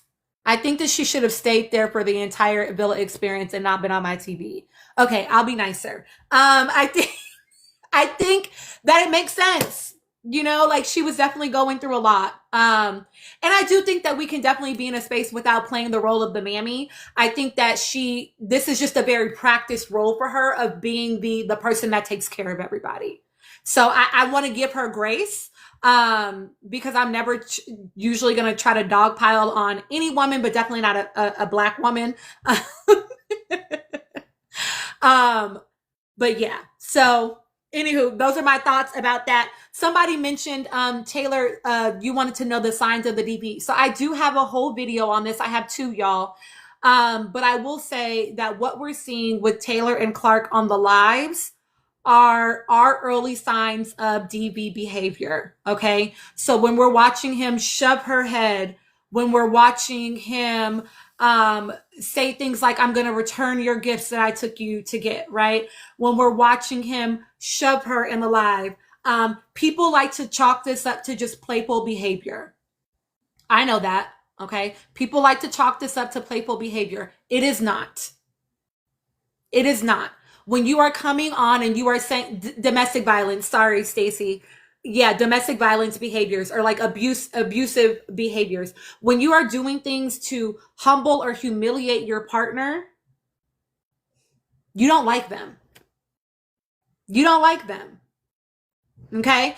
The fact that and I break it down in my video, so I won't go completely into it now because I don't want to eat up time on here for that. I want to bring up my next panel. But there's a moment where she goes in to hug him, which is a common fawning response in order to get him to stop pushing her. He hugs her, he's looking at the camera, and then he shoves her back out of the frame again. Then, because abusers get away with abuse because people like them, right? This is why if you listen to Whitney's story, sorry y'all, I'm about to nerd for like a couple of minutes. Just bear with me. If you listen to Whitney's story, Whitney from the Love Island UK, she talks about how she was afraid of not being believed and how he was so liked. He was so well liked that she knew that people would be like, oh, he would never do that. And Taylor, he came out of that villa knowing that America didn't like him. So what's the first thing they went and did? They went shopping. He needed to ingratiate himself to the public because they are public figures. Then when all of this stuff started happening on live and people are going, whoa, whoa, whoa, these are some red fucking flags. What did he do? Took her shopping publicly again to re-ingratiate himself to the public again. This is love bombing behavior, y'all. This is the only time anybody could use that, and it would actually be accurate for what you've seen with Islanders. The fact that he basically breadcrumbed and love bombed Alandria in the villa, we now know, right? The fact that he was saying, the fact that she came out and she's like, you know, he was making everybody's breakfast. He's wiping Huda's tears with his jacket. He's, you know, giving her clothes. He's carrying my shoes. He's doing all these things to make it seem like it's something it's not. When that motherfucker knew, it makes me mad, weeks ago, that he didn't fucking like her. That is the definition of love bombing. He strung that girl along so that he would remain in that villa. And he ramped it up when his competition came in, when Jalen came in, right? So what we're seeing with him and Clark is just a further extension of that, where he's not edited. He doesn't get to chop up the live and give us what he wants us to see. So we're seeing everything, right? And unfortunately, Clark is young enough where she is digging her heels in a little bit. And so I have a video about their videos where she attempts to excuse the behavior and talk about it. And I talk about why people people in victim situations would do that. So I do have videos about this. If you are curious to know more details, they are longer, but that's because it's a lot to cover. But yeah, you're definitely watching in real time an abuse cycle with the two of those two. So I hope that felt helpful, Ryan, and gave you some information. Okay, I'm bringing up my new panel. I'm going to start from the bottom. 1,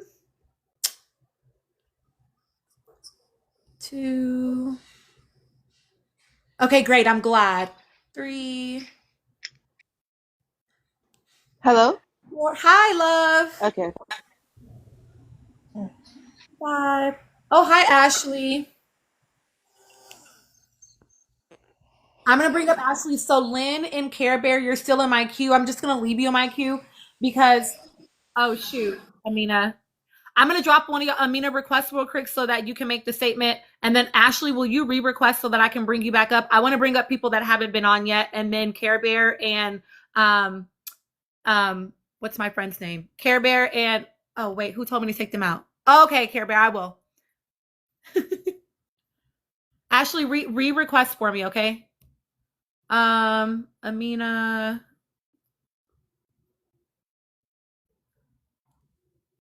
I don't know that that's true. So I've seen people say that, but I haven't actually heard it.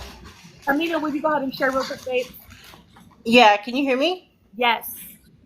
Okay, so I just wanted to say, I think somebody said earlier that they were really disappointed in the Black community this season, but I want to remind people that 40% of the viewers this season were new. They had never seen Love Island. And then if you have been blocking, like I've been blocking, anybody that's, you know, a Huda fan or seemingly they have anti-black tendencies, even if they're black, go look at their 9 times out of 10, those people are under 23. So I just want to, and then also I want to encourage people to, now that the season's over, go back and start watching the season again. Now that you know, you've already seen it, and go back and really look at things, because you'll start to see like all the little cuts and things like that. And now I can see the parts where Alandria might have thought Taylor really liked her, because they did have like, you know, a fun little banter, and you'll even see the little weird clips that they made. I mentioned like a couple of days ago that I saw like they had mixed 2 days together, where in one scene Clark has on a black bathing suit, and the next 2 seconds later she has on a brown, and your eye won't immediately catch that if you're not looking for it, because there's already so many colors in that villa.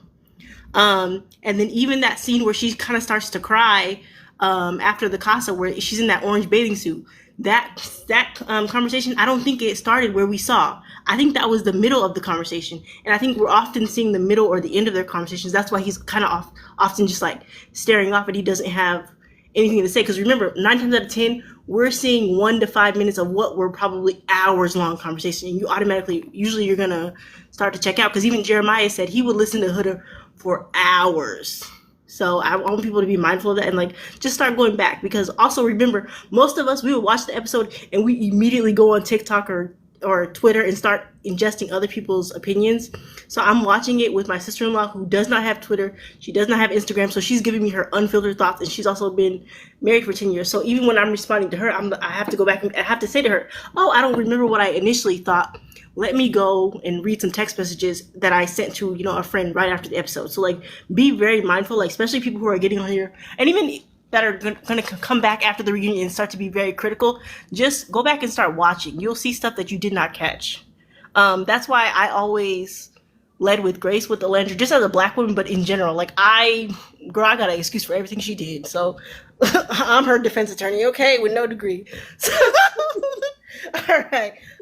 Yeah, I'm gonna drop myself. Okay, All right, thank bye-bye. you.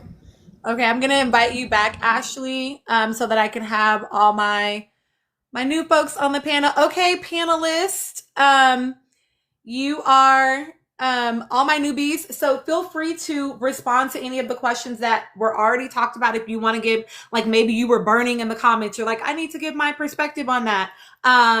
I will let you run through whatever you. Okay, no worries, Ashley. Then I'm gonna bring you up. Okay. So yeah, if you had something that you were burning about, then I want to give you the space to talk about it. I'll run from top to bottom. So we'll start with you, Beebs. Hey. So I wanted to speak. There were 2 topics that I wanted to speak on. That first of all, the Alandria one, since it's like the most recent. I absolutely don't think that she crashed out at all. I feel as though she was just at her breaking point, because just like as everyone has said before, it just got to the point where she was fed up. And just like Amina mentioned, when you go back and watch the episodes, even after Casa, Taylor made it clear that he still wanted to pursue a connection with Alandria, even though he told Ace and Nick that he still, in 3 days, he had more of a connection with Clark than he did in the 3 weeks that he had with Alandria. And even to the point where Nick was just like, you have to be honest, and Ace was pushing him to speak to her when she was eating, and telling him, like, tell her exactly how you feel, let her know how you're feeling. And he just kept, pushing it to the side or trying to like postpone the conversation. So I do believe that by that point, Alandria was just over it. And I think it was mentioned that I think someone said that they didn't agree that she should have done it at the Stand on Business challenge. And while I do agree, because there were certain conversations on the Stand on Business challenge that I don't think should have happened, like just like that conversation, or like between Ace and Shelly, or even like some conversations with like Chris and Shelly and so on. I do think that while they shouldn't have had those conversations shouldn't have happened there, I think that was the perfect opportunity, because it left room for no one to lie to one person and then say to another person, well, that's not what I said, or I meant such and such. So I think while it wasn't necessarily the time to say it, it definitely was the perfect opportunity, because now you can't lie to the other islanders and say, I didn't feel this way, or try to flip the conversation to making it seem something that it wasn't. So I was fully here for Olandria to, even though I don't like that she said that he was acting like a bitch, because I'm very like finicky on that, especially to people that you're courting or dating, even though I know there's nuances with Yeah. the that. But yeah, I do think that that was appropriate for them. And then I think it was with the Amaya conversation. I do believe that looking at it from the lens of we're watching the conversations happening right then and there, and just like Amina mentioned, right after we're watching the conversations, we're going on to TikTok and listening to everyone comment on what's going on immediately. The conversation between Amaya and Ace, I don't think it was necessarily a conversation of rejection, because while she was well within her feelings to feel rejected, obviously, because she says, well, she behaves as someone who's very physical and the whole babe thing. And I do think it was kind of like nitpicky, but then again, we don't know the premises of the full conversation that they had. I do think, honestly, with this whole kind of season, I think it turned societal norms on its head. So like what we're used to seeing, where like in dating conversations, men are just easy, well, not easy, but like very inviting when it comes to, you know, affection from someone that they're courting possibly. I think someone, it being turned on its head, where instead of the woman stating their boundaries, it's the guy stating their boundaries. It can kind of be a little bit off-putting, because even I had to check myself a little bit, like, ooh, okay. But then, I mean, like, he's well within his right to say, you know, these are my boundaries. And he did express interest in her. So it wasn't that he was rejecting. He was just setting the tone to let her know what's going on, because he was consistent throughout the whole entire experience, even with Shelly and like Vanna with the whole boundaries thing. So those are just my little 2 cents between the Thank you. Olandria and Amaya. Thank you, Beebs. Yes, y'all, I know I have y'all talking about a lot of things in a very short amount of time. So I know that it can be so easy to run over time. So I kind of feel like that's me being gracious, because I know that like y'all are coming up here after we just talked about, you know, 2 or 3 different things and trying to get it all out. So, but thank you, Peter, for watching for us. Okay, Sheikh Zula, I know you have been eager to get up here, my friend. Please share your thoughts. I'm Hello. gonna make it 4 minutes, y'all, instead of just 3. Okay. Okay, Sheikh Zilla, go ahead, my dear. Hi. Yes, I have been. I was gonna forgo my turn at first and let whoever else had anything to say about the Landry and Clark and Tara situation. Oh wait, you went away. Oh, sorry. So do you want me to move? Do you want me to do everybody else and then come back to you? You know what? Yeah, actually, Okay, because it's I a got lot. you. Not gonna lie. No worries, no worries. Okay, let me end your countdown real quick. All right, Wonder. I think it's Wonderlust. It cuts it off. Wonder laughs. Go ahead, my dear. You can share. Do you need a reminder of the topics, or you feel good? Yes, can you give me a reminder, please? Yep, let me stop your timer then. Hold on just a second. I don't want that to eat into your time. So we talked about actually there's a ton. So we talked about if there are any similarities between Nicolandria, Janae, and Kenny, or if there are similarities between Amaya, Hilga, and what's that other girl's name? See, 404. That they're the same person, different fonts. We talked about whether or not Amaya was being manipulative with her childlike voice, like what you think that was about. And then we most recently are talking about whether or not Elandria was crashing out and your perspectives around that. Okay. So I will start with Olandria. I do not believe Hold on real quick, Wonder Labs. Hold on, sorry. Y'all, I'm gonna step away, but keep talking, okay? Okay. I do not believe Olandria crashed out. So I do believe that she was hurt, she was upset, and in that situation, she finally was able to speak her mind with everyone around her, but that definitely wasn't a crush out compared to what we have seen in different seasons and what we even saw in this season. I think I was glad when she finally spoke her mind and let Taylor know how she was really thinking. And then, especially from all the Islanders when they left, what we didn't see on how Taylor was treating her, because at first I was thinking to myself, girl, move on, this guy doesn't want you, how can you not see it? But then based on what the Islanders were saying on how he was treating her, she definitely wasn't crashing out, she definitely just spoke her mind. In terms of the other question with Amaya, Huda, and Sierra being the same person in different fonts, I totally see that. Especially with Amaya and Helga. I never liked Amaya from the beginning. I don't know. There was something about her that just did not sit right with me. When Ace set boundaries or let her know he wasn't a touchy-feely person, he didn't like to be called babes, I didn't see anything about it. Did I feel like he could have worded it a little differently? Because when I first saw that episode, I was like, oh no, oh my god. But then after rewatching and listening to him, I was like, you know what, if a female said the same thing, we would all be like, okay, whatever, she set some boundaries, so why can a guy not set some boundaries? Because like for me personally, I do not like when people call me sis. There's something about that word, I don't know, it pisses me off. So telling someone do not call me babes, I didn't see an issue with that. I do believe all three of those ladies though did use their bodies to either stay in the villa or to seduce men, because all three of them, right, slept with somebody. Not saying that you can sleep with whoever that you want, but I do feel that that was a tactic on all three of their parts. When Helga gave the hickey to Jeremiah, that was when Iris came in, and even Iris said it. Iris was like, that's childish, she's marking her territory, like it's off-putting, because if you come in and you see a guy has hickeys all over him, all of a sudden you're like, okay, let me just let it be.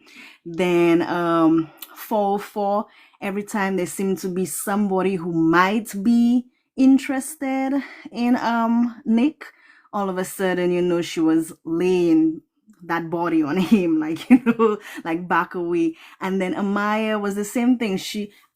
I don't think necessarily to keep the guy, but to get him interested in her. It was the easiest way to keep them wanting her so that she could at least have a chance in the villa. But yeah, that's my thoughts. Thank you so much for your thoughts. Okay, say you, and please tell me if I'm saying y'all's names wrong, right? Y'all, say you. Hey, my name is Sayu. Sayu, thank you for correcting me. Yeah, it's okay.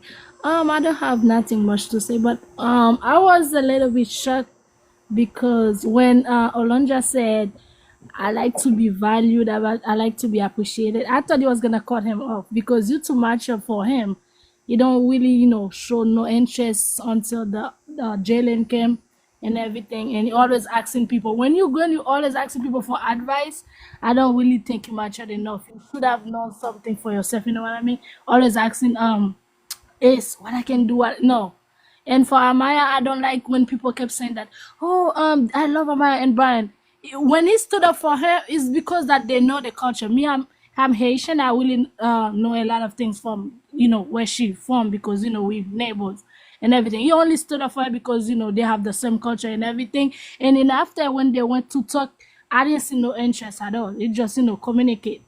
And for her, like people like her, you can take advantage of her like easily, because little things she think that you're interested of her, she just, you know, so down to kiss and everything. You don't kiss like that.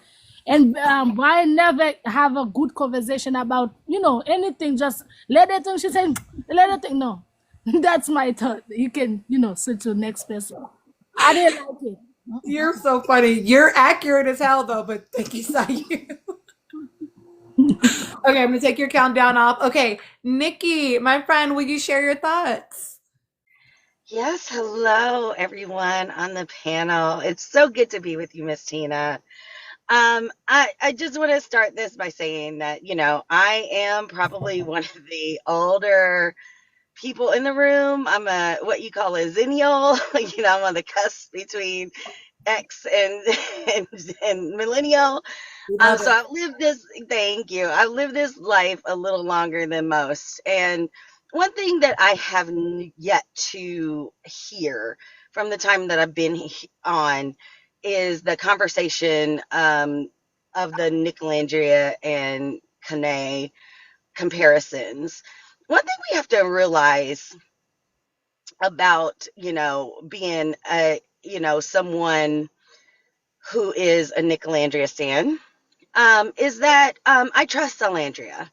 I trust her simply because the one of the things that has not been brought up is the fact that this is a young lady that has grown up in the deep South, and I hear a lot of accents. And listen, I'm Southern. I have roots in the deep South. I also have lived in New York City for 20 plus years. So I understand what it means for a Black Southern woman with deep rooted Southern values to date a white man.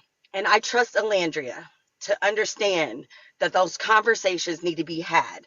And that was the whole issue with her even thinking that a person like Nick could even remotely be attracted to her, because what I learned in my years of dating in the deep South was that there are a lot of white men that will fetishize you and not wife you. And she understands that. She understood that. And that's why she could not really bring it to a fact that, yes, this man was attracted to her for sure. But, yeah, a lot of white men they will fuck you, but they won't wife you. And that's just the truth of what it means to date in the deep South, because we are so segregated. So I think that's a big part of the conversation that's been left out of that comparison. With Janae, she was a military brat. You did not see her bring up a lot of, racial or cultural things. Actually, she kind of left that up to Leah.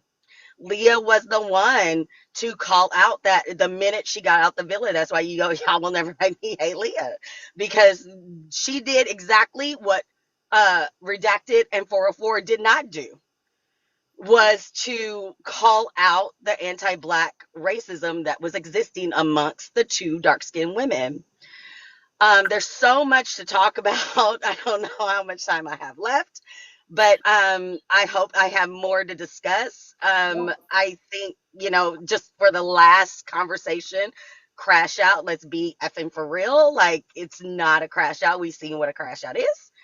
But I do think that it's important for people, like I've always watched since season 5 of Love. There's a clear that a lot of people are very new to this and don't understand the concept of editing and the concept of, these recipes are already baked throughout all of Love reality competition shows.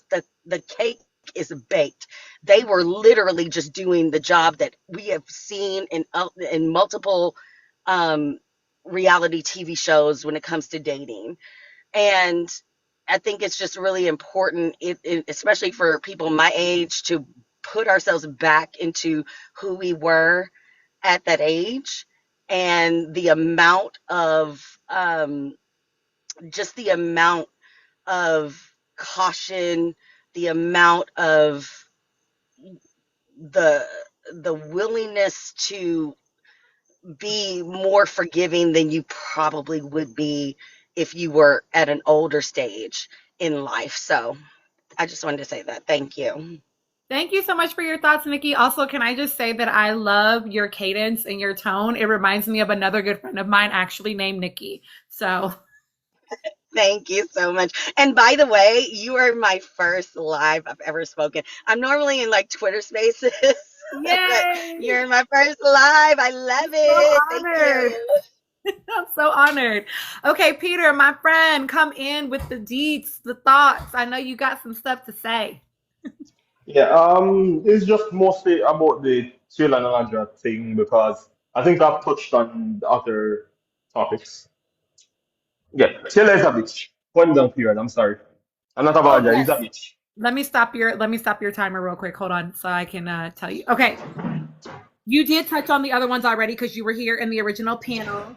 So I think the only one that you were not here for was we talked about Amaya, like sort of talking in a childlike voice and what we think potential motivation around that was. Like, was this a manipulation tactic? Was it like strategic in order to like gain sympathy from the people in the villa or America?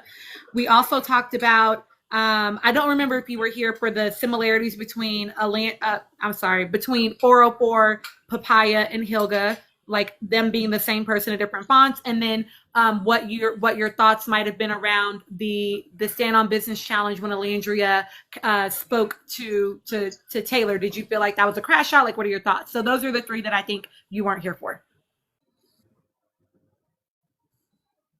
All right.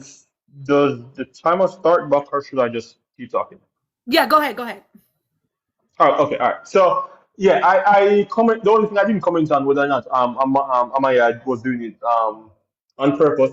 I heard that I saw a video of her talking, and she definitely doesn't have that accent. So I'm not sure when she adopted, if it was going into the villa or it was a couple years prior. I'm not sure. I can't really comment on it because I'm not sure when she actually changed the accent and started talking to a baby tone. So it would be hard for me to make a judgment on that. So yeah, as it relates to the only thing that's left is the Taylor and Alandra thing. As it relates to the Taylor thing, like I said, he's definitely a bitch. That's just straight up, he's a bitch. And I think the thing with Orlando, yes, he didn't like her, but I think also one of the reasons why he didn't like her is also he knew he couldn't play with her. Because look at Taylor and Clark. Yeah, but Taylor. Look at Orlando and Clark. Check how they moved. Their behavior. Clark is very quiet, very non-confrontational, very amenable, as they would say. It seems like she seems very amenable. But Alan J is a person that is very straightforward, very blunt. Like Taylor knew he wouldn't be able to mess with Alan J in a certain way. So I think that's one of the reasons why it he also which I think you were right. I don't think he likes money overall. I think there's a lot of self hate there.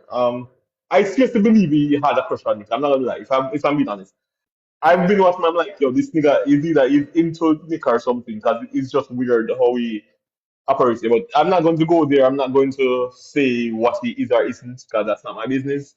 But yeah, in terms of the whole Alanja thing, was that a crash out? No, it wasn't that. Well, I think it's just the frustration of like I said I think I said it last night, the self-sacrificing that she knew that they weren't there, but she was willing to go along with it and then see if so it builds into something. And then she probably thought they were on the same page as it relates to that. They will just keep building, and then hopefully they will get there at some point. So I think the whole Clark thing was just a boiling point of the frustration of her realizing, oh, this nigga, quote unquote. I wouldn't say he played me per se, but he wasn't willing to sacrifice like I was. He wasn't willing to eat crow as like I was. So I think that's why when the frustration comes in, she was it's just the frustration of sacrificing I don't even want to use the word sacrificing because I don't that's too strong of a word. Being okay with just going along with the script and then hopefully something might materialize in the end, and then when he then kind of like just tossed her away, I think that's when she really like it reached a boiling point and she just went off on him. But like I said, I know someone said earlier about that they were scared for Alandra when she was with him. I wasn't scared because like he wouldn't mess with her. You can tell he tried to test her in the beginning, and he realized early on that she wasn't someone that he could mess with certain way. And men are very clear with that. They do test whether consciously or subconsciously. They do test women in certain ways to see what they can and can get away with. And with Clark, I think he realized with her being so quiet and so amenable. There's a lot he could push her in certain ways he knew you could never push Alandra. So that is why I think also why he didn't quote unquote pick her because he couldn't necessarily break her down to where he could take advantage or abuse. Even though I don't like to use that word because I don't know, but I think that's it. He couldn't break her down to a point where he could then abuse in any way, shape, or form because she would not stand for that. I think she seemed like the type of person if he messed with her, she'd have probably give him really not him that probably get something in his face. And again, being a bitch, because I'm sorry, he's a bitch, he's scared. I don't think he knew he could necessarily put up a fight as it relates to her. He seems to like a woman that's docile and meek that would just go along with anything. And with that time here. Yeah. Yeah, I agree. I do think that part of the allure of Clark is that she is so demure. She's so much more meek. Like you can see it in, this is why I like reality TV, because you can see it in her body language, right? She was like this pretty much the whole goddamn show, and so she is much more within herself. And I think that he does think that he can get away with certain things. Alandria, she's always been, back straight, head high. And I mean, I'm sure they had conversations about family. And when he heard who her daddy was, I'm sure he didn't think that he was going to be able to do none of the shit he doing with Clark with her. So I agree. I think that there was some allure because of that as well. Sheikh Zula, are you ready to share, friend? ZL, Yes, I am. popcorn for you. Okay. I okay. Go ahead. Okay. So okay, I'm gonna start. Y'all saw me in the comments, I'm sure. Like Amaya, I'm Alandria's number one defender, but I love Amaya. Okay. I will never subscribe. For one, I will never subscribe to Amaya move too fast. Like, this is Love Island. That's like the whole point, to make connections in this fast-paced environment. And I don't think that Amaya's move fast discourse is anywhere near on the same level as Huda's move fast discourse. Like, Huda's weirdo-ness is what started this like sour attitude towards certain actions from the women that might have been viewed as normal had she not been in the villa and like did her one too. Like wanting a cuddle at night, or expecting a cuddle at night from the person that you're coupled up with, or having a nickname, to me does not feel the same as disrespecting each member of the island in the name of your relationship, as we know from did someone else. Also, side note, I also hate the piercing culture that's come from the season. Like, sex is okay, y'all, and hookup culture is huge, especially with these young, I'm 21, I know, but especially with the younger people that are coming up on the show, like, hookup culture is huge. I don't think that makes certain women calculated, unless other actions show that, which we know what actions would show that. So that's like, I guess that's kind of my argument onto why she isn't the same as Huda. ZL, I can't remember exactly. You had the exact word for it, but I trust you. Like, Amaya's Spanglish is kind of what led to those malapropisms. Like when she said opportunity in the infantilization that came from that. Like, this is going back to your question. The infantilization that came from the fans is what felt minstrel showy, not any way she acted herself. This is me saying how I felt. Like, I see people saying she's a nurse, or y'all were saying this before, she's a nurse, she's obviously smart, or in her old videos she was different, or she was more mature. But I think we need to like try to remember editing, and producers know what brings fans in. And at that moment, that was her silly moments. Like, she was on bottom tier every time until people started seeing how silly, whatever fun she was, she could be, whatever. She had many mature moments after the whole losing her voice and breaking out with, I think y'all called it weaponized incompetence, like what that's viewed as. She had many mature moments after that, but that's not the clips that gain reviewers. That's not the clips that get the most discourse. Like we saw it in her interactions with the other women and in her stand on business challenges. Like we know she can hold a mature conversation, and even then has her sensitive, whatever gangster moment, whatever she calls it. Like I don't know. That's my argument on why she wouldn't be the same. And I'm gonna try to be quick on this, but I think people on the Ace and Amaya situation, we're gonna keep dragging this out. I think people should remember that Amaya did try to act within his boundaries after the initial first bad reaction. She reacted badly. She came back. She apologized, and instead of acknowledging that she tried, he got weird about it. And even though girls agreed, it was giving dang did she do, dang did she don't at some point. Even the girls had that conversation. So like I agree, Ace set his boundaries that he preferred to be respected, and that's fine and dandy. But I feel like the moves in communicating those boundaries is the issue that I might have taken from there, or like the people that have the same opinion take with that. But okay, then I'm gonna hurry on this point because I know my time is almost over. The way Austin treated Amaya is 10 times worse than the way Ace's interactions went down. And I'm wondering why, but I'm also not really wondering why, you know? But that's it. That's my spiel. I love that you named that about the difference between people's reactions to Austin with Amaya and Ace to Amaya, because Austin definitely attempted to demean her.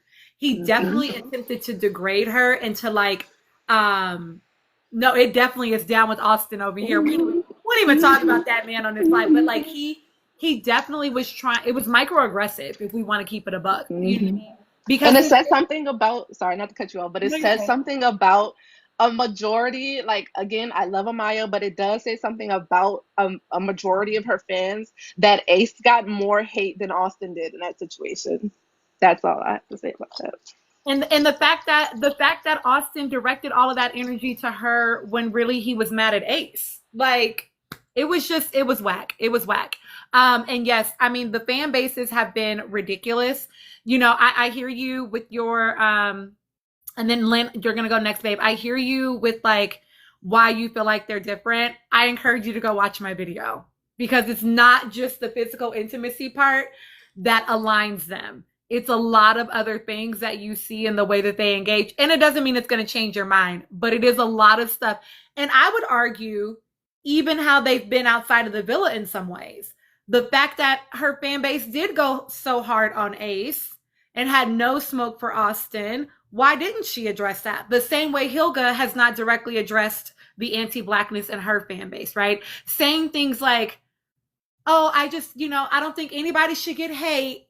It's not the same thing as being like, y'all stop being fucking racist. You know what I mean? Like, stop being anti-Black. Like, it's a choice to not be direct about it. And so, Anywho, Lynn, will you please give us your thoughts? Yes, can you guys hear me? Yes. Okay, so let's talk about Amaya. I think you guys are skirting around it, which is fine, but let's call a spade a spade. I'll say this. Let me preface by saying this.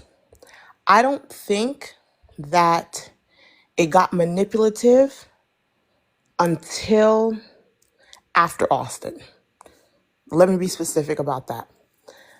Amaya is a very intelligent young woman. You see how Amaya spoke before she got onto the show. I think Amaya very quickly realized that she was the Austin of the girls, right? Because nobody was checking for Austin. Nobody was pursuing Austin. Nobody wanted Austin. And I think that Amaya clocked that very, very early on. And because of that, she started moving weird. She started moving weird really with Shelly. But I think it got progressively worse every single time that she got rejected. Because let's be honest, it's a hit to the ego. Imagine if where you live, you're the preference, men choose you every single time, and then you get into this villa and you're not being chosen over and over and over again to the point where you're now chasing men because nobody's checking for you, right? And I think that and if you notice, every single time Amaya got into a new connection, she was so afraid to take another hit to her ego that she would infantilize herself and not be genuine with the guys. If Austin said, I like fishing, Amaya loved it too. If Zach said, I like archery, Amaya loved it too. If Brian said, I like to rob banks, Amaya wanted to rob a bank too. So it was disingenuous. The guys could never really get to know Amaya because Amaya was so worried about taking another strike to the ego and looking whatever type of way, because these girls, again, that are on the opposite side of what she perceives the preferences, are getting these things, I mean, for free. They don't have to do nothing. They don't have to uh, infantilize themselves. They don't have to bust out the baby voice. They don't have to act like they're stupid. They can simply be themselves. And I think that that was a total shock for Amaya. And I feel like I said, it probably wasn't manipulative at first, but it quickly became that. Because, like I said, when she got to Casa More, when she realized I'm not having nobody, why did she immediately go for Zach? Zach wasn't interested in her either. She just knew it would have been easier to take Zach away from Alondria than anybody else. That is why she went for Zach. Not because her and Zach had any genuine connection. It was out of desperation. It was because Amaya felt like another man isn't gonna embarrass me. Not another one is going to reject me. And I think that's what this was about. And I feel like because we think she's so cute and so quirky, you don't see the manipulation of it all. Because like you said before, when you were young, you used to play dumb. So if you're admitting that when you were a child, why is it so mind-boggling to think that an adult woman could play the same game that a child learned to play? Like let's cut it out. Do not let the fact that you think she's so quirky and so cute and she has these cute one-liners distract you from the fact that she is a grown woman and she does know what she is doing. She could not take another hit to her ego, so she started moving weirder and weirder and weirder. I agree, as you know, Lynn, right? That's why I said, like, I know what I was doing as a teenager when I was doing it. And I would not be shocked for a second if that was also what was happening. Ryan is asking, do we think she was conscious while doing it? I think that it can be instinctive. I do also think that we know. Let me explain it like this. Even if you're not thinking to yourself, I want to manipulate this person. If you are thinking to yourself, when I act this way, this is the response that I get in my favor. Even if you're not conscious of the word manipulation, you know that you are manipulating the situation. You are crafting how you want that situation to go. You are adjusting your behavior in order to determine how the situation plays out. So even if she wasn't conscious of that word, she knew that the behavior would this would be the effect of the behavior. Does that make sense? Yes, and let's not be obtuse and act like in certain cultures, people raise their daughters to behave like this. Yep. Let's not be obtuse. In certain cultures, it doesn't even have to specifically be Amaya's, but in a slew of cultures, they raise their daughters to behave just like that. When you're not getting your way, you make sure you bust out them tears. Right? We call them white women tears all the time. What? Because she's not Caucasian, you assume that culturally she can't use the same manipulation tactic as a white woman? White woman? Are you saying that only white women are capable of using tears to manipulate the people around them? That's a slippery slope, everybody. Right. Because there goes your whole Tina, argument for the way that jump Huda in? behaved.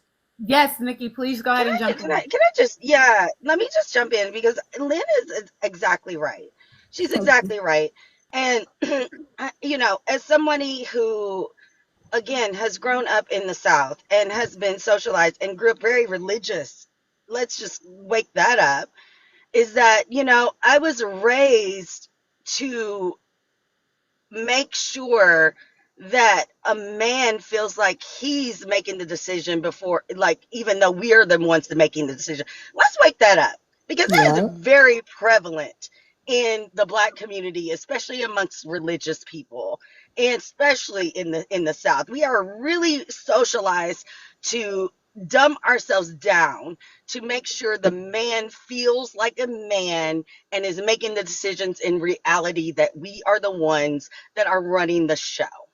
And Yeah. this goes back to, the times where, during slavery, where we have been separated from our men, and when they have rejoined the household, we have had to take a step back to make sure their egos are fed. So she's spot on.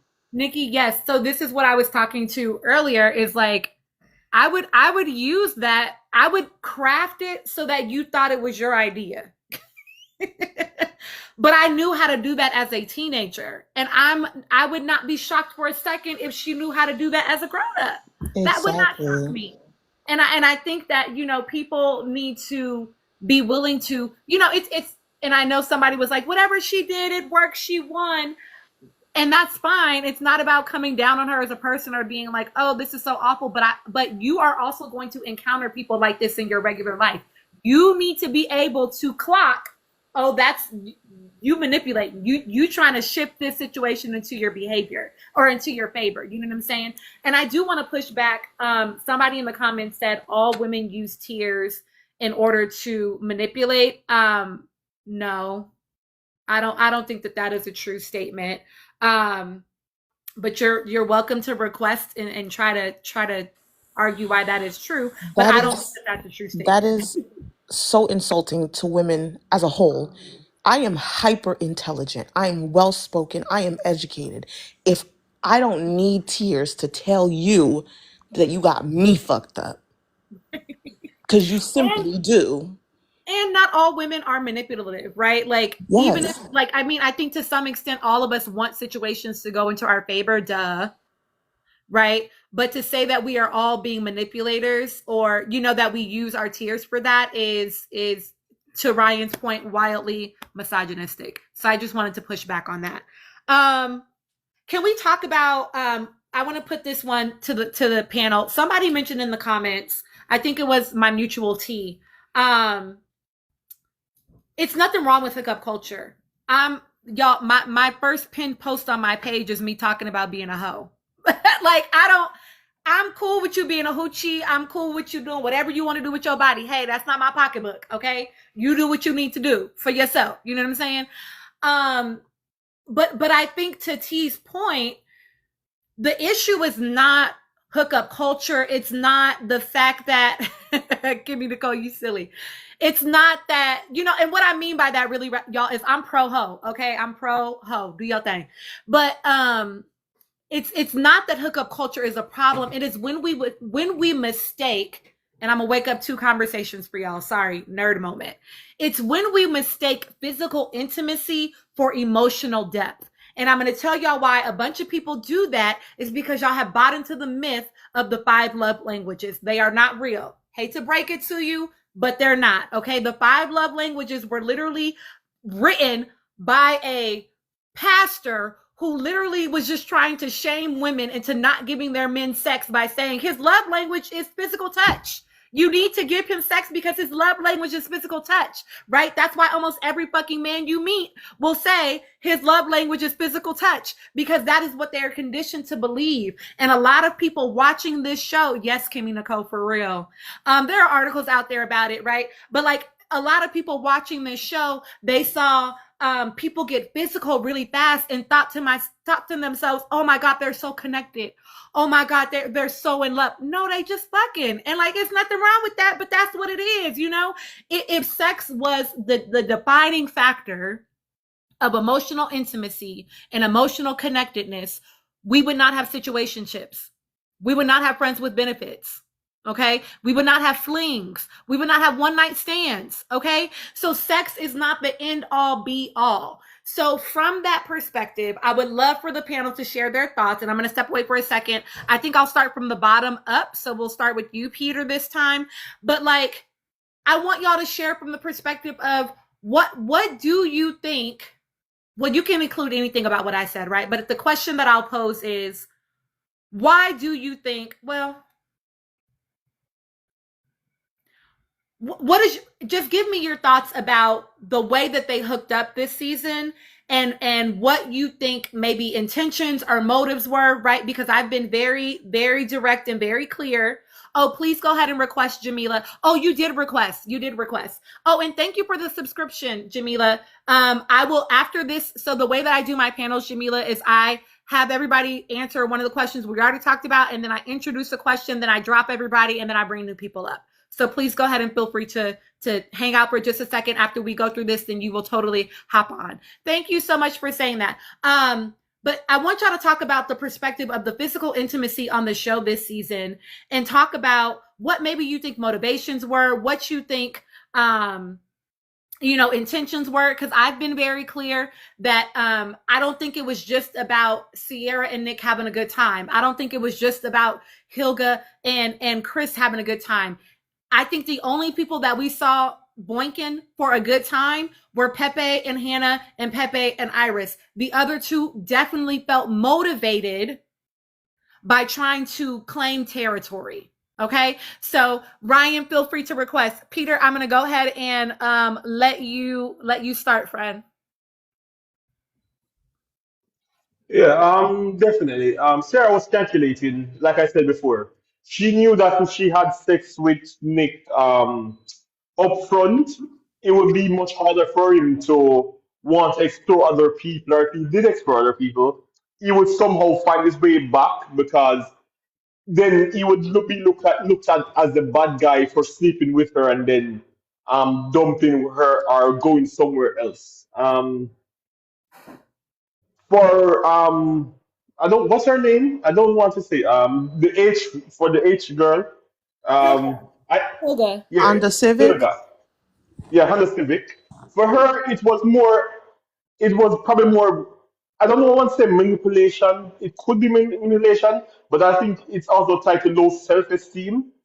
I think for her, it's probably manipulation, also low self-esteem, in a sense that she thinks if she gives that guy sex, that means he would then want her or stay with her.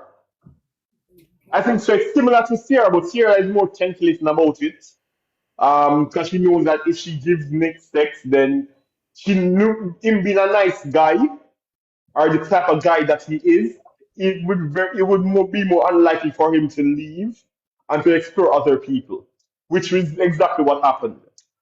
With Hilda, it was more of a case where she was. I think it stems from low self-esteem and a little bit of self-worth, actually. And she just, for her, she just think that sex is the way to get someone to love her. I think for her it's more like that. It's more, if I have sex with them, this is a faster way to get them to love me. Maya, I think she had sex. It was no, for her, for mine, it's very confusing, because I don't know if it's. I think it's more of a fact that she wants it, and it's a fact that she finally have someone that chose her, I guess, because like someone said earlier, it was kind of like a blow to her ego over and over of guys constantly rejecting her, and I guess it was just she got caught up in the moment and excitement of finally having someone chose her. So I don't think it was about, for her it was about manipulation or thinking that if she slept with him she would fall in love. I think it was just more of a victory thing, in a sense that finally somebody wants me, so I'm just going to just do this sort of thing. Iris, I think, was the one that actually had sex out of actual emotion and feeling. With TJ, I don't know, with TJ, I think for her it's much more of the emotion and feel. I definitely think she was into TJ and they were connecting. I think for most first, and then being that you're in the villa and things work fast in the villa. So I mean, the normal rules that play in the real world doesn't necessarily play in the villa. When you're with someone 24/7 and you're just talking, so it just moved faster. So I can see why she would sleep with him. With Pepe, I'm not sure. I think probably loneliness caused her to sleep with them. I'm not sure how that works, but yeah, that's my take on them. For Sarah was calculating to keep Nick locked down. For Honda Civic, it was more of low self-esteem to think of she could get someone to love her through sex. With Amaya, it was more of finally getting chosen and being happy about it. And with the Irish, it was more like with TJ, it was more of I'm feeling this guy, and probably with Pepe, it was more feeling and attraction, and also loneliness. And with that, I mean. I love that. Thank you, Peter. Jamila, you joined our panel. Okay, and I'm going to go to you next, Nikki. Will you give us your thoughts? Absolutely. So, what's very fascinating about this topic is that because I'm a Zennial, I have been watching this season with some of my mentees who range from anywhere from 22 to 27. So, one thing that we talked about was the physicality and going in and having what we quote unquote call our hoe face, right? We've all been there. I know I definitely had mine. I explained to them, I said, listen, you know, back in my day, back in my day, I was a paid hoe. Okay. I didn't give that shit for free. I was taking on dates. I was scoring, but I didn't give that shit away for free. Wake it up. And right. And so, it's very interesting because I was talking to them about, it's very interesting with the because I do watch this as a sociology, behavioral psychology experiment.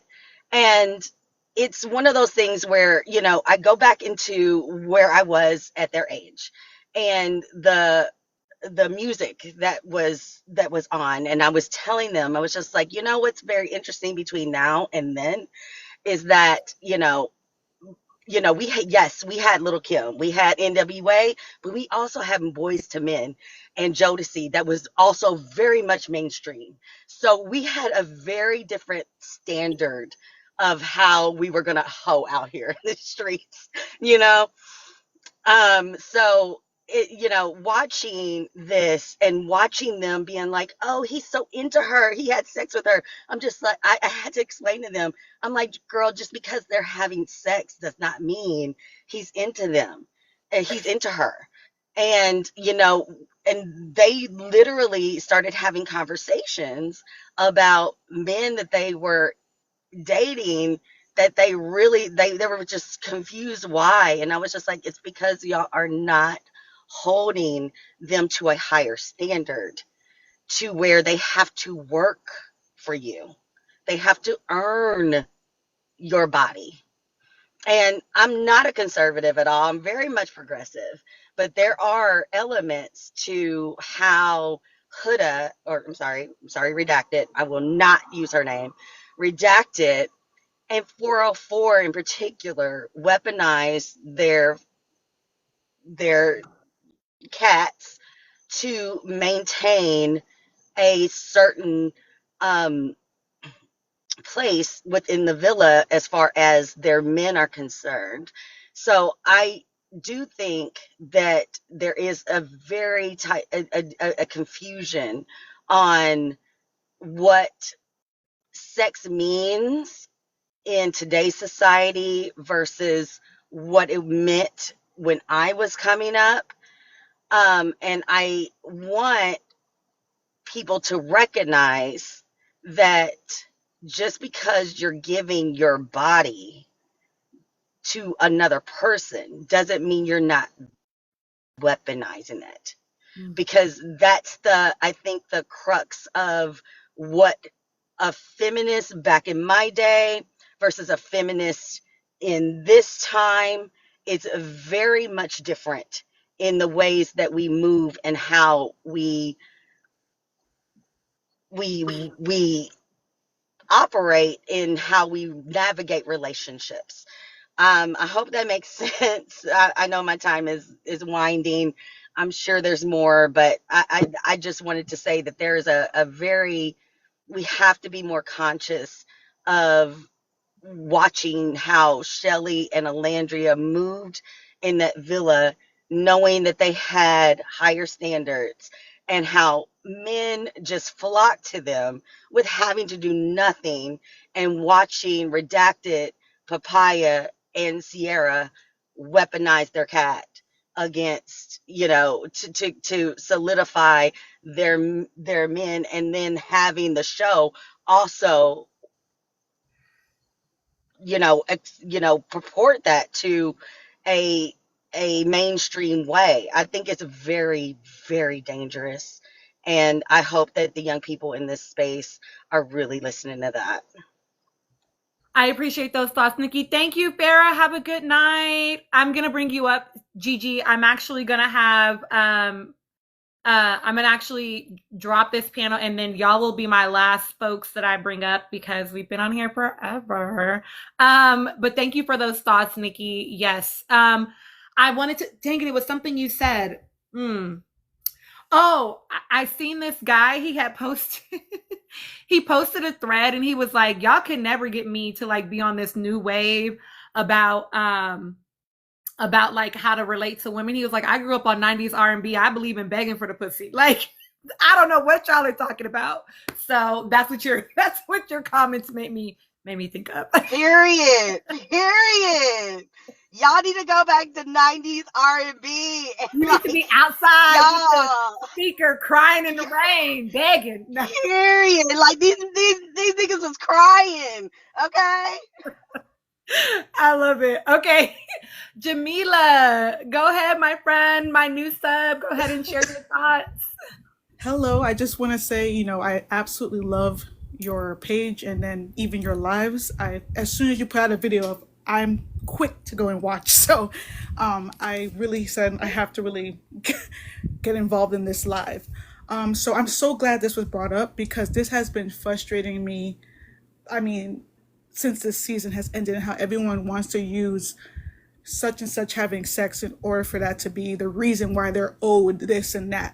And I'm like, I think when it came to 404, for me, I think her cool girl act is really just to disarm people, to make them think that she is someone who is chill and she's all put together emotionally. She knows, emotionally mature and intelligent.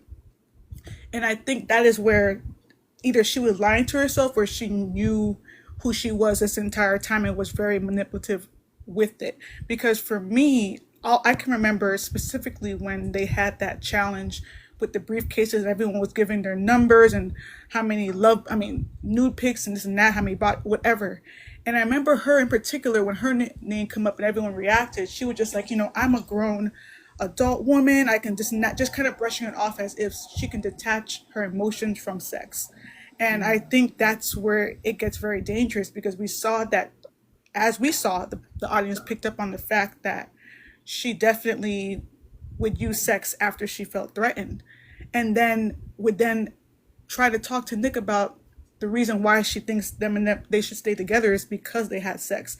And I'm like, so you want to say or act as if you can detach from the emotional aspect of being physical with someone and then use it against them to hold them and kind of give them this guilt trip, like, no, and I felt like that was what was very dangerous. I mean, besides a whole lot of things with Sierra, I feel like that was what was very dangerous, is that she, in the confessional, she would tell us, we saw how she reacted in Casa Amor, though I think that was more out of losing her spot more than it is how deeply she felt connected to Nick. I personally believe, like, of course, that was a way to mark her territory, but the fact that she would then bring it back up to him almost every conversation and kind of just try to make him see that you better stick with me because of that, I just felt it was terrible, to be quite frank. And I have like no problem against hookup culture if you know yourself and know what you should be expecting, because when you weaponize it, I believe that is where it got very dangerous, and he started resenting her for it, to be quite frank. So in some ways, so that's all I want to say.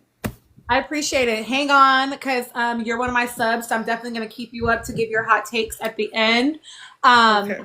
I also definitely, like, to Peter's point and to like what you mentioned as well, is like, I think that they're also something that we don't talk about. I know I've talked about it in this slide, but I haven't heard a lot of people talk about it, is that I think people need to be mindful of, like, that Nick knew not only how he would be perceived if he stopped messing with Sierra after they had sex, but also I think he's conscious of how she might have been perceived. And I definitely can understand him feeling like not wanting to leave her out to dry in that way, in so many words. Like, I think that he is aware. Like, he's grown, you know what I mean? And I think he definitely can imagine what people might say. And I wouldn't be shocked if that was something he had considered as well. Okay, Lynn Stings, please give us. Oh, I agree, Zio. That's another reason it was manipulative. Give us your thoughts. Okay. So I want to preference this by saying I'm a millennial. I'm 29. I have no problem with hookup culture. I'm all about the liberation of women and their bodies and you having full autonomy. If you want to have sex with 20 people today, that is none of my concern. I don't care what you do with what you got. It has nothing to do with me. I don't yuck nobody's yum. However, I feel like you guys have drunken the feminism Kool-Aid a little too much, and maybe we need to put the pouches down. I think because men are typically the poster child for using sex as a weapon and using sex to manipulate people, a lot of you don't believe that women can as well, right? Which is a farce, right? At the end of the day, we are all people. The same way that men can use sex to manipulate women, women can use sex to manipulate men. You guys need to take the rose-colored glasses off of your eyes. It's getting ridiculous. Also, as women, you need to understand this is a slippery slope, right? Because every excuse you give women for manipulating men and giving men access to their bodies, please never forget, history will repeat itself, and them same men will use those exact same excuses to take your body from you the same way they used to. You guys need to calm down. I just feel like sometimes we lose the plot. I feel like we are, like, again, I love the liberation of women and their bodies. However, I'm never going to use that as a weapon, right? Because when the men pick up that same weapon that you used and start using it against us again, then what do we say? What do we say, guys? Right? So when you say, oh, well, yada, yada, yada, because because there's too many examples on this season. Pick your favorite. When you give her a pass for doing this to a man, and then in your personal life, you meet a man who hears, oh yeah, she gave that woman an excuse to do that, and he uses that same excuse on you, then what will you do? Then you'll look crazy. You'll look like an insane person, right? Because then he can turn around and be like, oh, but I thought you said it was cool because of X, Y, and Z. What happens then? We need to be mindful of the things we say. I feel like a lot of times people stand on one side because it's convenient for them and forget that the side you're standing on could be the double-edged sword that you die on. And you need to be very, very careful about that.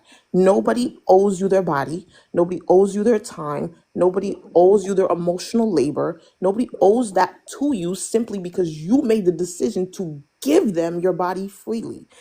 I don't care what gender you belong to. Nobody is owed that. And we have to hold women accountable the same way we want men to hold men accountable. And I think that's what women don't want to do. And if you don't want to do that, then perhaps you should be quiet.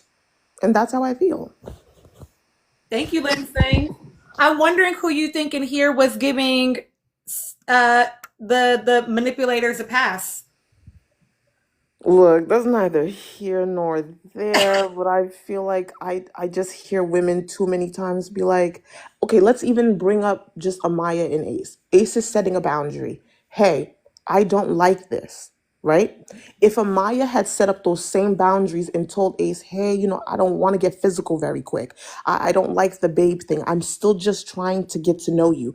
As women, we would be like, oh yeah, I understand that. You met that man 2 seconds ago. Right? Why would you want him calling you babe, touching you, whatever, whatever? You don't know him. But because it was a woman who said it, all of a sudden, oh my God, he's so mean to her. Not Amaya, not Amaya. No, 2 grown-ups had a decision. One grown-up said, I don't like this. And the other grown-up had the decision to stay or leave.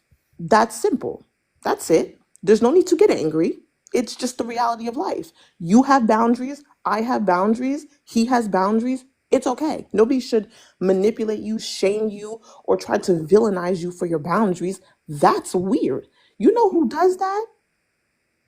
People who take butt. That's who do that. Mm-hmm. So be careful, guys.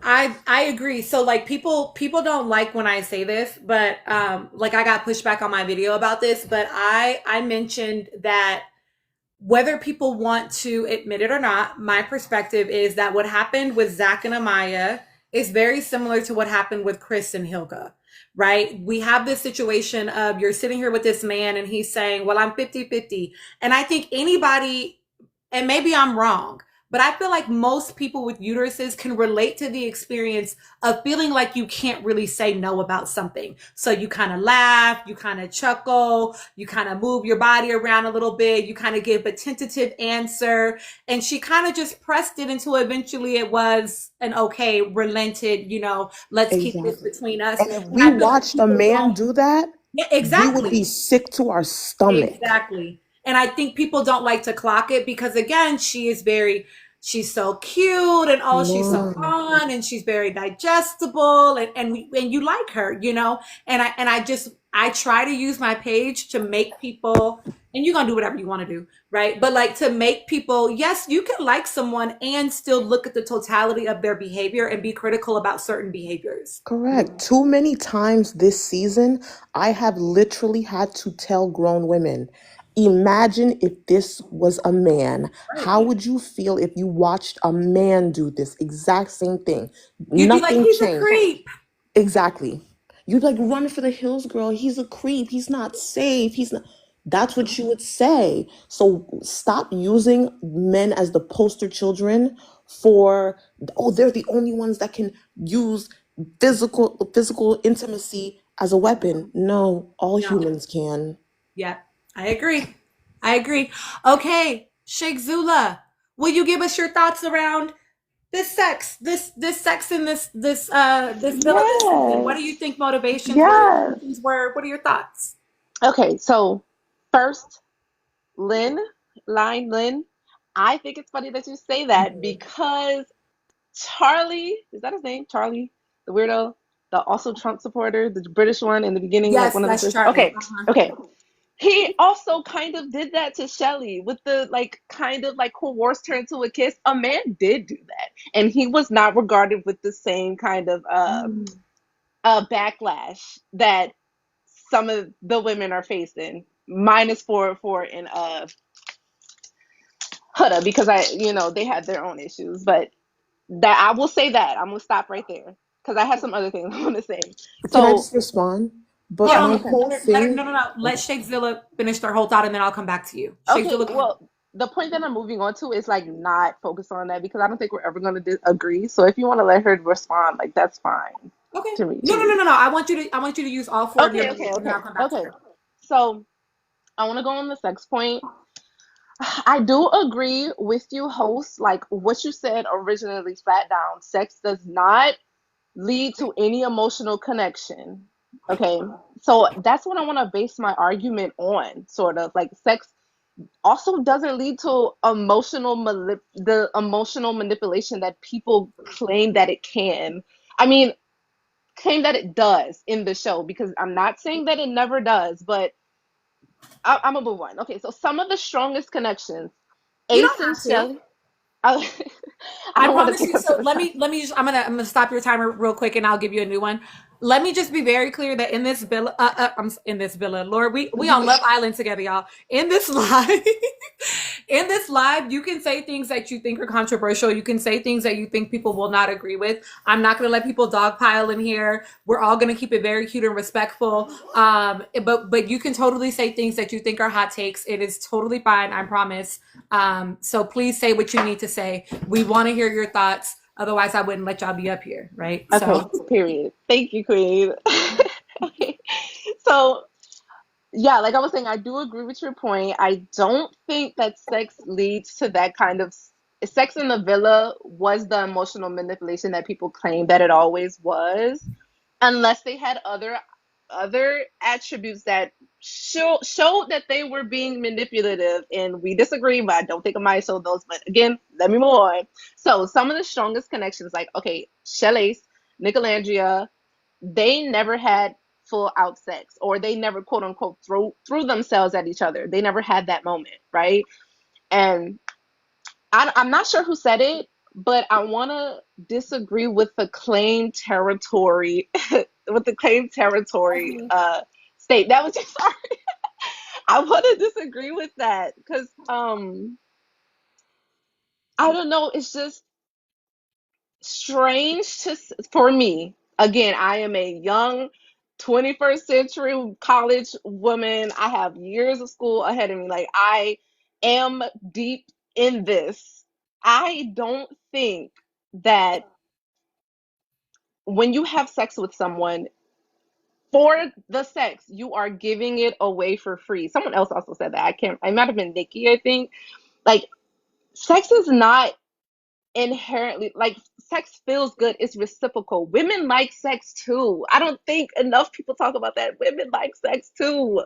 We want to have casual sex as well. It's strange that the men in the villa, when they're in the act of sex, they're regarded as like clueless dogs, or like they're pursued. They just took it on the chin. They were like, oh, of course I'm gonna have sex. Like, they didn't really want it, or like you said, host, he was protecting Sierra for staying with her even after having sex. Like, there's just some, but coming off of that, the women in comparison are seen as immediate sirens with like ulterior motives for the regular sex that they're willing to have.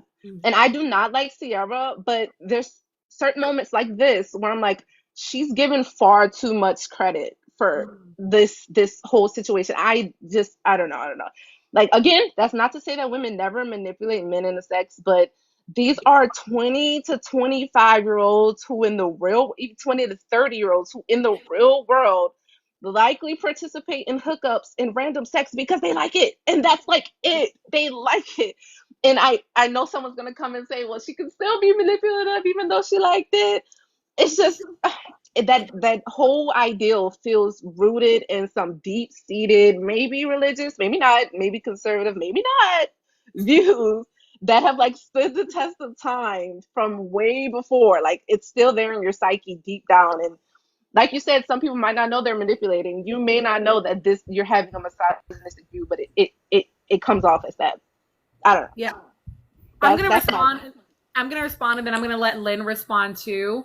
Can I say something too when you're done? When Lynn's done? Yes. Off that, because I don't want anyone to confuse what I was saying. Yeah. So I wanna be clear. I hear you. I like literally completely can understand when you're hearing us say things like, I wasn't giving away for free, and like you should be getting something out of it, or that they're using it as manipulation, that it's like, ooh, I don't know, that feels, again, like it's kind of tipping into purity culture, or like it is tipping into some sort of like religiosity around it, or maybe like conservatism, like what you're saying, right? Like, that definitely, I hear you about how that can have a tinge of it. I want to see if I can draw a picture as to like why it's a clear delineation from that, at least for me. I will speak for myself.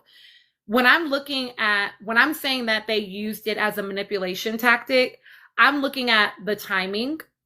I'm looking at the things that you said afterwards. I'm looking at the way that you're engaging with it. I'm looking at a variety of things that feel like a marking of territory. So, example, Hilga, right? When she put the hickey on Jeremiah, when they are having sex in the room, right? Maybe that is inconsequential on its own. But the fact that then when bombshells come in, it's very much don't touch him. It's very much when I have a conversation with you, well, we're not locked in, but we don't want anybody else. Like, she's crafting a narrative that they're closed off without them being closed off. And part of that is that physicality. It is because TJ and Iris went to Soul Ties, right? You chose to do it in this room with everybody, right? Same with Sierra. When you're doing it in a way where now everybody can hear you, it's I can't imagine. I don't, maybe I am wrong. Maybe 20 somethings are on something different, right? But the fact that they had already crafted a culture of girls code, right? Being girls in the villa.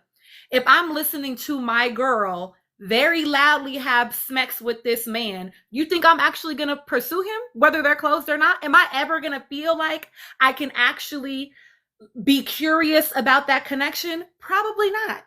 Probably not. And so that's what makes it manipulative, because I don't feel like Hannah and Iris were being manipulative in the way that they were having sex with their partners.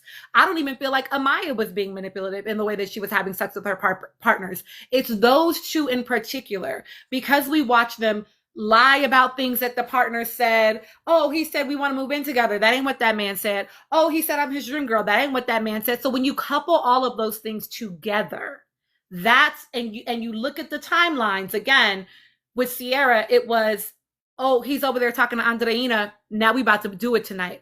Oh, he just told me he kissed Olandria. Oh, we about to do it tonight. Oh, he just told me that I just found out that him and Bella kissed. I'm about to go make out with him. It's the timing. It's the way that they used it. It's all of these other pieces that make it feel manipulative in regards to those two explicitly. For me. Jamila and Lynn, I want to let you respond, and then we'll go to you, Just Beebs. Okay. I want to remind everybody what I said. I am for the liberation of women and their bodies. I understand the slippery slope of not being for the liberation of women's bodies. I don't care what you identify as. I don't care if you're a man, if you're a woman, if you're non-binary. That's all irrelevant to me, right? If we are going to claim that we are feminists and feminists are for the liberation of all people, then I cannot let this kind of behavior slide. What Charlie did, disgusting. He shouldn't have done that to Shelly. And I can say that, and I can stand in that because I know that's correct. Just like I can stand and say what Huda did, disgusting. She should not have done that to Chris. What Sierra did was disgusting. She should not have done that to Nick. And if I saw a man do this, it's disgusting. You should not do this. And I can't say it's disgusting when the man does it, but when it's a woman who does it, I'm like, yeah, but it's hookup culture. Yeah, but, it's her body. No, but there's another body at play. I cannot let you take advantage of another body at play simply because you and I share a gender, right? Because now when someone takes advantage of your body with that same excuse, what do you want me to say? I look like a hypocrite. I look like a crazy person now if I shame a man, but I don't shame you. Isn't that what men do?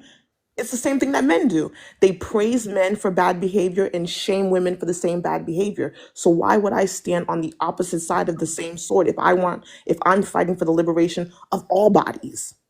Right? I can't sit here and say it's okay for her to do it, but it's not okay for you to do it, and then preach that I'm a feminism and I want us all to have autonomy over our bodies as a whole. I look like a crazy person. Nobody would ever take me seriously. I have to live in what I say. And that's it. I appreciate that follow-up, Lynn. I am going to go to you, Jamila. Okay, I just want to clarify as well. I have no problem with whatever Sierra did with her body. And I think Tina said it perfectly.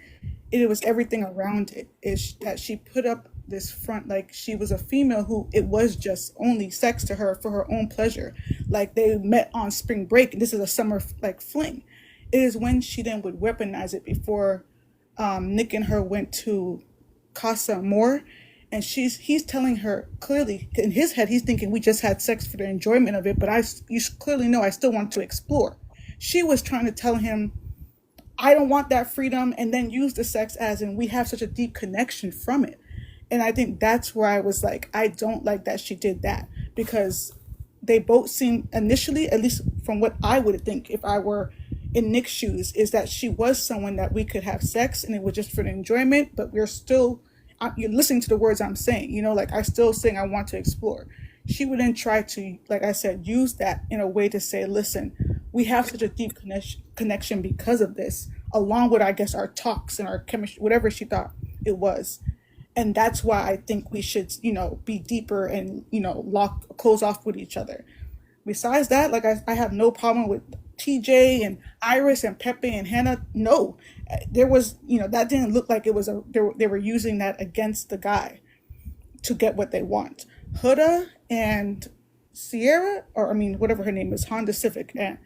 Sorry, that was like it was almost a pattern that you could catch. You almost knew that was what was going to happen, and then they were going to use it and say, "Well, I did this, so we did this, so this is what we look like. This is how we are." And I feel like that was just very dangerous because it was manipulating them to feel guilty for having a physical connection. So that's it. I'm all for the liberation. Do what you want and that, but you can't play that game and then turn around and use it against the other person.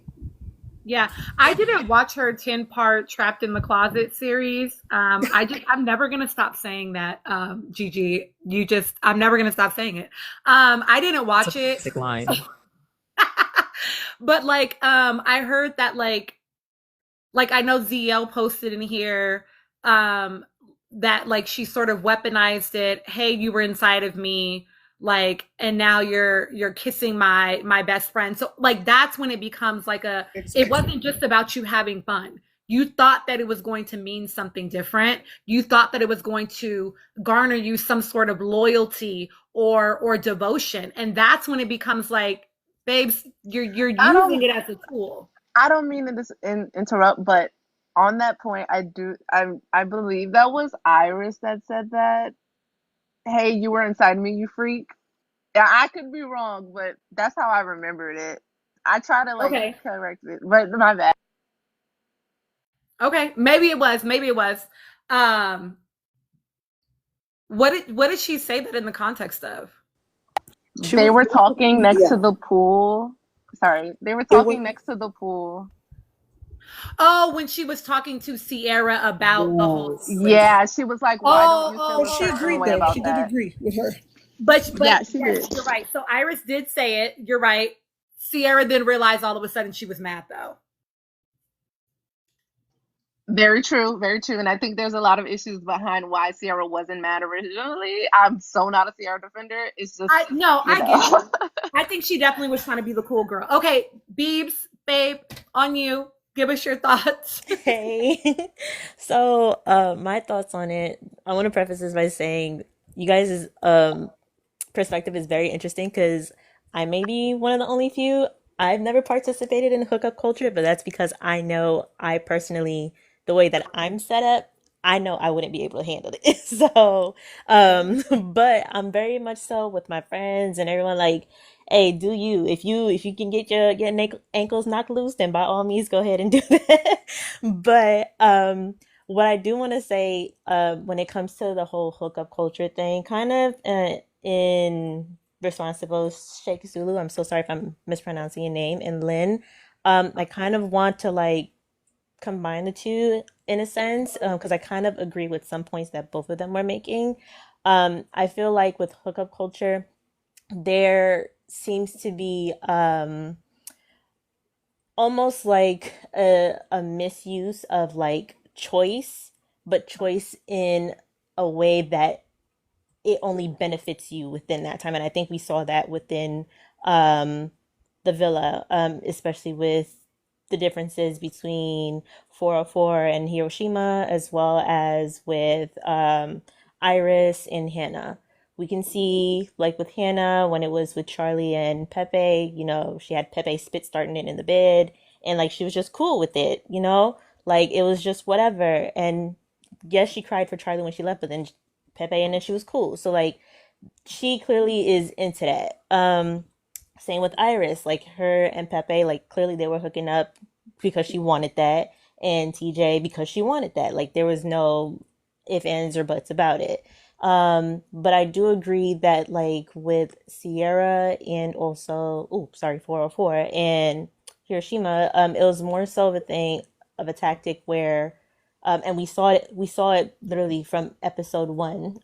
And Jeremiah kind of, maybe not purposefully, but he kind of enabled that behavior as well, in a sense where he would defend her up until he couldn't defend her anymore, I guess.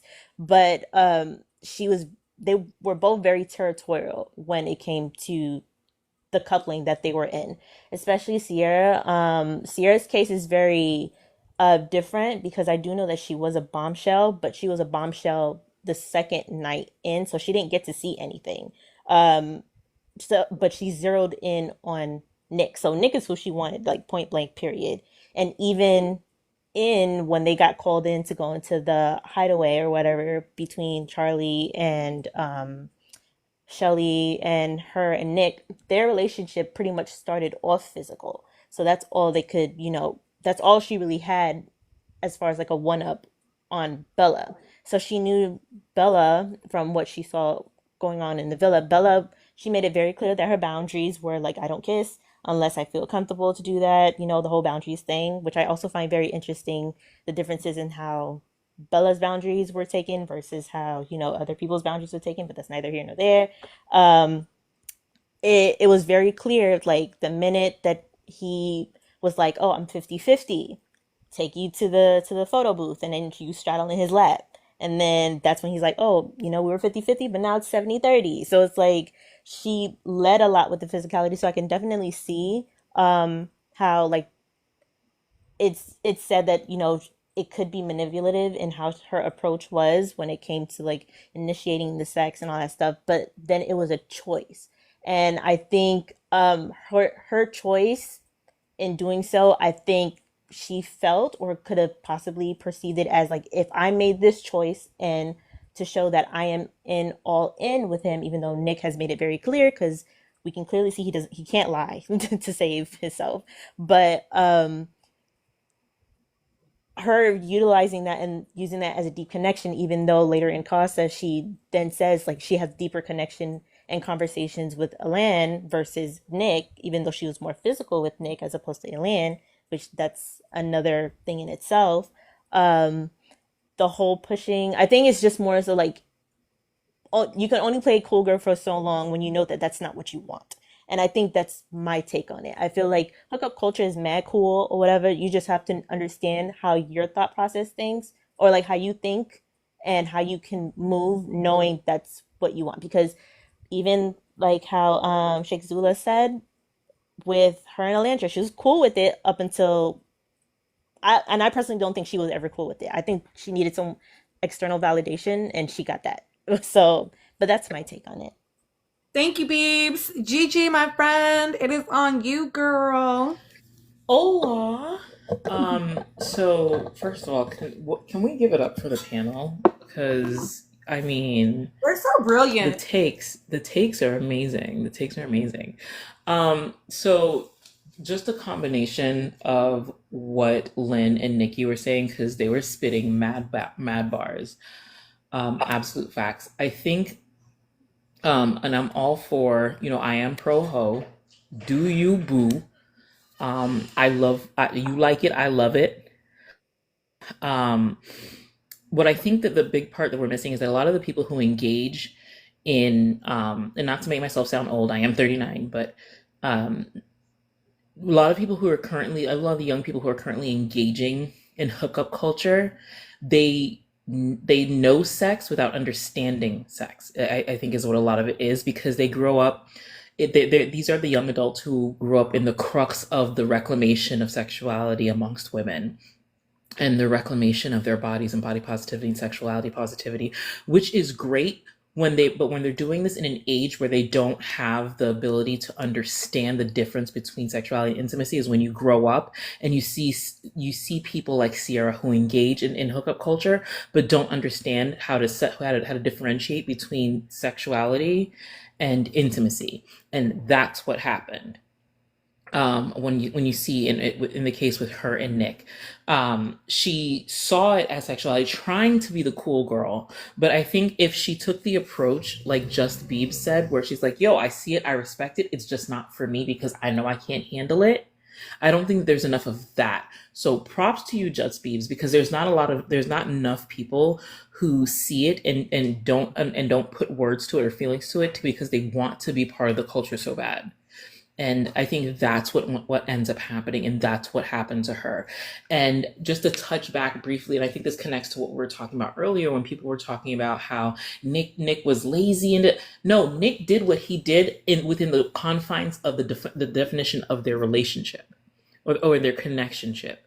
It was a hookup connectionship, and that's how he proceeded to behave as a connectionship, which is why he wanted the emphasis and the clarification that, when we get to the outside world, are we boyfriend and girlfriend? How does this translate? And the conversation is had that, hey, this doesn't translate to anything more than just to anything as boyfriend and girlfriend. We're just going to continue to explore until we don't anymore. We're going to focus, the words, or I believe verbatim, we will continue to focus on each other until it goes one way or the other. That is hookup culture. That is what she confirmed for him without understanding herself that she confirmed that. But that's not on Nick. That's on her to understand. And we need to understand as women, if we're going to open up these parts of ourselves, what parts we're willing to give and what parts we're going to hold back, and understand that. Because if we are going to be pro-ho, we have to understand what that pro-ho means and what pro-ho looks like for us. And not put that on somebody else to have to define and understand for us. And I think that that's where the disconnect happens. You have all these people who come out into the world like, oh yeah, I'm going to sling this here and I'm going to sling that there. Baby, sling it here, sling it there, sling it every which way.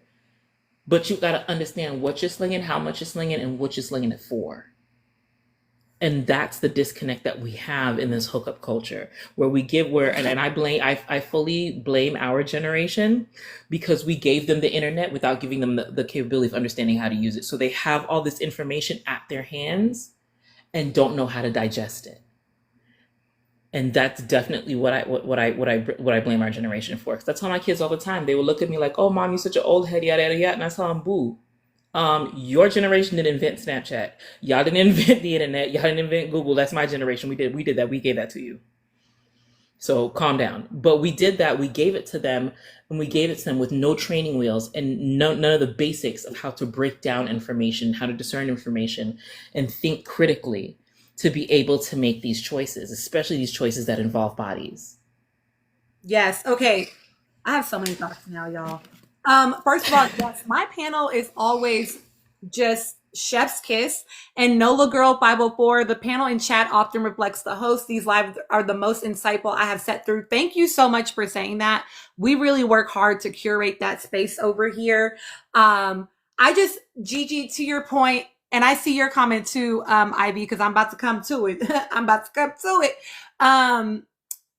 We did give them the internet without, and I say all the time that we grew up because the internet was basically, I joke on my age all the time, we were able to go to Taco Bell and get a CD and get a certain amount of hours of AOL. Yes. Okay. That's how old I am for the internet. Okay. Same. What's up? And we had so much information, and like sometimes actual classes we had to take, depending on where you were at school around internet safety, that these kids just do not get. They have computers in their pockets on their phones all the time. And you see them, and you know how I know they don't know is because they still say and post things on the internet that are like, why would you do that? Do you not understand that the digital footprint lasts forever? They don't have the same critical thinking skills. They're engaging with content and not understanding how to like break it down, which is why I like having my life how it is, because I do like my 21-year-olds, my younger babes to come in here and listen to the old heads, listen to the aunties, listen to the uncles, like hear what we're saying, because we can, to Nikki's point, put ourselves back into your shoes and do have, 10s and plus more years of experience. And so, yes, I agree with all the things that you said. Ivy asked the question or made a statement. I would go as far as to say that 404 and Nick were never intimate. Is that too far? I don't know if this is a hot take for my panel. I would agree that there was not a level. People think that intimacy is sex, but it's not. You can be intimate with someone via conversation. And I don't know that we ever got to see, at least, maybe it happened and we didn't see it, any real intimacy between the two of them. So I don't disagree. I don't think that's that far. Any of my panelists have thoughts about that? I completely wholeheartedly agree. Agree. I'm 20, so I'm a I'm a young millennial, right? So I was born in 95. I just barely made it. Thank God I did though. Um, and I'm married, and some of the most intimate moments with my husband had nothing to do with sex at all. Some of our most intimate, some of the moments we cherish the most in our relationship, the birth of our daughters, that has nothing to do with sex at all. We still talk about when we first were in our early relationships, the late night talks we used to have, how he used to pick my brain, and his favorite thing about me is how intelligent I am. To me, that is real intimacy. Knowing somebody inside and out, that is intimacy. Sex is sex. Like I said, I'm a young millennial.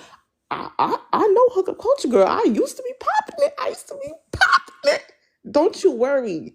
And none of those men that I was popping it with back then have no form of, and honestly, I barely remember some of them. That's why I say I have no problem with you throwing that thing. I was throwing that thing when I was young too. Throw it, toss it if you have to. However, do not ever confuse sex with intimacy. And it might be because I was raised by a man who made that very clear to me. I was raised by a single father, and he used to make it very, very clear just because you having sex with a man, it don't mean nothing. It means nothing. Get to know him. That's when it means something. Make sure he cares about you. Make sure he knows you. That is intimacy. But if you're just slanging it, girl, slang it. There ain't no problem with that. But don't confuse the two, because that's dangerous. Zio said they weren't memorable if you don't remember them is my motto. And what did Meg say? If the disc wasn't slapping, it never even happened. Okay, so You know what? Absolutely. So I've only slept with my husband then. That's it. Okay, panelists, I appreciate y'all being up here. I want y'all to give me your hottest final take. I'm gonna have to change mine because we talked about my hottest take today. So I'm gonna go last because I gotta think of one. Give me your hottest take as we close out our panel today. Gigi, will you go for me, babes? Oh, can I go last? Can I go before you? Okay. I got a cookie in my mouth. My bad. I got a cookie in my mouth. Okay, just Beebs, are you ready with your hottest takes? I can start from the top. I actually have to think about mine. Okay, who's ready? I should have told y'all I it's can go. coming. I can You go can go because straight because it's actually based off of what y'all just said. Actually, I will say I agree. Sex does not lead to intimacy. They were not intimate, but I believe that Sierra thought it was intimacy and that she actually liked Nick. That's my hottest take. Okay. I don't even Period. think that's that hot, Sheikh Zula. I don't disagree with that. I think she liked him too. I think he liked her, even as a Nicolandrian. You know, a lot of people don't believe that though. People think I that know she they was do. just I know a they do. manipulator from the beginning. And it's okay. I know they do. I disagree. Who's ready? Who's next? I'll go next. Okay. I don't know if it's necessarily a hot take. My take is 85% of these people hate each other, and they won't even be literally talking to each other and let alone following each other 3 months from now. Nick can't stand Taylor. Taylor can't stand nobody. Honestly, not even Ace. I don't care. Or Nick. I don't care how many times he arches his back for Nick. He can't stand him. And I think the only people that'll still be talking are the people who stay in the couples and Shelly and Alondria. But the rest of them, I mean, I don't think they care for each other very much. It's some of the couples even. I don't even think they care for each other too much. That's my hot take. And I can't wait for us to wrap this up. Wait, because now I want to change mine. That was good. Okay, who's ready next? Who's ready next with your hot take? My hot take is pretty much everybody in here is smart as hell. And in regards to just everything, I think that season 7, ironically, even though it may have been the one, if not the least favorite season, it has given us a lot of insight as to how culture as a whole, where we are now as a society, and even as I mentioned before, it turned societal norms on its head. To be honest, the ones who were preferred or deemed preferred were not the preference. The ones who would usually get checked for are not the ones who got checked for.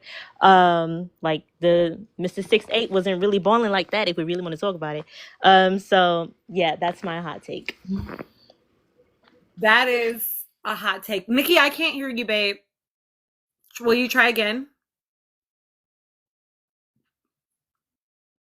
No, I can't hear you. Do you want to drop and try to come back up? Because we want to hear your hot take. Gigi, you ready? I'm ready. Sorry, I just made chocolate chip cookies. So Don't be sorry. Eat them cookies, girl. I love it. I have a hot take and a half. My half a hot take is I think we need to bring, as a society, we need to bring back shame. And by that I mean we don't need to bring back shaming, but we need to bring back personal shame. And in terms of, and when I say that, I mean by having having foresight as to what our digital footprints lead to, or how we want not even just outside our digital footprint, how we want others to perceive us and how we perceive ourselves. Because I think that what we see, or what we saw happen in this season especially, was how people wanted to be perceived and versus how they put themselves out there. And it's two different things. And they did things that they are now, that they did things that are going out to regret. Like, you have Slorella and Nick and her putting herself out there in the way she wanted to be perceived. And now, you when you push so much with this, and one book I would recommend out of all of this is The Authenticity Project, because they push out trying to be this authentic self that it's so curated, it's not even authentic anymore. And so that leaves room for for lies and for twisting things and for being dishonest and disingenuous. And I think that we need to bring that back. My second full take is probably where Jamila was at, is that Taylor hated Alandria because he knew that Nick wanted her and he wanted Nick. I still believe that. That is my Roman Empire. No one's going to convince me otherwise. I knew it when he arched his back and kicked his feet up when Nick spun him around in circles.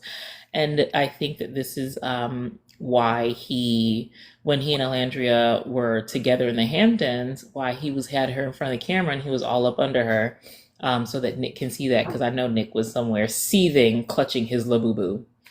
But that was it. Okay, I love it.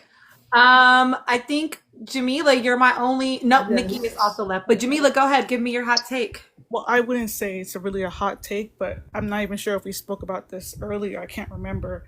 But truly, for me, I personally believe that the audience was basically biding their time when they can throw back hate at Shelley and Alandria, because they did not like how they were being treated and how they held themselves to such a standard. I think they couldn't wait. They were searching for one reason to turn against them, even if it didn't make sense. And once they did it, no reason, no logic was going to change their minds, because I think it completely flipped their world upside down to thinking that these two girls who are on the bottom of the totem pole are actually being held at the top. And what does that have to say about society that we're living in now for them? So that's all I really have to say. Nothing special. That's good.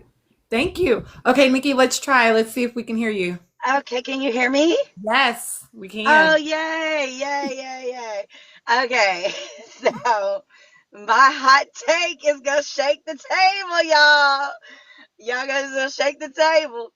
But low key, watch this space. I think Pepe might be the biggest Nicolandria stan. That's not the hot take. That's not a hot He and Ace literally fight in the comment section over who's the biggest Nicolandrian. So I believe period. it. We love it. That's my hot take. I love it. Like when Pepe the minute Sierra was gone and Pepe and the boys were in the bedroom, and he was just like, "So Alandria?" He was just like, "Oh yeah, I can see that." And then he during the recoupling, or when Alandria was saved, he could have set Alandria anywhere, but he brought her straight To Nick. to Nick. Got her right Period. down. Got her right down. I love it. Okay, my hottest take. I was too busy focused on y'all's. Okay, I will give y'all a hot take that I have. And I've actually said this in a video already. My hottest take is that I would not be shocked if Taylor and Clark end up making performative moves to demonstrate their strength as a couple, like getting engaged or even getting married. But I am convinced that that man is going to be her canon event in her development as a woman. That's my hot take. Wait, really quickly, did you see their latest video? I haven't. It's his friend who put it out. Apparently, he brought her out to the barn for the first time at like 1 o'clock in the morning, and like was trying to gave her a brush to like brush the horse, and like they basically were ridiculing her. It's like 1 in the morning, and it was so cringy to watch. It's a Terrible, humiliation terrible. ritual at this point. Yep. And they all were He in on it. threw a brush at her. Yeah. You know And what? I think he wanted her to shovel up This is shit. exactly what you were talking about. This is exactly what you're talking about. And this is what is so concerning for me when it comes to young people not recognizing the misogyny that is happening before our eyes. And I've been at fault at this. I have, you know what it is? I have been that young person that has, allowed a man to, push me. And I grew up in an era where I was taught if a boy hits you, that means he likes you. And I had to evolve from that and realize that these boys don't like women, period. They don't like women. They want to subjugate you. They want to humiliate you. And that is so hard to watch, Clark, be in this position, because yes, we want recognition. We want that, love from people, but at the cost of your own self-worth, long term is going to really hurt her. And I have been a victim of that. And you know what? I will say this, the one person that told me not to fuck with them about this was my gay black friend, my gay male black friend. He said, we don't play like this, and this is why. He's the one that taught me that is not how you love women. No, it's not. I have a whole video about it where there are some people that are very grateful for the information because they didn't realize the signs. But Taylor does not respect women. He does not like us as people. Even if he's attracted to them, which I'm not convinced he likes black women. I'm not convinced that he is attracted to women at all, but he definitely does not like us as people. That feels very clear to me. And the fact that the young ladies cannot see it always does concern me as well.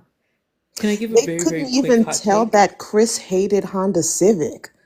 Well, yeah, that too. Gigi, yes. Can I give please your take? Your picture reminded me. I believe that had Alandria gone home, if you see how Nick was sitting behind Taylor and during the recoupling after Casa, the way his leg was jittering and he was blinking extra hard, I feel like the way he was staring at Taylor, he was contemplating that if Alandria went home, how he can get away with snipping away a lock every night until Taylor was bald. He would only have to snip 18, according to Nick. I mean, 18 nights is okay. Okay, y'all, thank you so much for coming up, panel. I appreciate y'all. I always love being in the live with y'all. Thank you to those that subscribed. A reminder, the first tier, you can find it on my page. The first tier, you'll get priority for certain things. The second tier includes everything from the first tier, but also a book club and also my Discord channel. So I'm really looking forward to it. Thank y'all so much. I appreciate y'all. I will see y'all next time. Thank you for having us. This was Thank amazing. you so much. This has been And so congratulations to wonderful. getting to 160 on this live. Oh, yes. Period. I was like, This was so 100,000 much is better. ambitious, y'all, but I want us to try, and we did it. This was We so much did. better than the usual lives I'm on. Like, you are the sweetest. Even if Oh we yeah. don't agree on things, like, you're just, yeah. Thank Thank you you. so Thank you Tina, much. so do you much. do this? Do you do this every day? Oh, child, don't try to make me have a schedule now. No, Hold we're on. putting you on schedule I Wait a got my minute. notifications on, sis. because we Don't need worry this about book it. I got my club. When are we gonna notifications make this on. book club happen? My ADHD can't commit to all that. No, I'm just kidding. I'm trying to figure it out because I do need to get it together. But yes, y'all, please like. I would love for y'all to subscribe if you have capacity to. Also, totally fine if not. Yes, I try to keep it very organized, very mature. I want to hear all the things, even if I don't agree. It's okay. So all of y'all are welcome back the next time, and I definitely will. I said last time I do always put it in my story if I'm gonna go live, and I'm gonna start creating like the live event notification thing too. Okay, bye y'all. Have a good night, everyone. Bye. Good night. Good night.